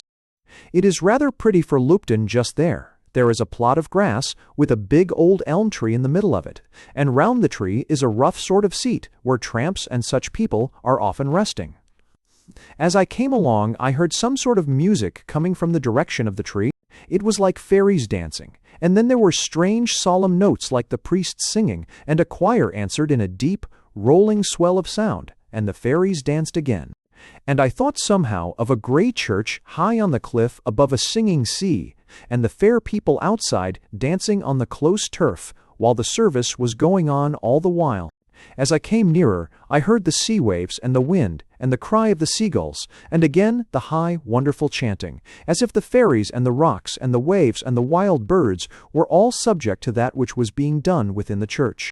I wondered what it could be, and then I saw there was an old, ragged man sitting on the seat under the tree, playing the fiddle all to himself and rocking from side to side. He stopped directly he saw me and said, "Ah, now, would your young honor do yourself the pleasure of giving the poor old fiddler a penny, or maybe 2, for Lupton is the very hell of a town altogether, and when I play to Dirty Robes the reel of the warriors, they ask for something about 2 Obadiahs, the devil's black curse be on them. And it's but dry work playing to the leaf and the green sod. The blessing of the holy saints be on your honor now, this day and forever. 'Tis but a scarcity of beer that I have tasted for a long day, I assure your honor." I had given him a shilling because I thought his music so wonderful. He looked at me steadily as he finished talking, and his face changed. I thought he was frightened. He stared so oddly. I asked him if he was ill. "May I be forgiven?" he said, speaking quite gravely, without that wheedling way he had when he first spoke.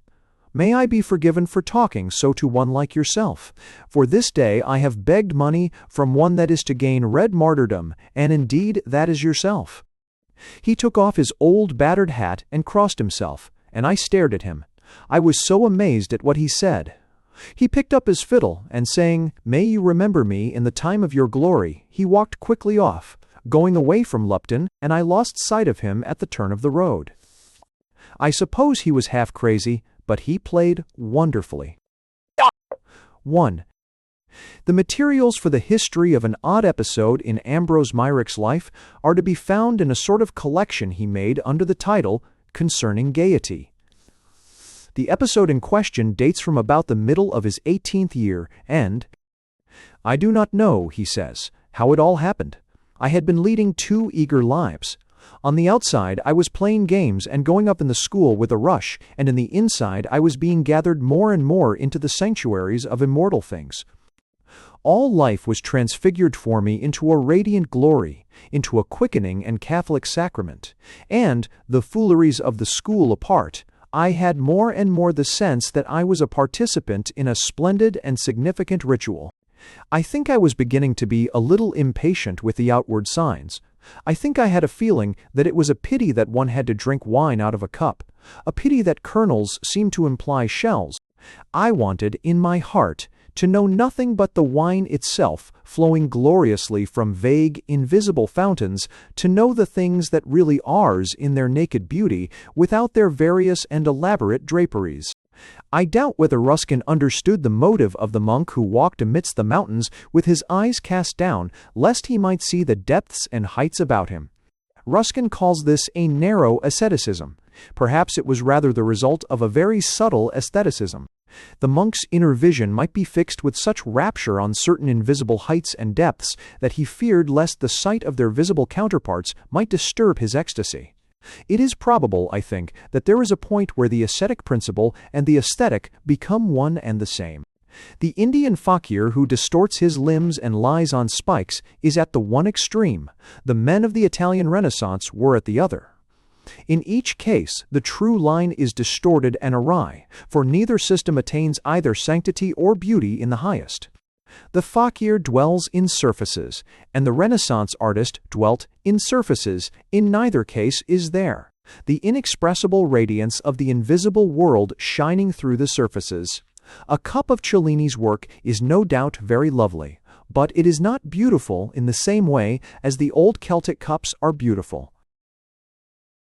I think I was in some danger of going wrong at the time I am talking about. I was altogether too impatient of surfaces. Heaven forbid the notion that I was ever in danger of being in any sense of the word a Protestant, but perhaps I was rather inclined to the fundamental heresy on which Protestantism builds its objection to what is called ritual. I suppose this heresy is really manichae. It is a charge of corruption and evil made against the visible universe, which is affirmed to be not very good, but very bad, or, at all events, too bad to be used as the vehicle of spiritual truth. It is extraordinary, by the way, that the thinking Protestant does not perceive that this principle damns all creeds and all Bibles and all teaching quite as effectually as it damns candles and chasubles. Unless, indeed, the Protestant thinks that the logical understanding is a competent vehicle of eternal truth, and that God can be properly and adequately defined and explained in human speech. If he thinks that, he is an ass. Incense, vestments, candles, all ceremonies, processions, rites, all these things are miserably inadequate, but they do not abound in the horrible pitfalls, misapprehensions, errors which are inseparable from speech of men used as an expression of the Church. In a Savage Dance, there may be a vast deal more of the truth than in many of the hymns in our hymn books. After all, as Martinez said, we must even be content with what we have, whether it be censors or syllogisms or both. The way of the censor is certainly the safer, as I have said, I suppose because the ruin of the external universe is not nearly so deep nor so virulent as the ruin of men.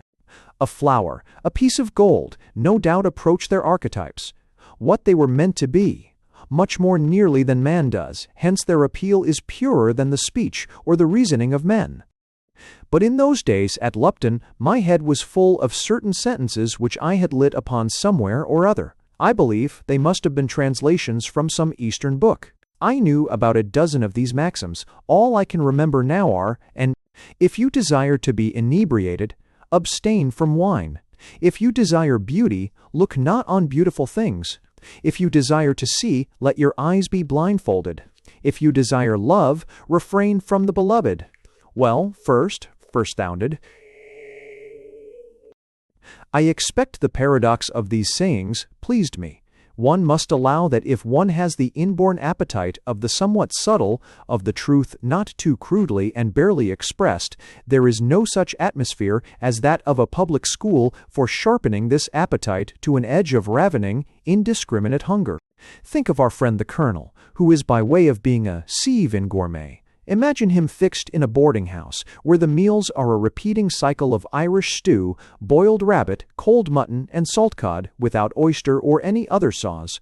Then let him out and place him in the Café Anglais. With what a fierce relish would he set tooth into curious and sought-out dishes.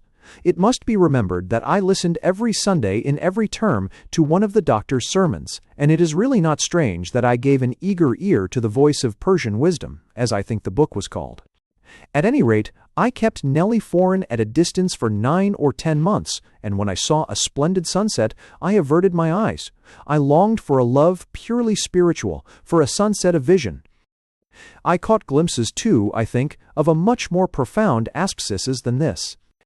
I suppose you have the asaxis in its simplest, most rationalized form in the case of Bill the engine driver. I forget in what great work of Theologia Moralis I found the instance. Perhaps Bill was really Iquidem in the original, and his occupation stated as that of Nauarchus. At all events, Bill is fond of 4 ale, but he had perceived that 2 pots of this beverage consumed before a professional journey tended to make him rather sleepy, rather less alert than he might be in the execution of his very responsible duties. Hence Bill, considering this, wisely contents himself with 1 pot before mounting on his cab. He has deprived himself of a sensible good in order that an equally sensible but greater good may be secured, in order that he and the passengers may run no risks on the journey. Next to this simple asceticism comes, I suppose, the ordinary discipline of the Church, the abandonment of sensible goods to secure spiritual ends, the turning away from the type to the prototype, from the sight of the eyes to the vision of the soul.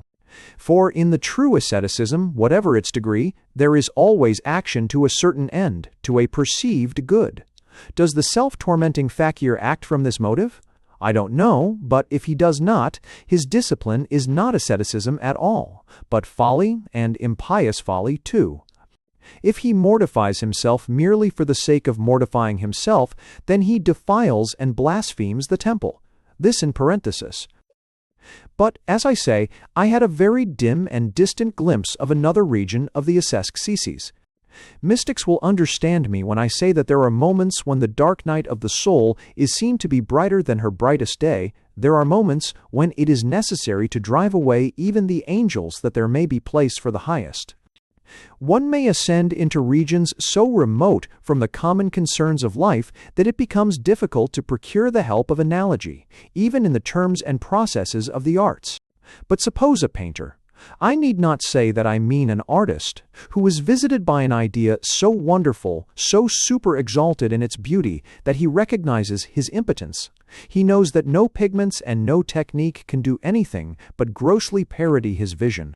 Well, he will show his greatness by not attempting to paint that vision. He will write on a bare canvas eviatit anima, sed non pinxit manus, and I am sure that there are many romances which have never been written. It was a highly paradoxical, even a dangerous philosophy that affirmed God to be rather non-ens than ensi than ens. But there are moods in which one appreciates the thought.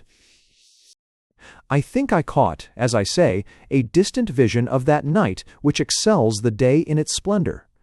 It began with the eyes turned away from the sunset, with lips that refused kisses. Then there came a command to the heart to cease from longing for the dear land of Gwent, to cease from that aching desire that had never died for so many years for the sight of the old land and those hills and woods of most sweet and anguished memory. I remember once, when I was a great lout of 16, I went to see the Lupton Fair. I always liked the great booths and caravans and merry-go-rounds, all ablaze of barbaric green and red and gold, flaming and glowing in the middle of the trampled sodden field against a background of Lupton and wet grey autumn sky. There were country folk then who wore smock frocks and looked like men in them too. One saw scores of these brave fellows at the fair, dull, good jutes with flaxen hair that was almost white and with broad pink faces. I liked to see them in the white robe and the curious embroidery. They were a note of wholesomeness, an embassage from the old English village life to our filthy industrial center. It was odd to see how they stared about them. They wondered, I think, at the beastliness of the place, and yet, poor fellows, they felt bound to admire the evidence of so much money. Yes, they were of old England. They savored of the long, bending, broad village street, the gable ends, the grey fronts of old mellow bricks, the thatched roofs here and there, the bulging window of the village shop, the old church indecorous, somewhat dull perpendicular among the elms, and, above all playing.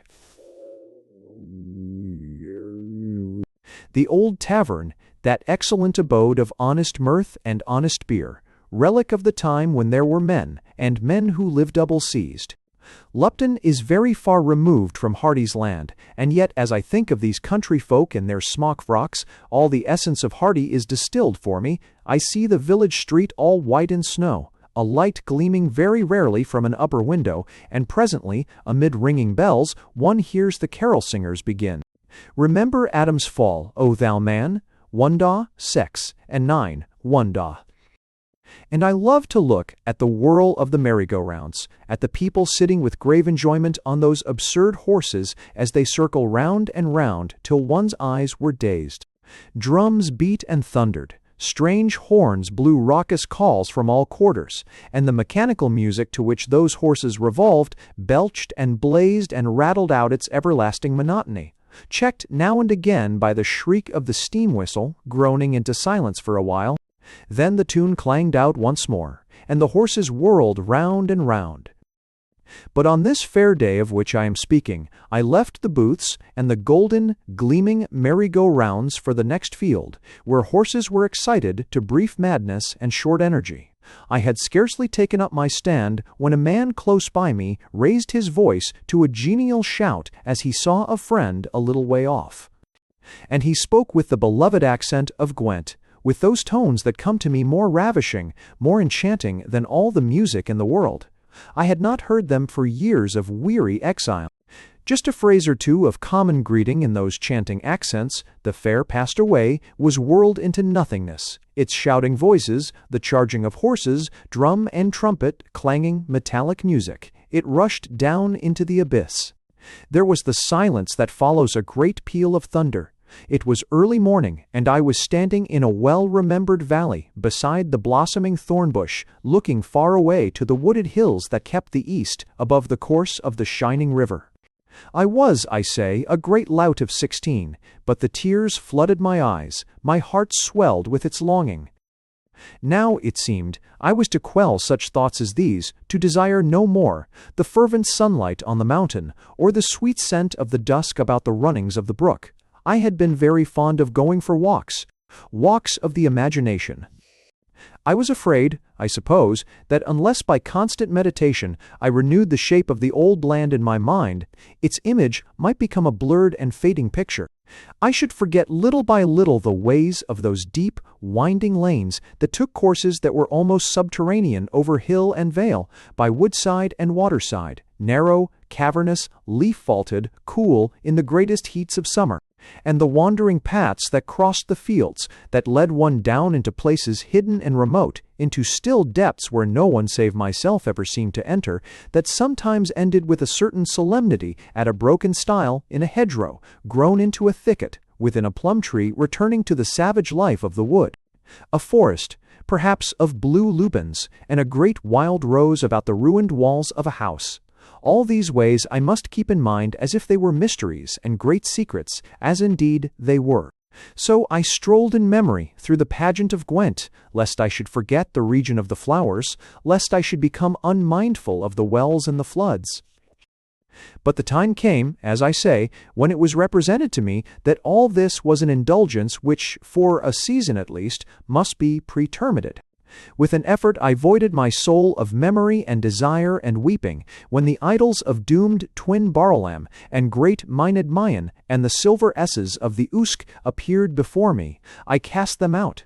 I would not meditate white Caerleon shining across the river. I endured, I think, the severest pains. De Quincey, that admirable artist, that searcher into secrets and master of mysteries, has described my pains for me under the figure of the opium-eater breaking the bonds of his vice. How often, when the abominations of Lupton, its sham energies, its sham morals, its sham enthusiasms, all its battalia of cant, surged and beat upon me, have I been sorely tempted to yield, to suffer no more the press of folly, but to steal away by a secret path I knew. To dwell in a secure valley where the foolish could never trouble me. Sometimes I fell, as I drank deep then of the magic well water, and went astray in the green dells and avenues of the wildwood. Still, I struggled to refrain my heart from these things, to keep my spirit under the severe discipline of abstention, and with a constant effort I succeeded more and more. But there was a yet deeper depth in this process of catharsis. I have said that sometimes one must expel the angels that God may have room. And now the strict ordinance was given that I should sever myself from that great dream of Celtic sanctity that for me had always been d'other dream, the innermost shrine in which I could take refuge, the house of sovereign medicaments where all the wounds of soul and body were healed. One does not wish to be harsh, we must admit, I suppose, that moderate, sensible Anglicanism must have something in it, since the absolute sham cannot very well continue to exist. Let us say, then, that it is highly favorable to a respectable and moral life, that it encourages a temperate and well-regulated spirit of devotion. It was certainly a very excellent and, according to her lights, devout woman who, in her version of the Anima Christi, altered inebriate me's to purify me, altered to purify me, and it was a good cleric who hated the Vulgate reading, Si calix meus inebrians. My father had always instructed me that we must conform outwardly and bear with dearly beloved brethren, while we celebrated in our hearts the ancient Mass of the Britons and waited for Cadwallader to return. I reverenced his teaching, I still reverence it, and agree that we must conform. But in my heart I have always doubted whether moderate Anglicanism be Christianity in any sense, whether it even deserves to be called a religion at all. I do not doubt, of course, that many truly religious people have professed it. I speak of the system and of the atmosphere which emanates from it. And when the public school ethos is added to this, well, the resultant teaching comes pretty much to the dogma that heaven and the head are strict allies. One must not degenerate into ecclesiastical controversy. I merely want to say that I never dreamed of looking for religion in our chapel services.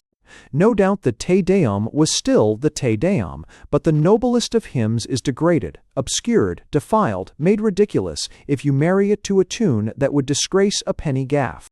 Personally, I think that the airs on the piano organs are much more reverend compositions than Anglican chants, and I am sure that many popular hymn tunes are vastly inferior in solemnity to I dunno where I are. No, the religion that led me and drew me and compelled me was that wonderful and doubtful mythos of the Celtic Church. It was the study, nay, more than the study, the enthusiasm, of my father's life, and as I was literally baptized with water from a holy well, so spiritually the great legend of the saints and their amazing lives had tinged all my dearest aspirations, had become to me the glowing vestment of the great mystery. One may sometimes be deeply interested in the matter of a tale, while one is wearied or sickened by the manner of it.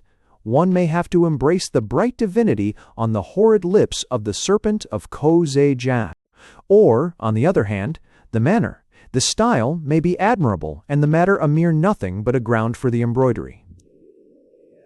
But for me the Celtic mythos was the perfect thing, the king's daughter, omnis gloria, ejus filia, ejus ab aentus, in fimbris ores circumamicta varietatibus. I have learned much more of this great mystery since those days. I have seen, that is, how entirely, how absolutely my boyhood's faith was justified. But even then, with but little knowledge, I was rapt at the thought of this marvelous knight-errantry, of this Christianity which was not a moral code, with some sort of metaphorical heaven held out as a reward for its due observance, but a great mystical adventure into the unknown sanctity. Imagine a bishop of the established church getting into a boat without oar or sails. Imagine him, if you can, doing anything remotely analogous to such an action. Conceive the late Archbishop Tate going apart into the chapel at Lambeth for 3 days and 3 nights, then you may well conceive the people in the opposite bank being dazzled with the blinding supernatural light poured forth from the chapel windows. Of course, the end of the Celtic Church was ruin and confusion, but Don Quixote failed and fell, while Sancho Panza lived a fat, prosperous peasant. He inherited, I think, a considerable sum from the knight, and was, no doubt, a good deal looked up to in the village.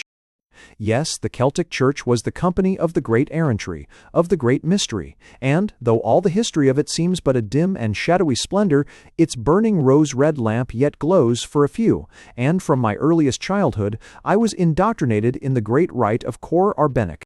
When I was still very young, I had been humored with the sight of a wonderful relic of the saints. Never shall I forget that experience of the holy magic of sanctity.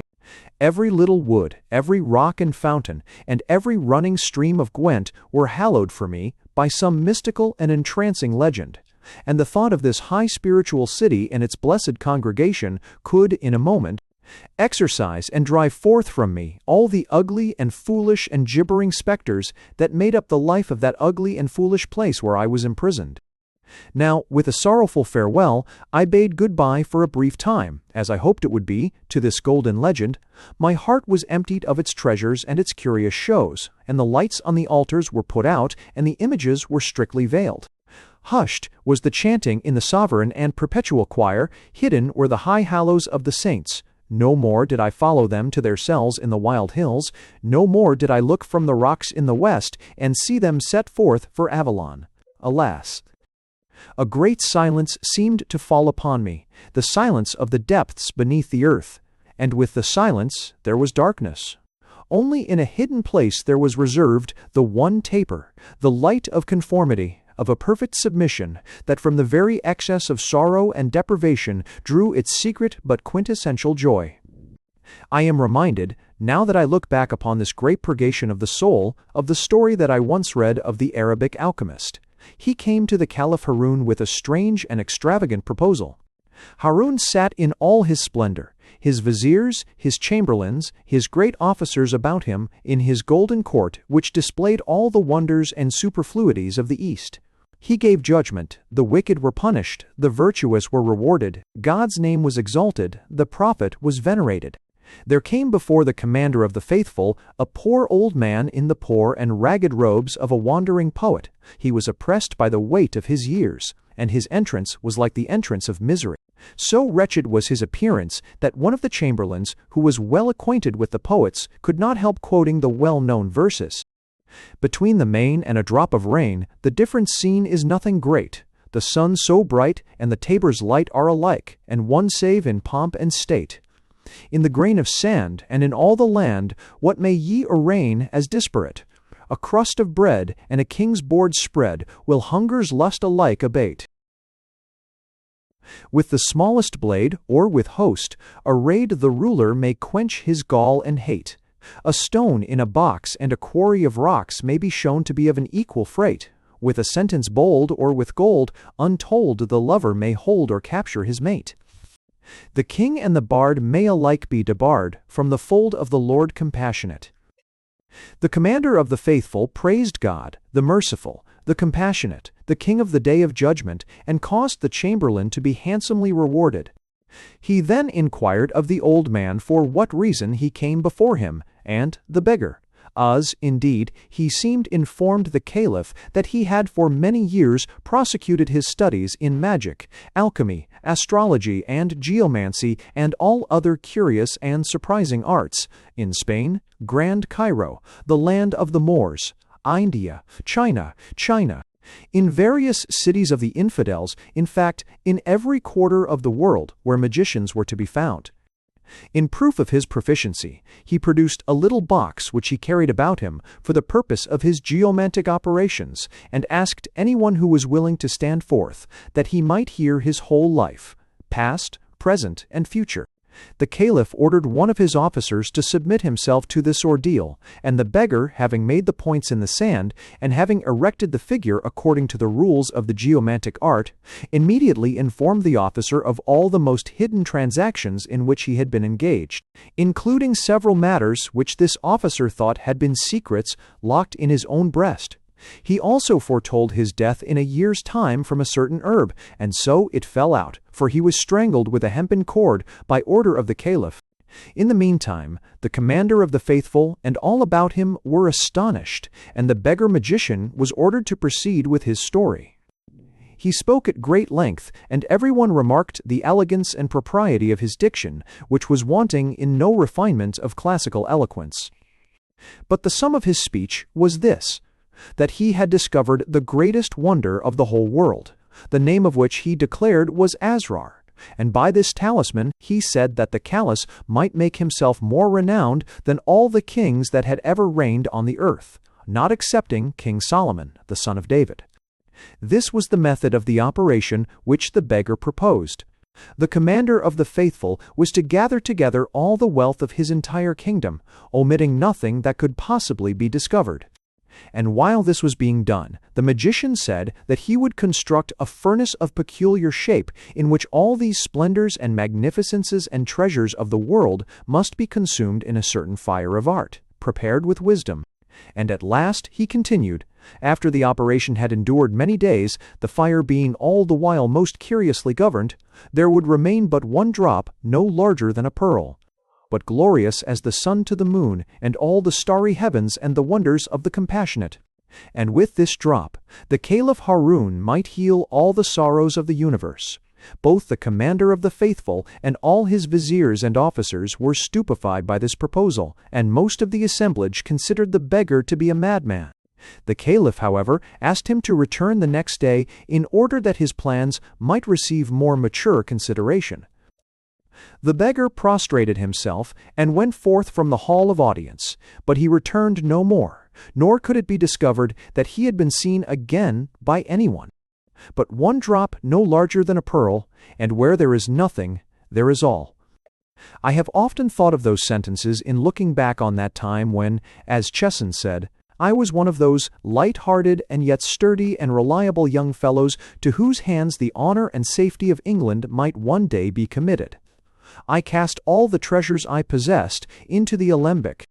Again and again they were rectified by the heat of the fire, most curiously governed. I saw the engendering of the crows black as pitch, the flight of the dove with silver wings, and at last soul rose red and glorious, and I fell down and gave thanks to heaven for this most wonderful gift, the sun blessed of the fire. I had dispossessed myself of all, and I found that I possessed all. I had thrown away all the money in my purse, and I was richer than I had ever been. I had died, and I had found a new life in the land of the living. It is curious that I should now have to explain the pertinency of all that I have written to the title of this note concerning gaiety. It should not be necessary. The chain of thought is almost painfully obvious, but I am afraid it is necessary. Well, I once read an interesting article in the daily paper. It was written apropos of some Shakespearean celebrations or other, and its purport was that modern England was ever so much happier than medieval or Elizabethan England. It is possible that an acute logician might find something to say on this thesis, but my interest lay in the following passages, which I quote: "Merry England, with its maypoles and its Whitsun ales, and its Shrovetide jousts and junketings, is dead for us, from the religious point of view. The England that has survived is, after all, a greater England still. It is Puritan England. Wherefore should the May Queen be holy, wise, and fair, if not to symbolize the Virgin Mary? And as for Shrovetide too, what point in jollity without a fast to follow?" The article is not over-illuminating, but I think the writer had caught a glimpse of the truth that there is a deep relation between mirth and sanctity, that no real mirth is possible without the apprehension of the mysteries as its antecedent. The fast and the feast are complementary terms. He is right. There is no point in jollity unless there is a fast or something of the nature of a fast to follow, though, of course, there is nothing to hinder the most advanced thinker from drinking as much fusel oil and raw Russian spirit as he likes. But the result of this course is not real mirth or jollity. It is perhaps more essentially dismal than a tease amongst the Protestant dissenters. And, on the other hand, true gaiety is only possible to those who have fasted, and now perhaps it will be seen that I have been describing the preparations for a light-hearted festival. The cloud passed away from me, the restrictions and inhibitions were suddenly removed, and I woke up one morning in dancing, bubbling spirits, every drop of blood in my body racing with new life, my nerves tingling and thrilling with energy. I laughed as I awoke. I was conscious that I was to engage in a strange and fantastic adventure, though I had not the remotest notion of what it was to be. Ambrose Myrick's adventure was certainly of the fantastic order. His fame had long been established on a sure footing with his uncle and with everybody else, and Mr. Horbury had congratulated him with genuine enthusiasm on his work in the examinations. The summer term was drawing to a close. Horbury was Ambrose's trustee, and he made no difficulty about signing a really handsome check for his nephew's holiday expenses and outfit. Ambrose said that he had thought of North Devon, of tramping over Exmoor, visiting the Dune country, and perhaps of working down to Dartmoor. You couldn't do better. You ought to try your hand at fishing. Wonderful sport in some of those streams. It mightn't come off at first, but with your eye and sense of distance, you'll soon make a fine angler. If you do have a turn at the trout, get hold of some local man and make him give you a wrinkle or two. It's no good getting your flies from town. Now, when I was fishing in Hampshire. Mr. Horbury went on, but the devil of gaiety had already dictated a wonderful scheme to Ambrose, and that night he informed Nellie Foran that she must alter her plans. She was to come with him to France instead of spending a fortnight at Blackpool.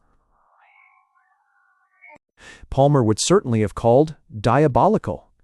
In the first place, there was to be a week in London, for Nellie must have some clothes, and this week began as an experience of high delight. It was not devoid of terror, for masters might be abroad, and Ambrose did not wish to leave Lupton for some time. However, they neither saw nor were seen.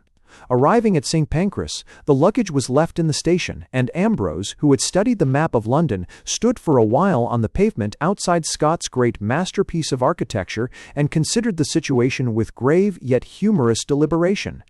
Nellie proved herself admirably worthy of the adventure. Its monstrous audacity appealed to her, and she was in a state of perpetual subdued laughter for some days after their arrival.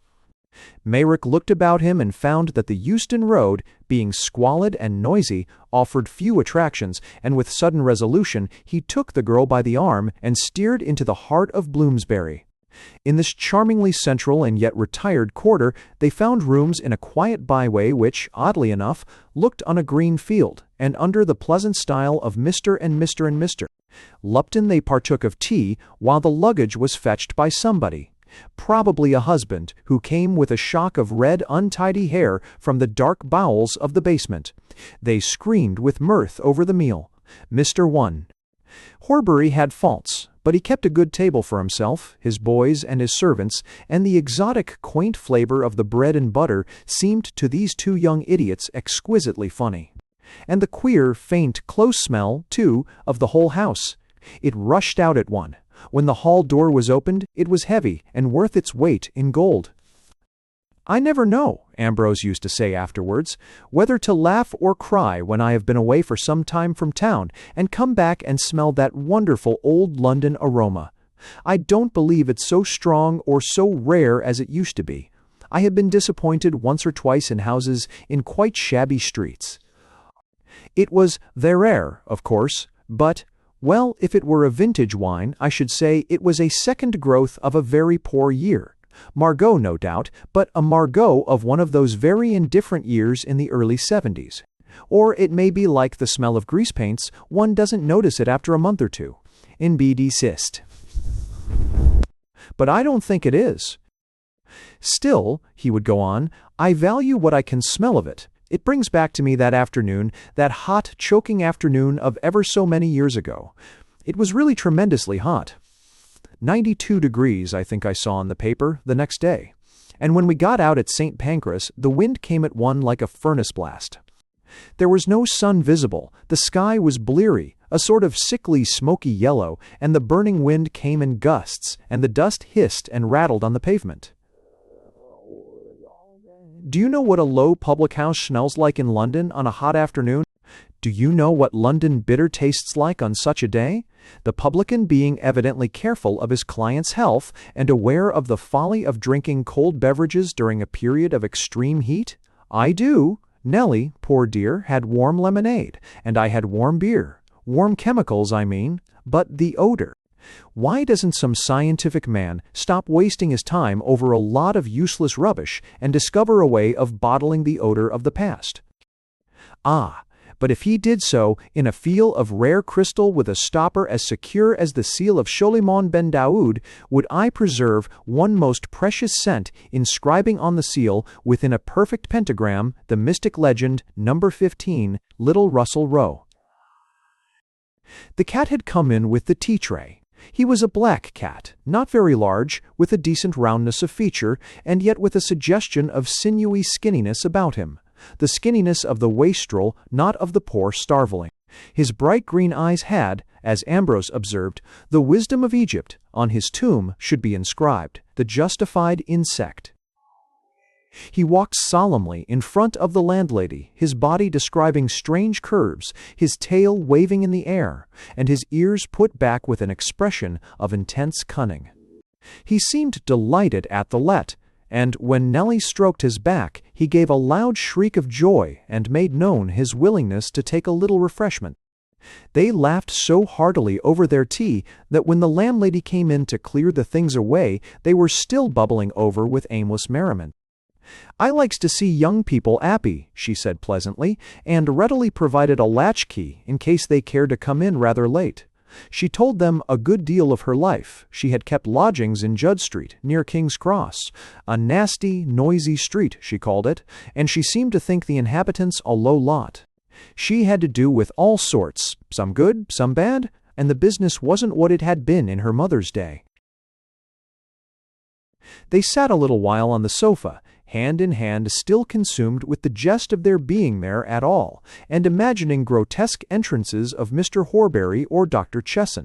Then they went out to wander about the streets, to see London easily, merrily, without bothering the Monument, or the British Museum, or Madame Tussauds. Finally, to get something to eat, they didn't know when or where or how, and they didn't in the least care. There was one sight they were not successful in avoiding. They had not journeyed far before the great portal of the British Museum confronted them, grandiose and gloomy. So, by the sober way of Great Russell Street, they made their way into Tottenham Court Road, and, finally, into Oxford Street. The shops were bright and splendid. The pavement was crowded with a hurrying multitude, as it seemed to the country folk, though it was the dullest season of the year. It was a great impression. Decidedly, London was a wonderful place. Already Ambrose felt a curious sense of being at home in it. It was not beautiful, but it was on the immense scale. It did something more than vomit stinks into the air, poison into the water, and rows of workmen's houses on the land. They wandered on, and then they had the fancy that they would like to explore the regions to the south. It was so impossible, as Ambrose said, to know where they would find themselves eventually. He carefully lost himself within a few minutes of Oxford Street, a few turnings to right and then to left. The navigation of strange alleys soon left them in the most satisfactory condition of bewilderment. The distinctions of the mariner's compass, its pedantry of east and west, north and south, were annihilated and had ceased to be. It was an adventure in a trackless desert, in the Australian bush, but on safer ground and in an infinitely more entertaining scene. At first they had passed through dark streets, Georgian and Augustan ways, gloomy enough and half deserted.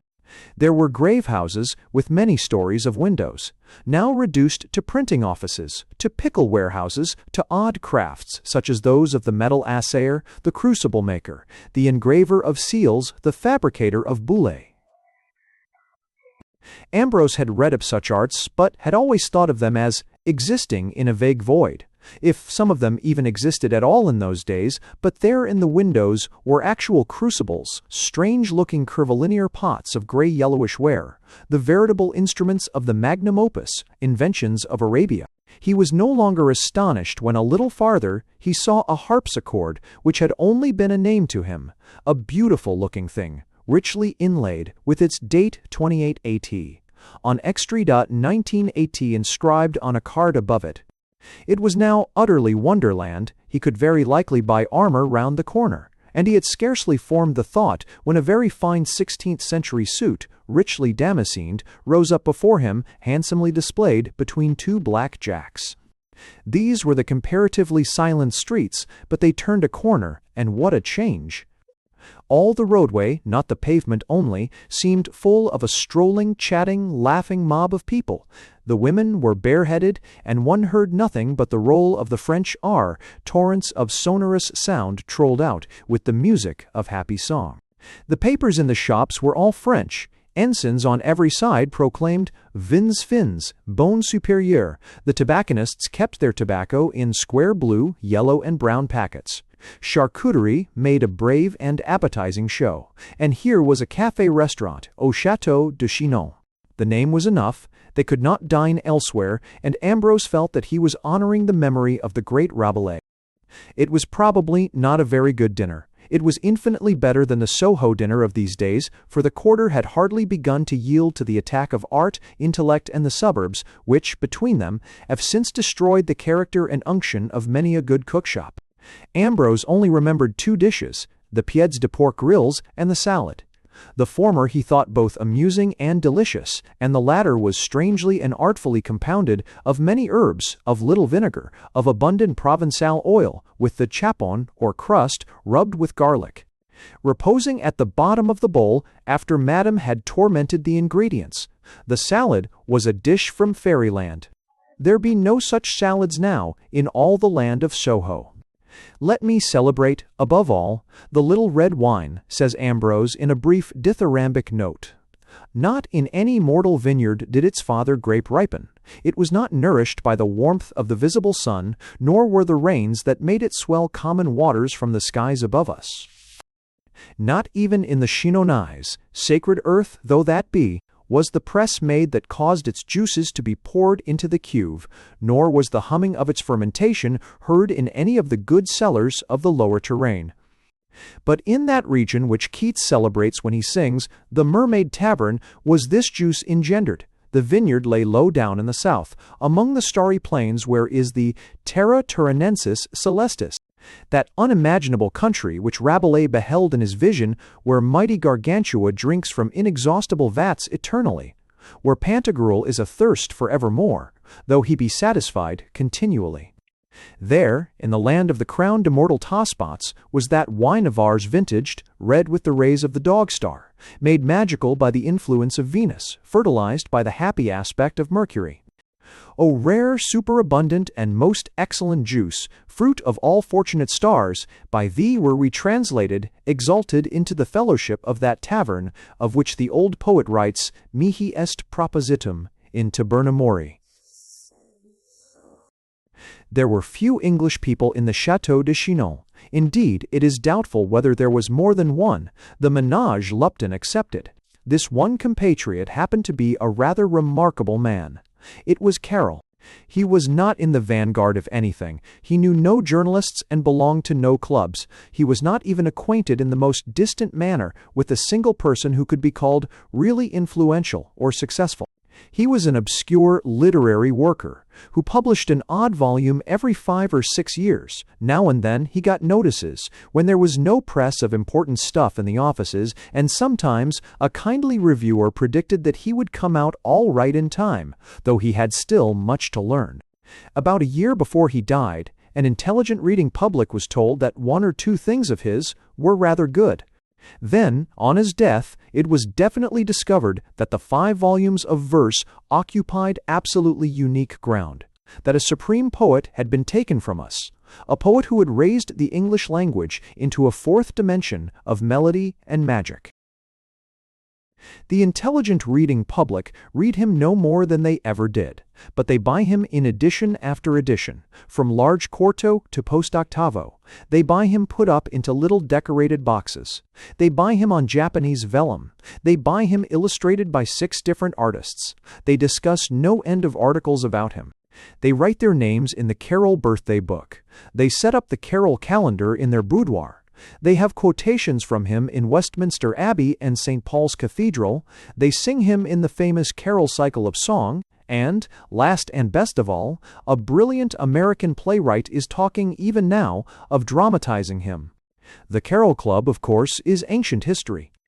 Its membership is confined to the ranks of intellect and art. It invites to its dinners foreign princes, bankers, major generals, and other persons of distinction, all of whom, of course, are intensely interested in the master's book, and the record and praise of the club are in all the papers. It is a pity that Carroll is dead. He would not have sworn he would have grinned. Even then, though he was not glorious, he was observant, and he left a brief note, a sort of thumbnail sketch, of his impressions that night at the Château de Chinon. I was sitting in my old corner, he says, wondering why the devil I wrote so badly on the whole and what the devil I was going to do with the subject that I had tackled. The dinner was not so bad at the old chateau in those days, though now they say the plate glass is the best dish in the establishment. I liked the old place. It was dingy and low down and rather disreputable, I fancy, and the company was miscellaneous French with a dash of Italian. Nearly all of us knew each other, and there were regulars who sat in the same seat night after night. I liked it all. I liked the coarse tablecloths, and the black-handled knives, and the lead spoons, and the damp adhesive salt, and the coarse, strong, black pepper that one helped with a fork handle.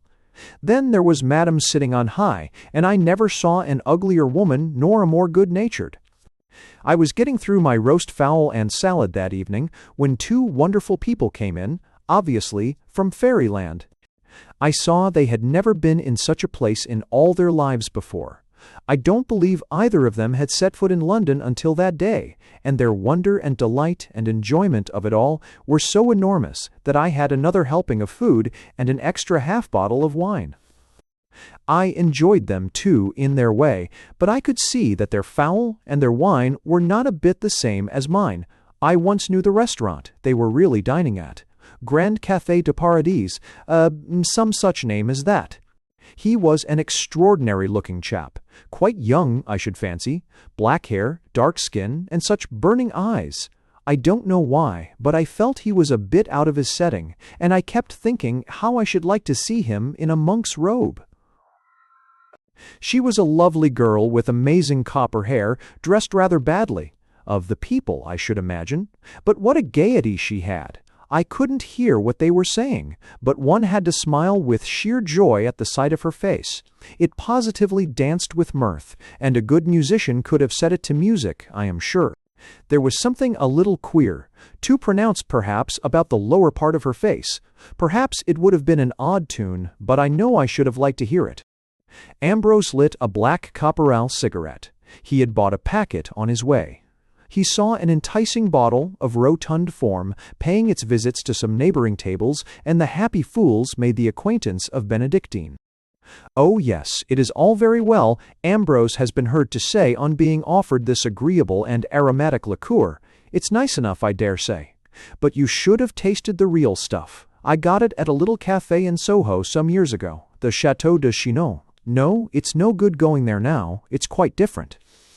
All the walls are plate glass and gold. The head waiter is called maître d'hôtel, and I am told it's quite the thing, both in southern and northern suburbs, to make up dinner parties at the chateau. Everything most correct. Evening dress, fans, opera cloaks, high-de-seek champagne, and stalls afterwards. One gets a glimpse of bohemian life that way, and everybody says it's been such a queer evening, but quite amusing too.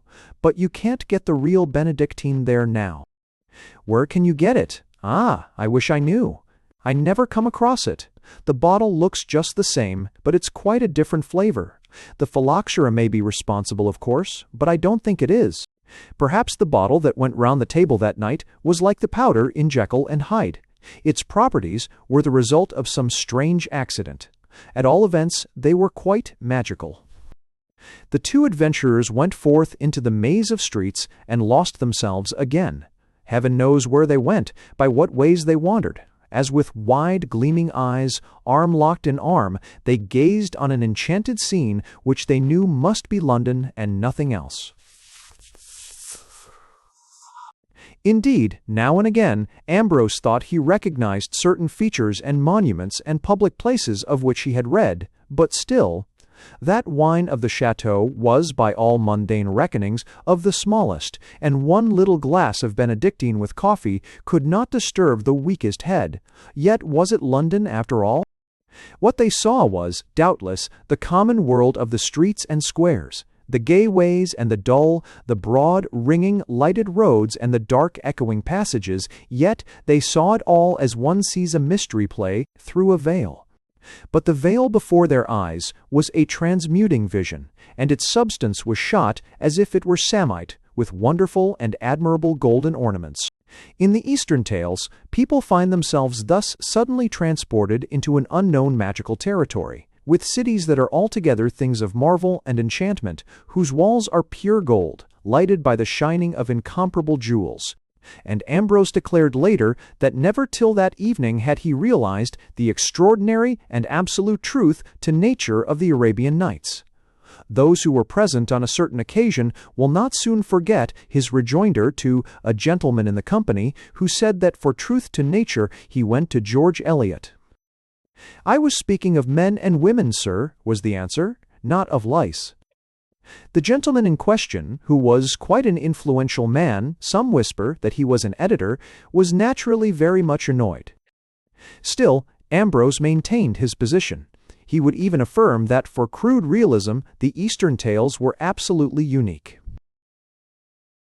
"Of course," he said, "I take realism to mean absolute and essential truthfulness of description, as opposed to merely conventional treatment. Zola is a realist, not, as the imbeciles suppose, because he described, well, rather minutely, many unpleasant sights and sounds and smells and emotions, but because he was a poet, a seer, because, in spite of his pseudo-philosophies, his cheap materialisms, he saw the true heart, the reality of things. Take La Terre. Do you think it is realistic because it describes minutely and probably faithfully the event of a cow calving? Not in the least. The local vet, who was called in, could probably do all that as well, or better. It is realist because it goes behind all the brutalities, all the piggeries and inhumanities of those frightful people, and shows us the strange, mad, transcendent passion that lay behind all those things, the wild desire for the land, a longing that burned, that devoured, that inflamed, that drove men to hell and death, as would a passion for a goddess who might never be attained. Remember how La Bosse's is personified, how the earth swells and quickens before one, how every clod and morsel of the soil cries for its service and its sacrifice and its victims. I call that realism. The Arabian Nights is also profoundly realistic, though both the subject matter and the method of treatment, the technique, are very different from the subject matter and the technique of Zola. Of course, there may be people who think that if you describe a pigsty well, you are a realist, and if you describe an altar well, you are romantic. I do not know that the mental processes of cretins form a very interesting subject for discussion. One may surmise, if one will, that the sudden violence of the change was a sufficient cause of exaltation.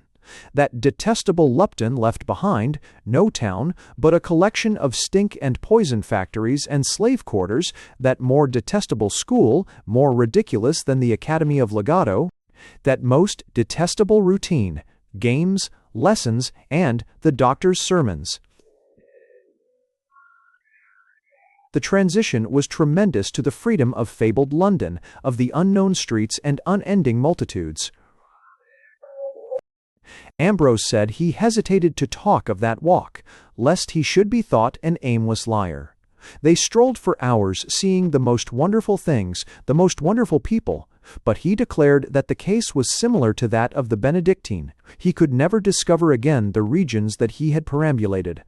Somewhere, he said, close to the Château de Chinon, there must be a passage which had since been blocked up. By it was the entrance to fairyland.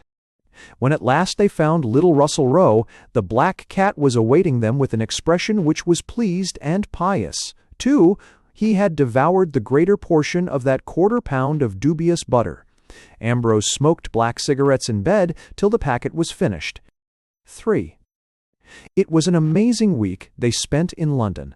For a couple of days, Nellie was busied in getting things and odds and ends, and, to her credit, she dressed the part most admirably.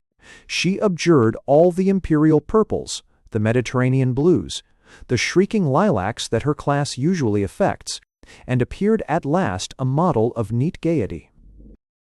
In the meantime, while these shopping expeditions were in progress, while Nellie consulted with those tall, dark-robed, golden-haired, and awful elegances which preside over the last mysteries of the draper and milliner, Ambrose sat at home in Little Russell Row, and worked out the outlines of some fantasies that had risen in his mind.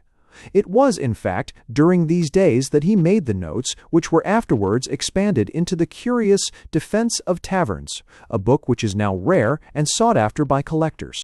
It is supposed that it was this work that was in poor Palmer's mind when the earnest man referred with a sort of gloomy reticence to Myrick's later career. He had, in all probability, not read a line of it, but the title was certainly not a very pleasing one, judged by ordinary scholastic standards. And it must be said that the critical reception of the book was not exactly encouraging. One paper wondered candidly why such a book was ever written or printed. Another denounced the author in good, set terms as an enemy of the great temperance movement, while a third, a monthly reviewer, declared that the work made his blood boil. Yet even the severest moralists should have seen by the epigraph that the apes and owls and antiques hid mysteries of some sort, since a writer whose purposes were really evil and intemperate would never have chosen such a motto as Jalalud.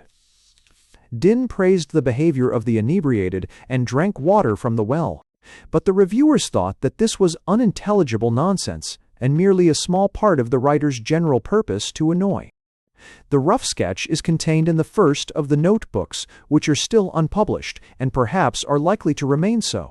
Mayrick jotted down his hints and ideas in the dingy first-floor front of the Bloomsbury lodging-house, sitting at the rosewood davenport, which, to the landlady, seemed the last word in beautiful furniture.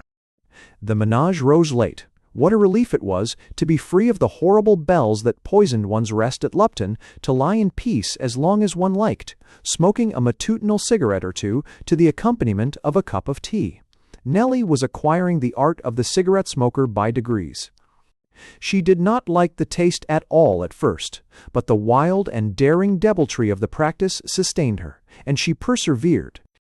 And while they thus wasted the best hours of the day, Ambrose would make to pass before the bottom of the bed a long procession of the masters, each uttering his characteristic word of horror and astonishment as he went by, each whirled away by some invisible power in the middle of a sentence. Thus would enter Chesson, fully attired in cassock, cap, and gown. Mayrick, it is impossible? Are you not aware that such conduct as this is entirely inconsistent with the tone of a great public school? Have the games S? But he was gone. His legs were seen vanishing in a whirlwind which bore him up the chimney. Then Horbury rose out of the carpet. Plain living and clear thinking are the notes of the system, a Spartan discipline. Mayrick, do you call this a Spartan discipline? Smoking tobacco and reposing with Diem. He shot like an arrow after the head. We discourage luxury by every means in our power. Boy, this is luxury. Boy, you are like the later Romans, boy. Heliogabalus was accustomed. Och, too. The chimney consumed Palmer also, and he gave place to another. Och, too, and he die. Inflate to another emplays. Roughly speaking, a boy should be always either in school or playing games. He should never be suffered to be at a loose end. Is this your idea of playing games? I tell you, Mayrick. The game amused Nellie more from its accompanying business and facial expression than from any particular comprehension of the dialogue. Ambrose saw that she could not grasp all the comedy of his situations, so he invented an idyll between the doctor and a notorious and flamboyant barmaid at the Bell. The fame of this lady ran great but not gracious through all Lupton.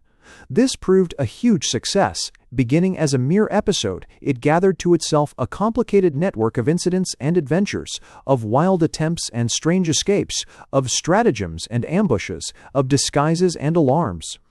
Indeed, as Ambrose instructed Nellie with great solemnity, the tale, at first an idyll, the simple pastoral story of the loves of the shepherd Chesson and the nymph Bella, was rapidly becoming epical in its character. He talked of dividing it into 12 books. He enlarged very elaborately the defeat of the suitors. In this, the dear old head, disguised as a bookmaker, drugged the whiskey of the young bloods who were accustomed to throng about the inner bar of the Bell. There was quite a long passage describing the compounding of the patent draught from various herbs, the enormous cook at the head's house enacting a kind of Canidia part and helping in the concoction of the dose. Mrs. Belper, the doctor would observe, This is most gratifying. I had no idea that your knowledge of simples was so extensive. Do I understand you to affirm that those few leaves which you hold in your hand will produce marked symptoms? Bless your dear art, Dr. Chesson, and if you'll forgive me for talking so to such a learned gentleman, and so good, I'm sure, but you'll find there's nothing in the world like it.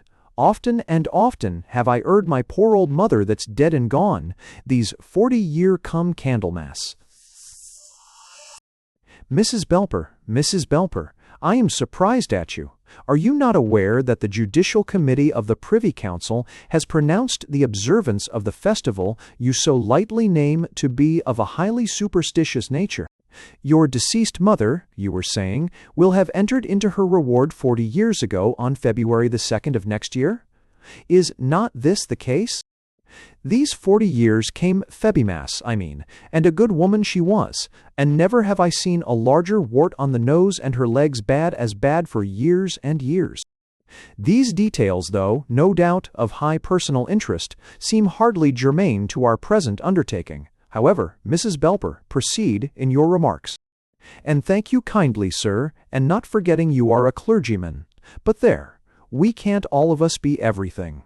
And my poor mother, as I was saying, sir, she said again and again that if she'd been like some folks, she'd a made a fortune in golden money from this very yarb, I'm a-showing you, sir. Dear me, Mrs. Belper, you interest me deeply. I have often thought how wrong it is of us to neglect, as undoubtedly we do neglect, the bounteous gifts of the kindly earth. Your lamented mother used this specific with remarkable success?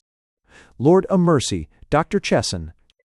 Elephants couldn't, stood against it, nor yet whales, being as how it's stronger than the strongest gunpowder that was ever brewed or blasted, and miles better than the nasty rubbage you get in them doctor's shops, and a pretty penny they make you pay for it, and no better than calomel, if you ask me, sir. But be it the strongest of the strong, I'll take my gospel oath. It's weak to what my poor mother made, and that anybody in Much Model Parish would tell you, for man, woman, or child, who took one of Mrs. Marjoram's mixtures and got over it, remember it he would, until his dying day. And my poor old mother, she was that funny, never was a cheerfuller woman, I do believe, and when Tom Copus, the lame fiddler, he got married, poor mother, though she could hardly walk, her legs was that bad, come she would, and if she didn't slip a little of the mixture into the beer when everybody was looking another way. Poor dear soul, as she said herself afterwards, mirth becomes marriage, and so to be sure it does, and merry they all were that day that didn't touch the beer, preferring spirits, which poor mother couldn't get at, being locked up, a nasty, mean trick I call it, and always will. Enough, Mrs. Belper, enough. You have amply satisfied me as to the potency of the late Mrs. Marjoram's pharmacopoeia. We will, if you have no objection, Mrs. Belper, make the mixture, to use the words of Shakespeare's, slab and thick. And bless your kind art, sir, and a good kind master you've always been to me, if you haven't got enough air to lay out all the Lupton town, call me a Dutchwoman, and that I never was, nor poor Belper neither. Certainly not, Mrs. Belper. The Dutch belong to a different branch of the great Teutonic stock, or, if identity had ever existed, the two races have long been differentiated. I think, Mrs. Belper, that the most eminent physicians have recognized the beneficial effects of a gentle laxative during the treacherous, though delightful, season of spring. Law bless you, sir, you're right, as you always are. Or why, doctor? As my poor mother used to say when she made up the mixture, scour 'em out is the right way about. And laugh she would as she pounded the stuff up till I really thought she would busted, and shaking like the best blancmangas all the while. Mrs. Belper, you have removed a weight from my mind. You think, then, that I shall be freed from all unfair competition while I pay my addresses to my young friend, Miss Floyer? As free you will be, Dr. Chesson, sir, as the little birds in the air, for not one of them young fellers will stand on his feet for days, and groans and owls will be the best word that mortal man will speak, and bless you they will with their dying breath. So, sir, you'll 'ave the sweet young lady, bless her dear art, all to yourself, and if it's twins, don't blame me. Mrs. Belper, your construction, if I may say so, is somewhat proleptic in its character, Still, I am sure that your meaning is good. Ha! I hear the bell for afternoon school." The doctor's voice happened to be shrill and piercing, with something of the tone of the tooth-comb and tissue paper, while the fat cook spoke in a suety, husky contralto.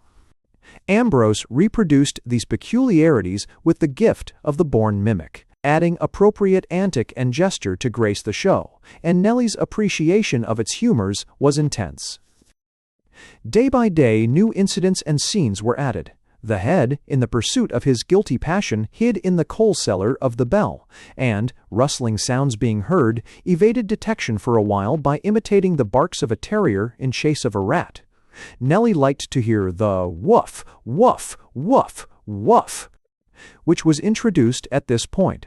She liked also the final catastrophe, when the odd man of the bell burst into the bar and said, "Dang my eyes, if it ain't the doctor. I seed his cap and gown as he run round and round the coals on all fours, a growling 'orrible."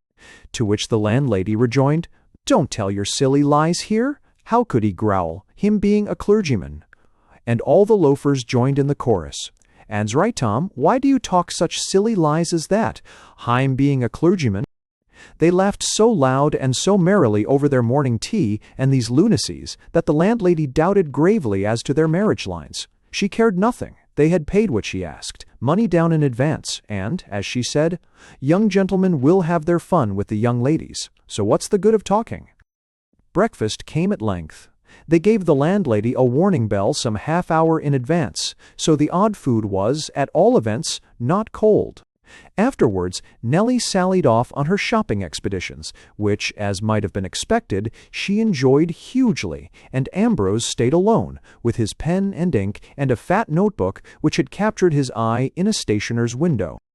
Under these odd circumstances, then, he laid the foundations of his rare and precious Defense of Taverns, which is now termed by those fortunate enough to possess copies as a unique and golden treatise. Though he added a good deal in later years and remodeled and rearranged freely, there is a certain charm of vigor and freshness about the first sketch which is quite delightful in its way. Take, for example, the description of the whole world overwhelmed with sobriety, a deadly absence of inebriation, annulling and destroying all the works and thoughts of men, the country itself at point to perish of the want of good liquor and good drinkers. He shows how there is grave cause to dread that, by reason of the sad neglect of the Dionysiac mysteries, humanity is fast falling backward from the great heights to which it had ascended, and is in imminent danger of returning to the dumb and blind and helpless condition of the brutes. How else, he says, can one account for the stricken state in which all the animal world grows and is eternally impotent? To them, strange, vast, and enormous powers and faculties have been given. Consider, for example, the curious equipments of two odd extremes in this sphere, the ant and the elephant. The ant, if one may say so, is very near to us. We have our great centers of industry, our black country, and our slaves who, if not born black, become black in our service. And the ants, too, have their black, enslaved races who do their dirty work for them, and are, perhaps, congratulated on their privileges as sharing in the blessings of civilization, though this may be a refinement. The ant slaves, I believe, will rally eagerly to the defense of the nest and the eggs, and they say that the laboring classes are liberal to the core. Nay, we grow mushrooms by art, and so they. In some lands, I think, they make enormous nests, which are the nuisance and terror of the country. We have Manchester and Lupton and Leeds and many such places. One would think them altogether civilized. The elephant, again, has many gifts which we lack. Note the curious instinct, or intuition rather, of danger. The elephant knows, for example, when a bridge is unsafe and refuses to pass, where a man would go on to destruction. One might examine in the same way all the creatures and find in them singular capacities. Yet they have no art. They see, but they see not. They hear, and they hear not. The odor in their nostrils has no sweetness at all. They have made no report of all the wonders that they knew. Their houses are sometimes as ingenious as a chemical works, but never is there any beauty for beauty's sake. It is clear that their state is thus desolate, because of the heavy pall of sobriety that hangs over them all, and it scarcely seems to have occurred to our temperance advocates that when they urge on us the example and abstinence of the beasts, they have advanced the deadliest of all arguments against their nostrum. The laughing jackass is a teetotaler, doubtless, but no sane man should desire to be a laughing jackass. But the history of the men who have attained, who have done the glorious things of the earth, and have become forever exalted, is the history of the men who have quested the cup. Dionysius, said the Greeks, Hyannis well, Hyrdesius, and Shido, were Charis people. One people find, Creax or Dionys, all white of right, Mynesius and Shido Dionys, one Mynes is one might. Note the similitudes of vine and vineyard in Old Testament. Note the quest of the San Grail. Note Rabelais and Ll Bouteille. Place yourself in imagination in a Gothic cathedral of the 13th century and assist at High Mass. Then go to the nearest Little Bethel and look and listen. Consider the difference in the two buildings, in those who worship in one and listen and criticize in the other. You have the difference between the inebriated and the sober, displayed in their works. As Little Bethel is to Tintern, so is sobriety to inebriation. Modern civilization has advanced in many ways. Yes, Bethel has a stucco front. This material was quite unknown to the builders of Tintern Abbey. Advanced, what is advancement? Freedom from excesses, from extravagances, from wild enthusiasms. Oh, small Protestant tradesmen are free from all these things certainly. But is the joy of adulteration to be the last goal, the final initiation of the race of men? Coelum que, tueri, to sand the sugar? The flagons of the Song of Songs did not contain ginger beer. But the worst of it is we shall not merely descend to the beasts, we shall fall very far below the beasts. A black fellow is good, and a white fellow is good. But the white fellow who goes fanti does not become a Negro. He becomes something infinitely worse, a horrible mass of the most putrid corruption. If we can clear our minds of the horrible cant of our civilization, if we can look at a modern industrial centers with eyes purged of illusions, we shall have some notion of the awful horror to which we are descending in our effort to become as the ants and bees, creatures who know nothing of Calyx inebrians. I doubt if we can really make this effort. Blacks, stinks, desolations, poisons, hell's nightmare generally have, I suspect, worked themselves into the very form and mold of our thoughts. We are sober, and perhaps the tavern door is shut forever against us. Now and then, perhaps, at rarer and still rarer intervals, a few of us will hear very faintly the far echoes of the holy madness within the closed door. And that, when up the Thiers is raised, and when the sound of sacred orgies flies around. Which is the sonus epulantium in e eterno convivio. But this we shall not be able to discern. Very likely we shall take the noise of this high choir for the horrid mirth of hell. How strange it is that those who are pledged officially and ceremonially, as it were, to a rite of initiation, which figures certainly a feast, should in all their thoughts and words and actions be continually blaspheming and denying all the uses and ends of feastings and festivals.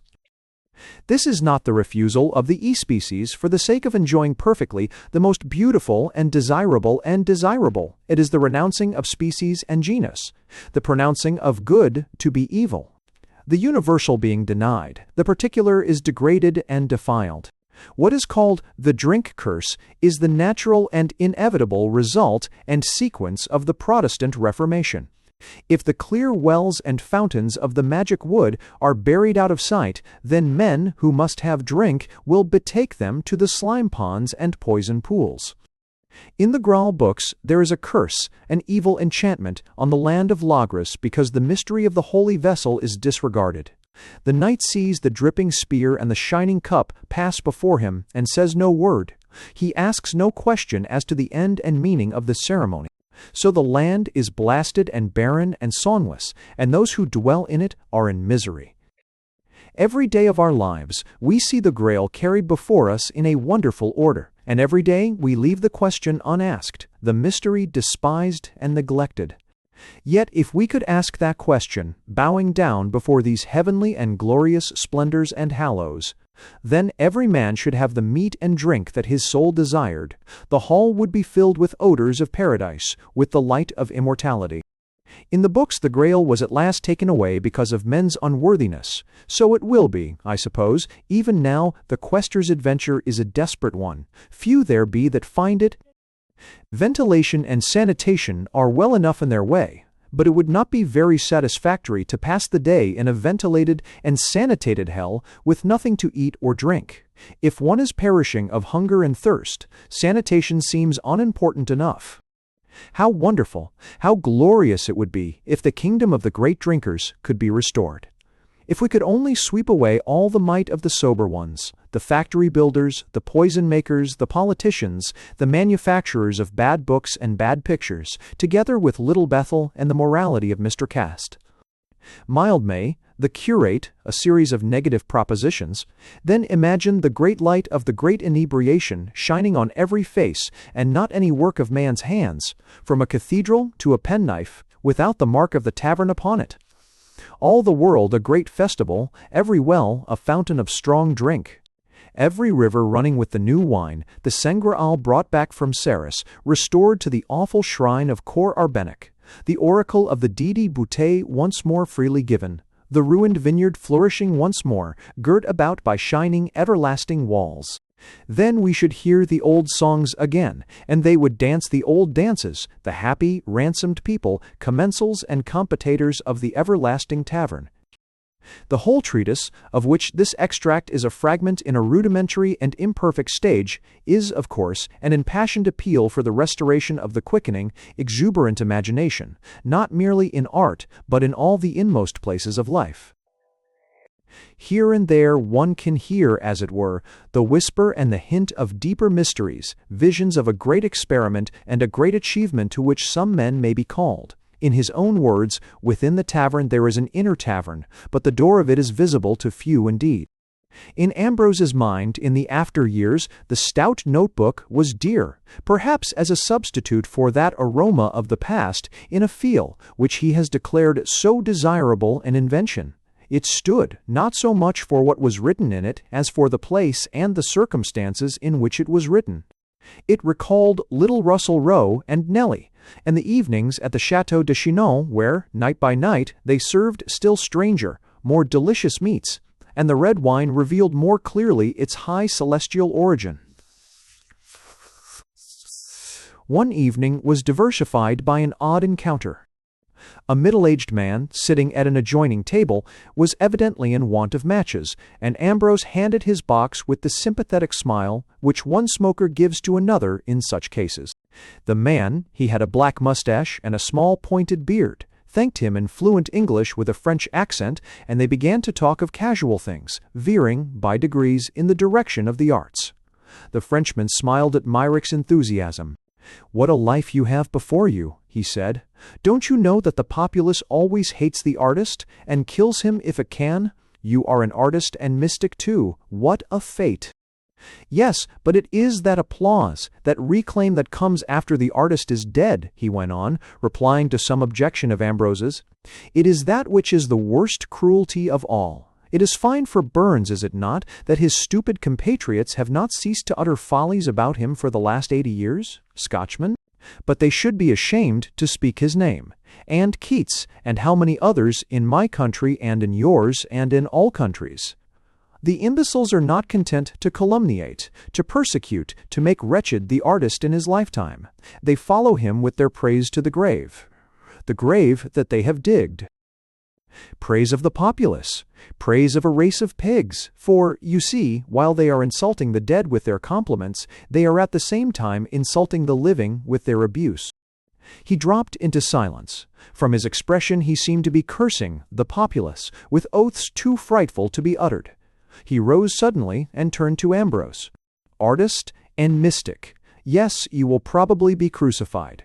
Good evening. 1,000 am I, and a fine martyrdom to you." He was gone with a charming smile and a delightful bow to Madame. Ambrose looked after him with a puzzled face. His last words had called up some memory that he could not capture, and then suddenly he recollected the old, ragged Irish fiddler, the player of strange fantasies under the tree in the outskirts of Lupton. He thought of his phrase about red martyrdom. It was an odd coincidence. 4. The phrases kept recurring to his mind after they had gone out, and as they wandered through the lighted streets with all their strange and variegated show, with glittering windows and glittering lamps, with the ebb and flow of faces, the voices and the laughter, the surging crowds about the theater doors, the flashing hansoms, and the omnibuses lumbering heavily along to strange regions, such as Turnham Green and Castleknow, Cricklewood and Stoke Newington. Why, they were as unknown as cities in Cathay. It was a dim, hot night. All the great city smoked as with a mist, and a tawny moon rose through films of cloud far in the vista of the east. Ambrose thought with a sudden recollection that the moon, that world of splendor, was shining in a farther land, on the coast of the Wild Rocks, on the heaving sea, on the fairy apple garths in Avalon, where, though the apples are always golden, yet the blossoms of enchantment never fade, but hang forever against the sky. They were passing a half-lit street, and these dreams were broken by the sudden clanging, rattling music of a piano organ.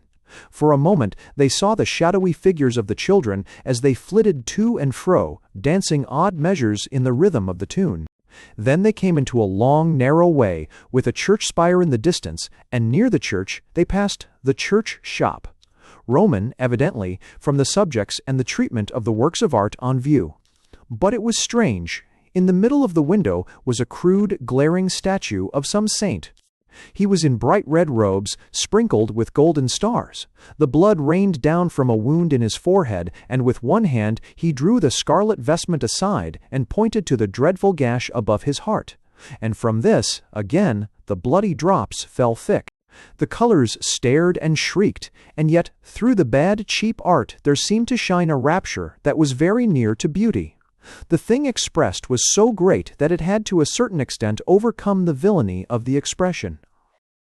They wandered vaguely, after their custom. Ambrose was silent. He was thinking of Avalon and red martyrdom, and the Frenchman's parting salutation, of the vision in one of the old books, the man clothed in a robe redder and more shining than burning fire, and his feet and his hands and his face were of a like flame, and 5 angels in fiery vesture stood about him, and at the feet of the man the ground was covered with a ruddy dew. They passed under an old church tower that rose white in the moonlight above them. The air had cleared, the mist had floated away, and now the sky glowed violet, and the white stones of the classic spirit shone on high. From it there came suddenly a tumult of glad sound, exultant bells in ever-changing order, pealing out as if to honor some great victory, so that the mirth of the street below became but a trivial, restless noise.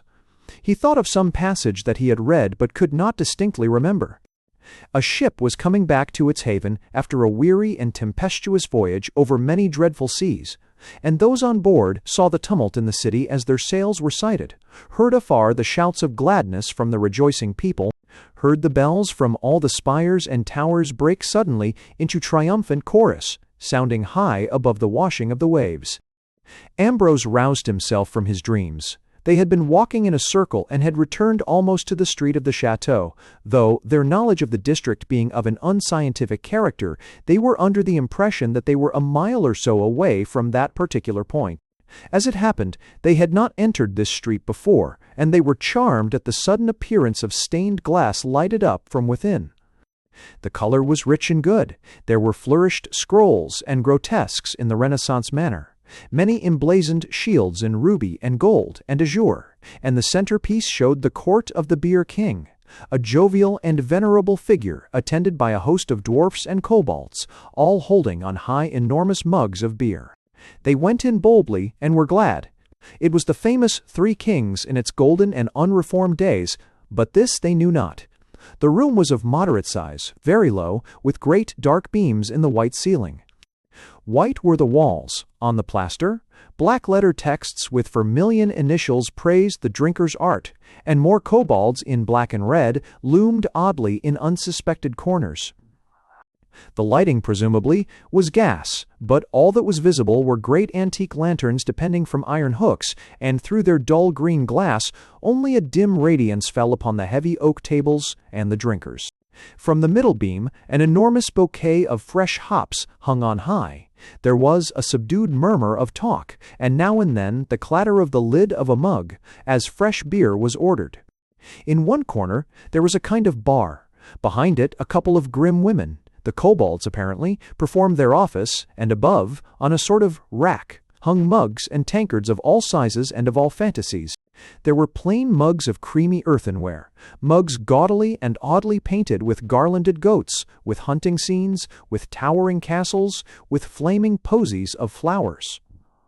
Then some friend of the drunken, some sage, who had pried curiously into the secrets of thirst, had made a series of wonders in glass, so shining and crystalline that to behold them was as if one looked into a well, for every glitter of the facets gave promise of satisfaction.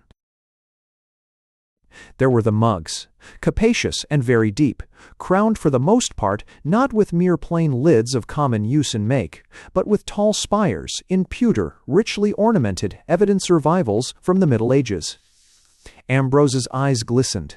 The place was altogether as he would have designed it. Nellie, too, was glad to sit down, for they had walked longer than usual. She was refreshed by a glass of some cool drink with a barrage flower and a cherry floating in it, and Ambrose ordered a mug of beer. It is not known how many of these krugs he emptied. It was, as has been noted, a sultry night, and the streets were dusty, and that glass of Benedictine after dinner rather evokes than dismisses the demon of thirst. Still, Munich beer is no hot and rebellious drink, so the causes of what followed must probably be sought for in other springs. Ambrose took a deep draught, gazed upward to the ceiling, and ordered another mug of beer for himself, and some more of the cool and delicate and flowery beverage for Nellie. When the drink was set upon the board, he thus began, without title or preface. "You must know, Nellie dear," he said, "that the marriage of Panurge, which fell out in due time, according to the oracle and advice of the holy bottle, was by no means a fortunate one. For, against all the counsel of Pantagruel and of Friar John, and indeed of all his friends, Panurge married in a fit of spleen and obstinacy, the crooked and squinting daughter of the little old man who sold green sauce in the Rue Quincungrog at Tours, one Kong Grognet at Tours. And then you will understand everything. You do not understand that? My child, that is impiety, since it accuses the Zeitgeist, who is certainly the only God that ever existed, as you will see more fully demonstrated in Huxley and Spencer, and all the leading articles in all the leading newspapers, quod erit demonstrandum. To be still more precise, you must know that when I am dead, and a very great man indeed, many thousands of people will come from all the quarters of the globe, not forgetting the United States, to Lupton. They will come and stare very hard at the old Grange, which will have an inscription about me on the wall. They will spend hours in high school. They will walk all round playing fields. They will cut little bits off brooks and quarries. Then they will view the sulfuric acid works, the chemical manure factory, and the free library, and whatever other stinkpots and cesspools Lupton town may contain. They will finally enjoy the view of the Midland Railway goods station. Then they will say, "Now we understand him. Now one sees how he got all his inspiration in that lovely old school and the wonderful English countryside." So you see that when I show you the Rue Quincungrog, you will perfectly understand this history. Let us drink. Well, the fact remains that Panurge, having married this hideous wench aforesaid, was excessively unhappy. It was in vain that he argued with his wife in all known languages, and in some that are unknown, for, as she said, she only knew 2 languages, the one of Touraine and the other of the stick, and this second she taught Panurge per modum passioneus, that is, by beating him, and this so thoroughly that poor Pillgarlic was sore from head to foot. He was a worthy little fellow, but the greatest coward that ever breathed. Believe me, illustrious drinkers and most precious, this is the true doctrine. I heard it when I was at Eleusis. You inquire what was the matter? Why, in the first place, this vile wretch whom they all called. So much did they hate her. La vie mortale, or deadly life. This vile wretch, I say.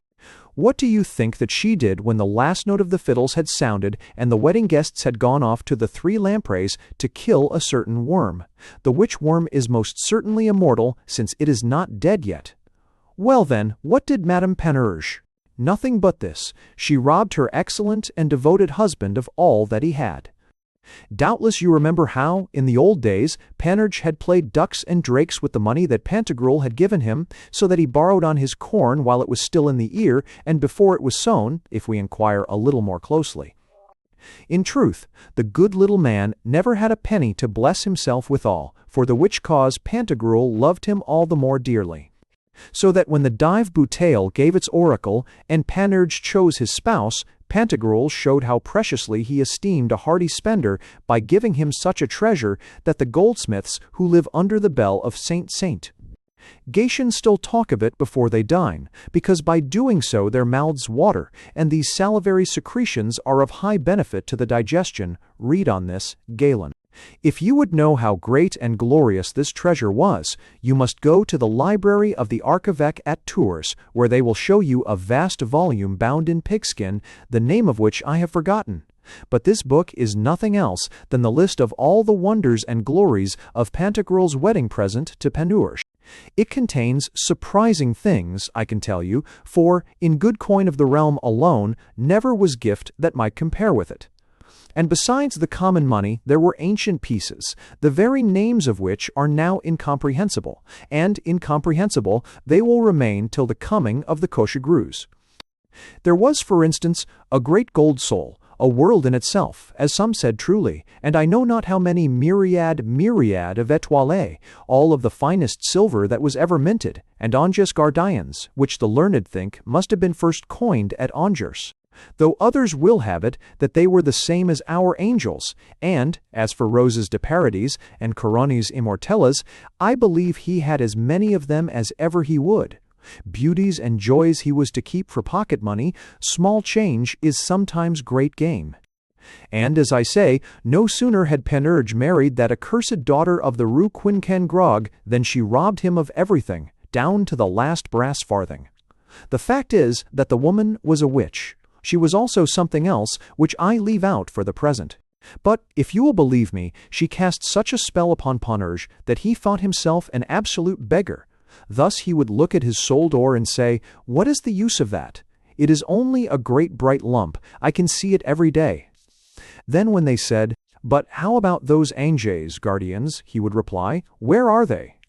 Have you seen them?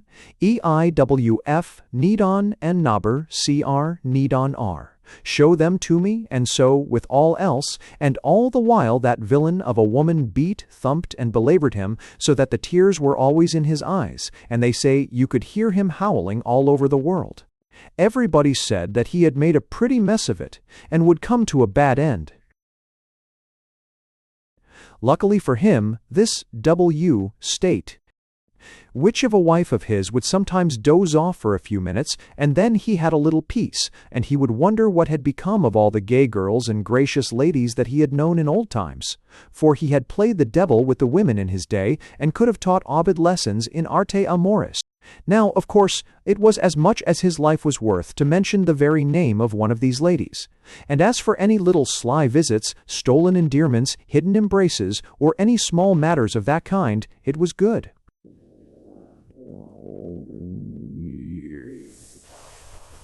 I shall see you next, Nevermoss. Nor was this all, but worse remains behind, and it is my belief that it is the thought of what I am going to tell you that makes the wind wail and cry of winter nights, and the clouds weep, and the sky look black, for in truth it is the greatest sorrow that ever was since the beginning of the world. I must out with it quick, or I shall never have done in plain English. And as true as I sit here drinking good ale, not one drop or minim or drachm or pennyweight of drink had Panurge tasted since the day of his wedding. He had implored mercy. He had told her how he had served Gargantua and Pantagruel, and had got into the habit of drinking in his sleep, and his wife had merely advised him to go to the devil. She was not going to let him so much as look at the nasty stuff. Quote, "Fort, touch not, taste not, smell not, is my motto," said she. She gave him a blue ribbon, which she said would make up for it. "What do you want with drink?" said she. "Go and do business instead, it's much better for you." Sad then, and sorry enough, was the estate of poor Panurge. At last, so wretched did he become, that he took advantage of one of his wife's dozes and stole away to the good Pantagruel and told him the whole story. And a very bad one it was, so that the tears rolled down Pantagruel's cheeks from sheer grief. And each teardrop contained exactly 118 gallons of aqueous fluid, according to the calculations of the best geometers. The great man saw that the case was a desperate one, and heaven knew, he said, whether it could be mended or not. But certain it was that a business such as this could not be settled in a hurry, since it was not like a game at shove. He therefore counselled Panurge to have patience and bear with his wife for a few thousand years, and in the meantime they would see what could be done. But lest his patience should wear out, he gave him an odd drug or medicine, prepared by the great artist of the mountains of Cathay, and this he was to drop into his wife's glass. For though he might have no drink, she was drunk 3 times a day, and she would sleep all the longer and leave him a while in peace. This Panurge very faithfully performed, and got a little rest, now and again. And they say that while that devil of a woman snored and snorted, he was able, by odd chances, once or twice, to get hold of a drop of the right stuff. Good old Stingo from the big barrel, which he lapped up as eagerly as a kitten laps cream. Others there be who declare that once or twice he got about his sad old tricks, while his ugly wife was sleeping in the sun. The women on the Mail make no secret of their opinion that his old mistress, Madame Sophia, was seen stealing in and out of the house as slyly as you please, and God knows what goes on when the door is shut. But the Turanians were always sad gossips, and one must not believe all that one hears. I leave out the flat scandal mongers who were bold enough to declare that he kept one mistress at Jerusalem, another at Eleusis, another in Egypt, and about as many as are contained in the seraglio of the Grand Turk, scattered up and down in the towns and villages of Asia. But I do believe there was some kissing in dark corners, and a curtain hung across one room in the house could tell odd tales. Nevertheless, la vie mortale, a pest on her, was more often awake than asleep, and when she was awake, Panurge's case was worse than ever. For, you see, the woman was no piece of a fool, and she saw sure enough that something was going on. The stingo in the barrel was lower than of rights, and more than once she had caught her husband looking almost happy, at which she beat the house about his ears. Then another time Madame Sophia dropped her ring, and again this sweet lady came one morning so strongly perfumed that she scented the whole place, and when Lavie woke up, it smelt like a church. There was fine work then, I promise you. The people heard the bangs and curses and shrieks and groans as far as Amboise on the one side and Liens on the other. And that year the Loire rose 10 feet higher than the banks on account of Panurge's tears. As a punishment, she made him go and be industrial, and he built 10,000 stink-pot factories with 20,000 chimneys, and all the leaves and trees and green grass and flowers in the world were blackened and dyed, and all the waters were poisoned so that there were no perch in the Loire. And salmon fetched 40 sols the pound at Chinon market. As for the men and women, they became yellow apes and listened to a codger named Calvin, who told them they would all be damned eternally, except himself and his friends. And they found his doctrine very comforting, and probable too, since they had the sense to know that they were more than half damned already. I don't know whether Panurge's fate was worse on this occasion or on another, when his wife found a book in his writing, full from end to end of poetry, some of it about the wonderful treasure that Pantagruel had given him, which he was supposed to have forgotten. Some of it verses to those old light-o'-loves of his, with a whole epic in praise of his mistress-in-chief Sophia. Then, indeed, there was the very deuce to pay. It was bread and water, stripes and torment, all day long, and Lavie swore a great oath that if he ever did it again he should be sent to spend the rest of his life in Manchester. Whereupon he fell into a swoon from horrid fright, and lay like a log, so that everybody thought he was dead. All this while the great Pantagruel was not idle. Perceiving how desperate the matter was, he summoned the 1001st Great Ecumenical Council of all the sages of the wide world. And when the fathers had come, and had heard high mass at Saint Chaudry was in Tabu. Gaetiennes, the session was opened in a pavilion in the meadows by the Loire, just under the lantern of Roche-Corbon, whence this council is always styled the Great and Holy Council of the Lantern. If you want to know where the place is, you can do so very easily, for there is a choice tavern on the spot where the pavilion stood, and there you may have malalote and aperture and amber wine of Vouvray, better than in any tavern in Touraine. As for the history of the acts of this great council, it is still a-writing, and so far only 2,000 volumes in elephant folio have been printed sub sino lucerne cum permissu superiorum.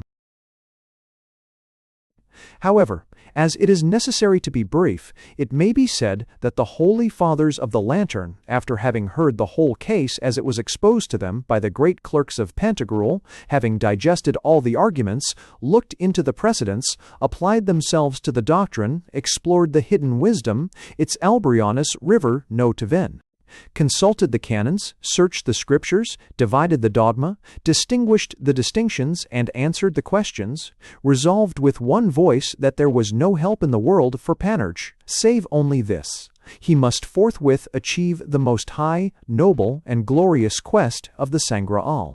For no other way was there under heaven by which he might rid himself of that pestilent wife of his, la vie mortale.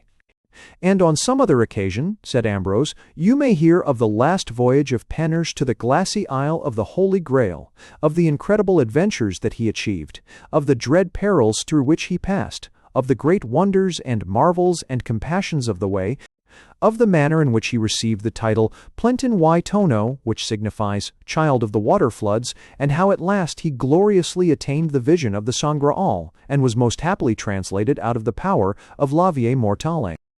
And where is he now? Said Nelly, who had found the tale interesting but obscure. It is not precisely known. Opinions vary. But there are two odd things. One is that he is exactly like that man in the red dress whose statue we saw in the shop window tonight, and the other is that from that day to this he has never been sober for a single minute. Calix meus inebrians quam praeclaris est. 5. Ambrose took a great draught from the mug and emptied it, and forthwith rapped the lid for a fresh supply.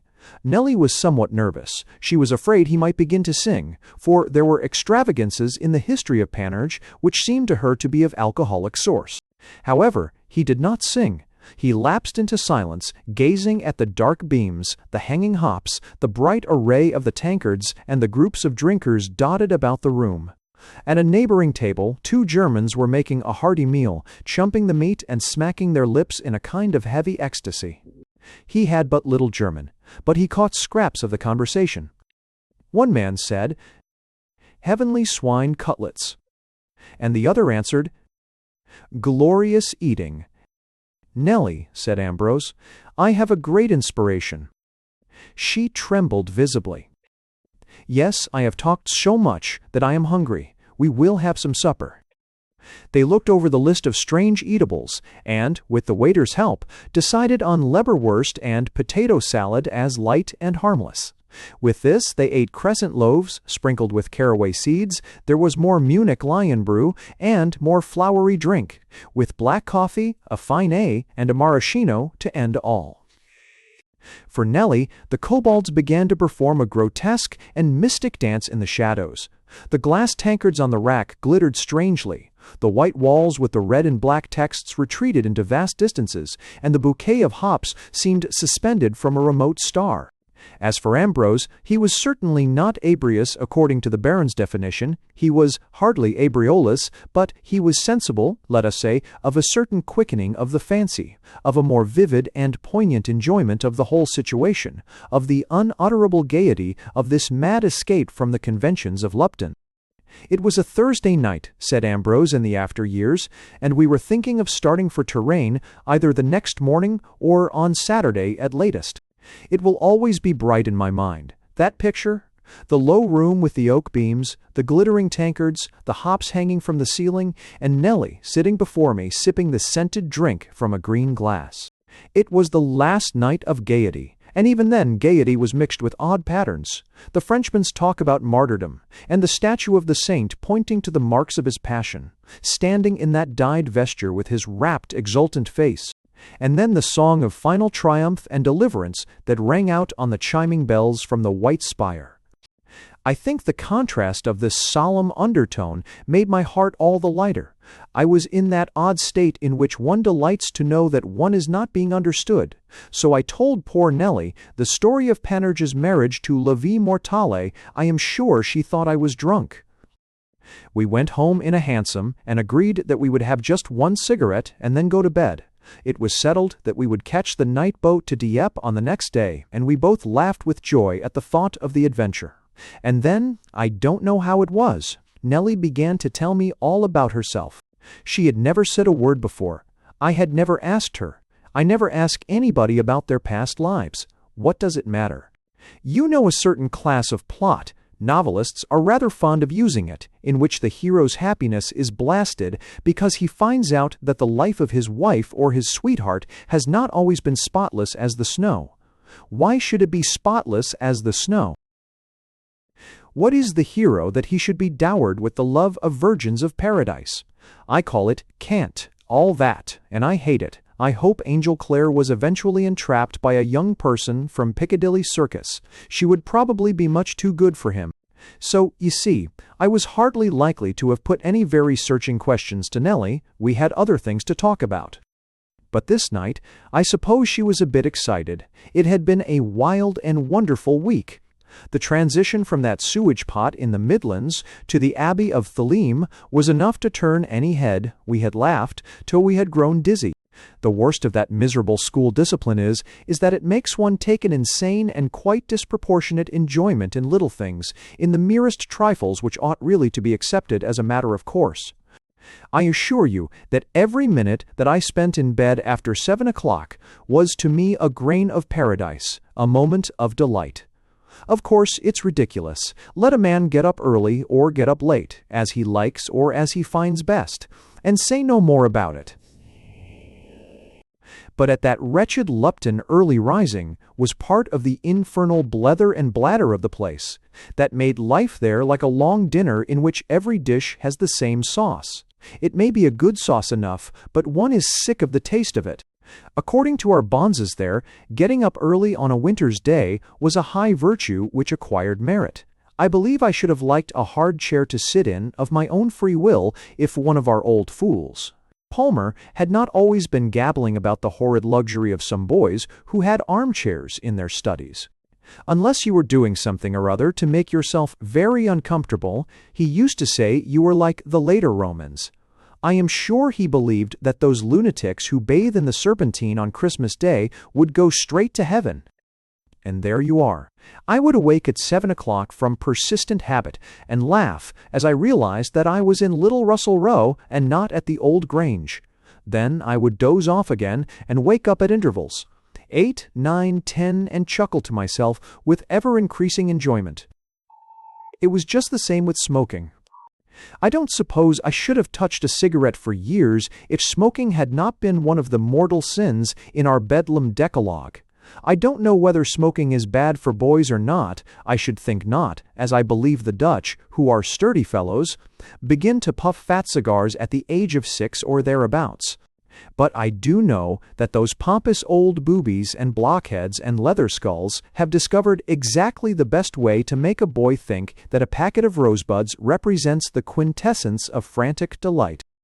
Well, you see how it was, how Little Russell Row, the dingy, the stuffy, the dark retreat of old Bloomsbury, became the abode of miraculous joys, a bright portion of fairyland. Ah, it was a strong new wine that we tasted, and it went to our heads, and not much wonder. It all rose to its height on that Thursday night, when we went to the Three Kings and sat beneath the hop bush, drinking lion brew and flowery drink, as I talked extravagances concerning Panurge. It was time for the curtain to be rung down on our comedy. The one cigarette had become 3 or 4 when Nellie began to tell me her history. The wine and the rejoicing had got into her head also. She described the first things that she remembered. a little hut among wild hills and stony fields in the west of Ireland, and the great sea roaring on the shore but a mile away, and the wind and the rain always driving from across the waves. She spoke of the place as if she loved it, though her father and mother were as poor as they could be, and little was there to eat, even in the old cabin.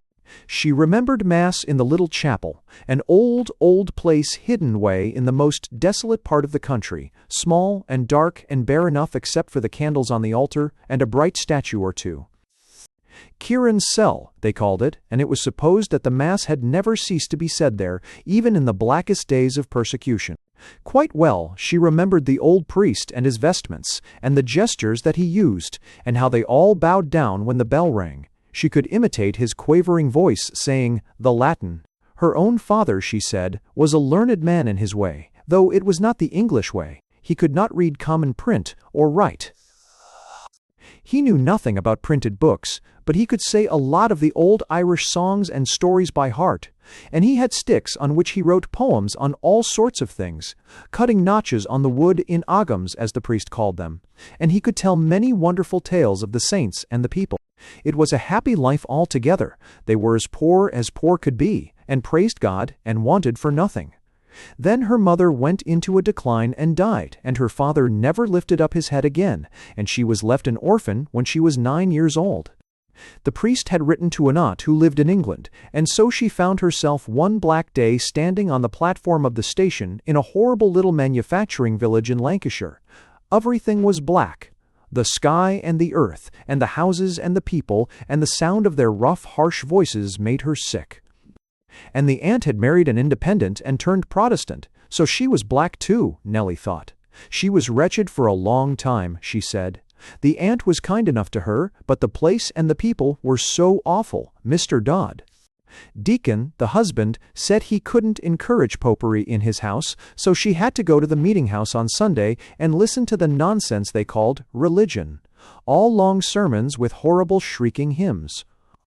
By degrees, she forgot her old prayers, and she was taken to the Dissenters' Sunday School, where they learned texts and heard about King Solomon's temple, and Jonadab the son of Rechab, and Jezebel, and the judges. They seemed to think a good deal of her at the school. She had several prizes for Bible knowledge. She was 16 when she first went out to service. She was glad to get away. Nothing could be worse than Farnworth, and it might be better. And then there were tales to tell. I never have had a clearer light thrown on the curious and disgusting manners of the lower middle class in England, the class that prides itself especially on its respectability, above all on what it calls morality, by which it means the observance of one particular commandment. You know the class, I mean the brigade of the shining hat on Sunday, of the neat little villa with a well-kept plot in front, of the consecrated drawing-room, of the big Bible well in evidence. It is more often chapel than church, this tribe, but it draws from both sources. It is above all things shiny. Not only the Sunday hat, but the furniture, the linoleum, the hair, and the very flesh which pertain to these people have an unwholesome polish on them, and they prefer their plants and shrubs to be as glossy as possible. This gens lubrica. To these tents poor Nellie went as a slave. She dwelt from henceforth on the genteel outskirts of more or less prosperous manufacturing towns, and she soon profoundly regretted the frank grime and hideousness of Farnworth. A hedgehog is a rough and prickly fellow, better his prickles than the reptile's poisonous slime.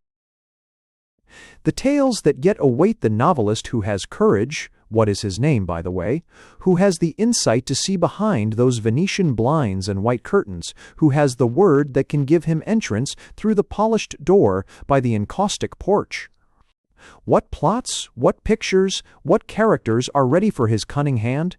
What splendid matter lies unknown, useless, and indeed offensive, which, in the artist's crucible, would be transmuted into golden and exquisite perfection?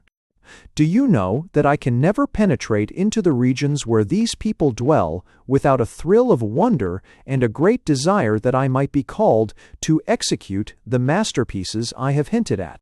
Do you remember how Zola, viewing these worlds from the train when he visited London, groaned because he had no English, because he had no key to open the treasure house before his eyes? He, of course, who was a great diviner, saw the infinite variety of romance that was concealed beneath those myriads of snug, commonplace roofs. I wish he could have observed in English and recorded in French. He was a brave man. His defense of Dreyfus shows that, but, supposing the capacity, I do not think he was brave enough to tell the London suburbs the truth about themselves in their own tongue. Yes, I walk down these long ways on Sunday afternoons, when they are at their best. Sometimes, if you choose the right hour, you may look into one breakfast room, an apartment half sunken in the earth, after another, and see in each one the table laid for tea, showing the charming order and uniformity that prevail. Tea in the drawing-room would be, I suppose, a desecration. I wonder what would happen if some chance guest were to refuse tea and to ask for a glass of beer, or even a brandy and soda. I suppose the central lake that lies many hundreds of feet beneath London would rise up, and the sinful town would be overwhelmed. Yes, consider these houses well, how demure, how well ordered, how shining, as I have said, and then think of what they conceal. Generally speaking, moralities, in the English suburban sense, has been a tolerably equal matter. I shouldn't imagine that those later Romans that poor old Palmer was always bothering about were much better or worse than the earlier Babylonians, and London as a whole is very much the same thing in this respect as Pekin as a whole. Modern Berlin and 16th-century Venice might compete on equal terms, save that Venice, I am sure, was very picturesque, and Berlin, I have no doubt, is very piggy. The fact is, of course, to use a simple analogy, man, by his nature, is always hungry, and, that being the case, he will sometimes eat too much dinner, and sometimes he will get his dinner in odd ways, and sometimes he will help himself to more or less unlawful snacks before breakfast and after supper. There it is, and there is an end of it. But suppose a society in which the fact of hunger was officially denied, in which the faintest hint at an empty stomach was considered the rankest, most abominable indecency, the most detestable offense against the most sacred religious feelings. Suppose the child severely reprimanded at the mere mention of bread and butter, whipped and shut up in a dark room for the offense of reading a recipe for making plum pudding. Suppose, I say, a whole society organized on the strict official understanding that no decent person ever is or has been or can be conscious of the physical want of food, that breakfast, lunch, tea, dinner, and supper are orgies only used by the most wicked and degraded wretches destined to an awful and eternal doom. In such a world, I think, you would discover some very striking irregularities in diet. Facts are known to be stubborn things, but if their very existence is denied, they become ferocious and terrible things. Coventry. Patmore was angry, and with reason, when he heard that even at the Vatican the statues had received the order of the fig leaf. Nellie went among these Manichees. She had been to the world beyond the Venetians, the white muslin curtains and the India rubber plant, and she told me her report. They talk about the morality of the theater, these swine. In the theater, if there is anything of the kind, it is a case of a wastrel and a wanton who meet and part on perfectly equal terms, without deceit or false pretenses. It is not a case of master creeping into a young girl's room at dead of night with a Bible under his arm, the said Bible being used with grotesque skill to show that master's wishes must be at once complied with under pain of severe punishment, not only in this world but in the world to come. Every Sunday, you must remember, the girl has seen master, perhaps crouching devoutly in his pew, perhaps in the part of sidesman or even churchwarden, more probably supplementing the gifts of the pastor at some nightmarish meeting-house. Master offers prayer with wonderful fervor. He speaks to the Lord as man to man. In the emotional passages, his voice gets husky, and everybody says how good he is. He is a deacon, a guardian of the poor, gracious title. Hi, Marty. A builder and an earnest supporter of the British and Foreign Bible Society. In a word, he is of the great middle class, the backbone of England and of the Protestant religion. He subscribes to the excellent society which prosecutes booksellers for selling the Decameron of Boccaccio. He has from 10 to 15 children, all of whom were found by Mama in the garden. Mr. King was a horrible man, said Nellie, describing her first place. He had a great, greasy, pale face with red whiskers and a shiny, bald head. He was fat, too, and when he smiled, it made one feel sick. Soon after I got the place, he came into the kitchen. Mrs. was away for 3 days, and the children were all in bed. He sat down by the hearth and asked whether I was saved, and did I love the Lord as I ought to, and if I ever had any bad thoughts about young men. Then he opened the Bible and read me nasty things from the Old Testament, and asked if I understood what it meant. I said I didn't know, and he said we must approach the Lord in prayer, so that we might have grace to search the Scriptures together. I had to kneel down close to him, and he put his arm round my waist and began to pray, as he called it. And when we got up, he took me on his knee and said he felt to me as if I were his own daughter. There, that is enough of Mr. King. You can imagine what the poor child had to go through time after time. On prayer meeting nights, she used to put the chest of drawers against her bedroom door. There would be gentle, cautious pushes, and then a soft voice murmuring, "My child, why is your heart so bad and stubborn?" I think we can conceive the general character of masters from these examples. Mrs., of course, requires a treatise to herself. Her more frequent failings are child torture, secret drinking, and low amours with oily commercial drabblers. Yes, it is a hideous world enough, isn't it? And isn't it a pleasant thought that you and I practically live under the government of these people? Masters is the man in the street, the hard-headed, practical man of the world, the descendant of the sturdy Puritans, whose judgment is final on all questions from poetics to liturgiology. We hardly think that this picture will commend itself to the man in the street, a course of action that is calculated to alienate practical men. Pleasant, isn't it? Suburbia locuta est, causa finita est. Their essential esopry is procris, that by nature these people would not be so very much more depraved than the ordinary African blackfellow. Their essential hideousness comes, I take it, from their essential and most abominable hypocrisy. You know how they are always prating about Bible teaching, the simple morality of the gospel, and all that nauseous stuff?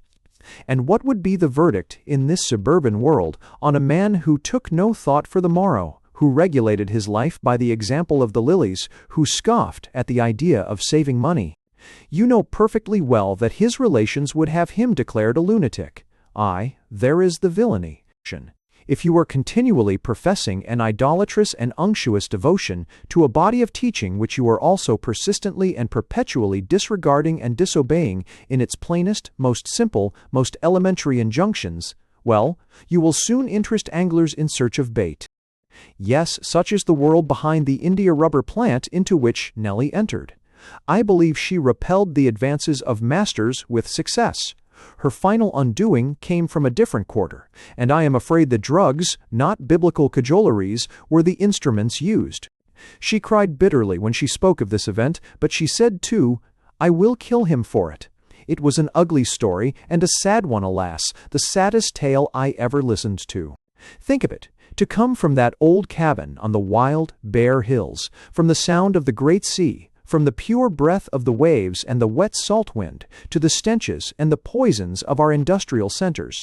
She came from parents who had nothing and possessed all things, to our civilization which has everything and lies on the dung heap that it has made at the very gates of heaven. Destitute of all true treasures, full of sores and vermin and corruption. She was nurtured on the wonderful old legends of the saints and the fairies. She had listened to the songs that her father made and cut in Oghams, and we gave her the penny novelette and the works of Madame Shoas. She had knelt before the altar, adoring the most holy sacrifice of the Mass. Now she knelt beside Masters while he approached the Lord in prayer, licking his fat white lips. I can imagine no more terrible transition. I do not know how or why it happened, but as I listened to Nellie's tale, my eyes were opened to my own work and my own deeds, and I saw for the first time my wickedness. I should despair of explaining to anyone how utterly innocent I had been in intention all the while, how far I was from any deliberate design of guilt. In a sense, I was learned, and yet, in a sense, I was most ignorant. I had been committing what is, doubtless, a grievous sin, under the impression that I was enjoying the greatest of all mysteries and graces and blessings, the great natural sacrament of human life. Did I not know I was doing wrong? I knew that if any of the masters found me with Nellie, I should get into sad trouble. Certainly I knew that. But if any of the masters had caught me smoking a cigarette, or saying, "Damn," or going into a public house to get a glass of beer, or using a crib, or reading Rabelais, I should have got into sad trouble also. I knew that I was sinning against the tone of the great public school. You may imagine how deeply I felt the guilt of such an offense as that. And, of course, I had heard the boys telling their foolish indecencies, but somehow their nasty talk and their filthy jokes were not in any way connected in my mind with my love of Nellie. No more, indeed, than midnight darkness suggests daylight or torment symbolizes pleasure. Indeed, there was a hint, a dim intuition, deep down in my consciousness that all was not well, but I knew of no reason for this. I held it a morbid dream, the fantasy of an imagination. Overexalted, perhaps, I would not listen to a faint voice that seemed without sense or argument. And now that voice was ringing in my ears with the clear, resonant, and piercing summons of a trumpet. I saw myself arraigned far down beside the pestilent horde of whom I have just spoken, and, indeed, my sin was worse than theirs, for I had been bred in light and they in darkness. All heedless, without knowledge, without preparation, without receiving the mystic word. I had stumbled into the shrine. Uninitiated, I had passed beyond the veil and gazed upon the hidden mystery, on the secret glory that is concealed from the holy angels.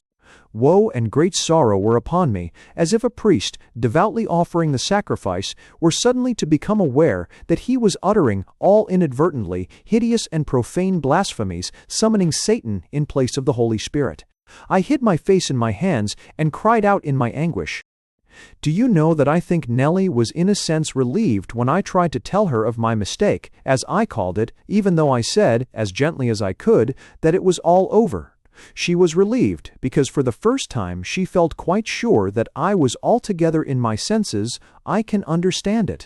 My whole attitude must have struck her as bordering on insanity, for, of course, from first to last, I had never for a moment taken up the position of the unrepentant but cheerful sinner who knows that he is being a sad dog, but means to continue in his naughty way. She, with her evil experience, had thought the words I had sometimes uttered not remote from madness. She wondered, she told me, whether one night I might not suddenly take her throat in my hands and strangle her in a sudden frenzy. She hardly knew whether she dreaded such a death or longed for it. Must Haxgen. You spoke so strangely, she said, and all the while I knew we were doing wrong, and I wondered. Of course, even after I had explained the matter as well as I could, she was left to a large extent bewildered as to what my state of mind could have been. Still, she saw that I was not mad, and she was relieved, as I have said. I do not know how she was first drawn to me, how it was that she stole that night to the room where I lay bruised and aching. Pity and desire and revenge, I suppose, all had their share. She was so sorry, she said, for me. She could see how lonely I was, how I hated the place and everybody about it, and she knew that I was not English. I think my wild Welsh face attracted her too. Alas, that was a sad night, after all our laughter. We had sat on till the dawn began to come in through the drawn blinds. I told her that we must go to bed or we should never get up the next day. We went into the bedroom, and there, sad and gray, the dawn appeared. There was a heavy sky covered with clouds, and a straight, soft rain was pattering on the leaves of a great plane tree opposite.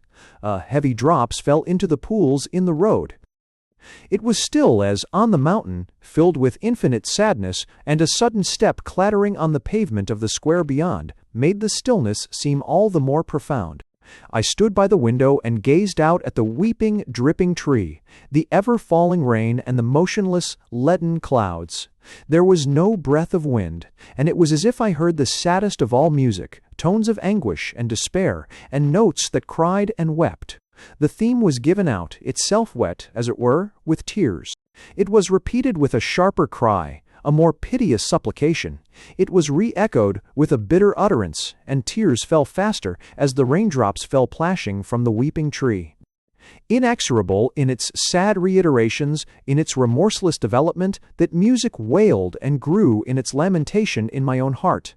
Heavy it was, and without hope, heavy as those still leaden clouds that hung motionless in heaven. No relief came to this sorrowing melody, rather a sharper note of anguish, and then for a moment, as if to embitter bitterness, sounded a fantastic, laughing air, a measure of jocund pipes and rushing violins, echoing with the mirth of dancing feet.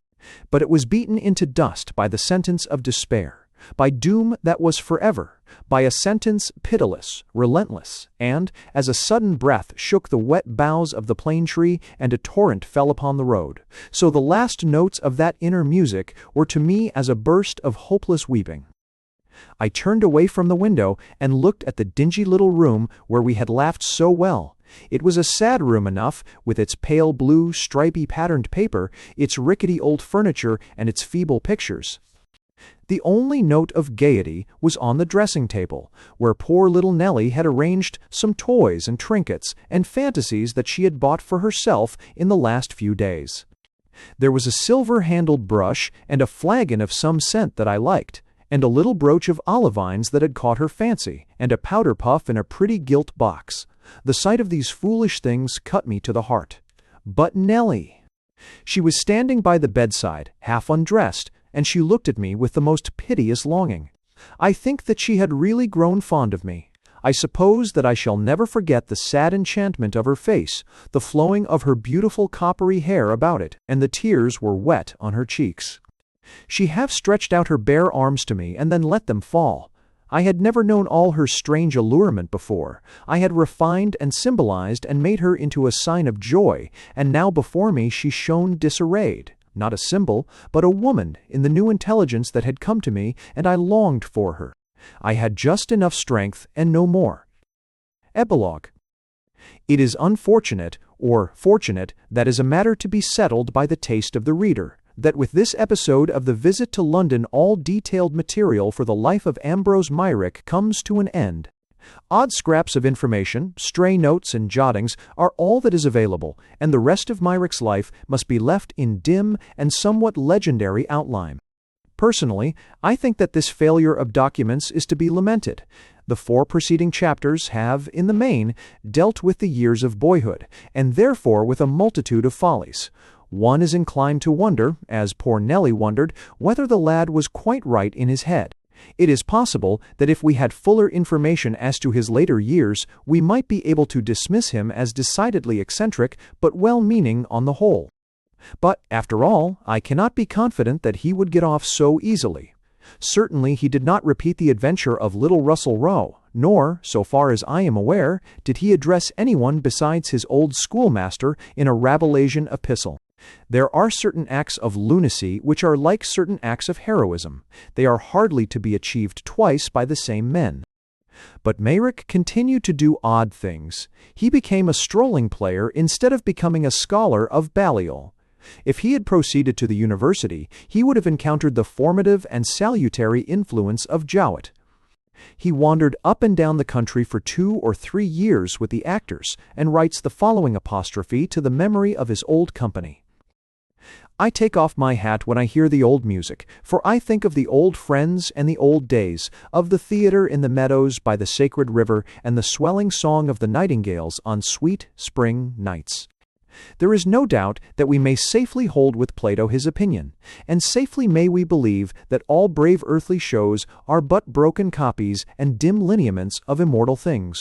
Therefore, I hope and trust that I shall again be gathered unto the true Hathaway company, si sursum este, which is the purged and exalted image of the lower, which plays forever a great mystery in the theatre of the meadows of Asphodel, which wanders by the happy, shining streams, and drinks from an eternal cup in a high and blissful and everlasting tavern. Ave, cara sodalitas, ave semper. Thus does he translate into wild speech crepe hair and grease paints, dirty dressing rooms and dirtier lodgings. And when his strolling days were over, he settled down in London, paying occasional visits to his old home in the West.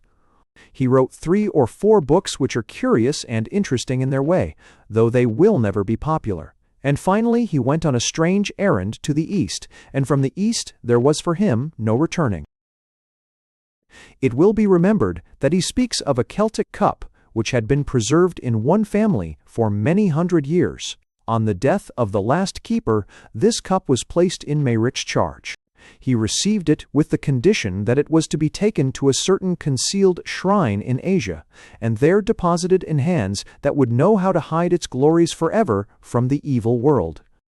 He went on this journey into unknown regions, traveling by ragged roads and mountain passes, by the sandy wilderness and the mighty river, and he forded his way by the quaking and dubious track that winds in and out among the dangers and desolations of the Kever Ent.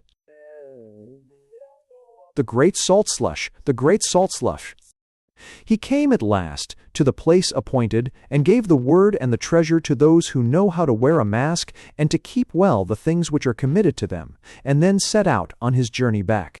He had reached a point not very far from the gates of West, and halted for a day or 2 amongst Christians, being tired out with a weary pilgrimage. But the Turks or the Kurds, it does not matter which, descended on the place and worked their customary works, and so Ambrose was taken by them. One of the native Christians, who had hidden himself from the miscreants, told afterwards how he saw the stranger Ambrosian brought out, and how they held before him the image of the crucified, that he might spit upon it and trample it under his feet. But he kissed the icon with great joy and penitence and devotion. So they bore him to a tree outside the village and crucified him there. And after he had hung on the tree some hours, the infidels, enraged, as it is said, by the shining rapture of his face, killed him with their spears. It was in this manner that Ambrose Meyrick gained red martyrdom and achieved the most glorious quest and adventure of the Sangreal. The End. Books by Arthur Machen and The House of Souls, The Secret Glory, The Hill of Dreams, Far Off Things, The 3 Impostors in Preparation. Thanks for listening to The Secret Glory by Arthur Machen.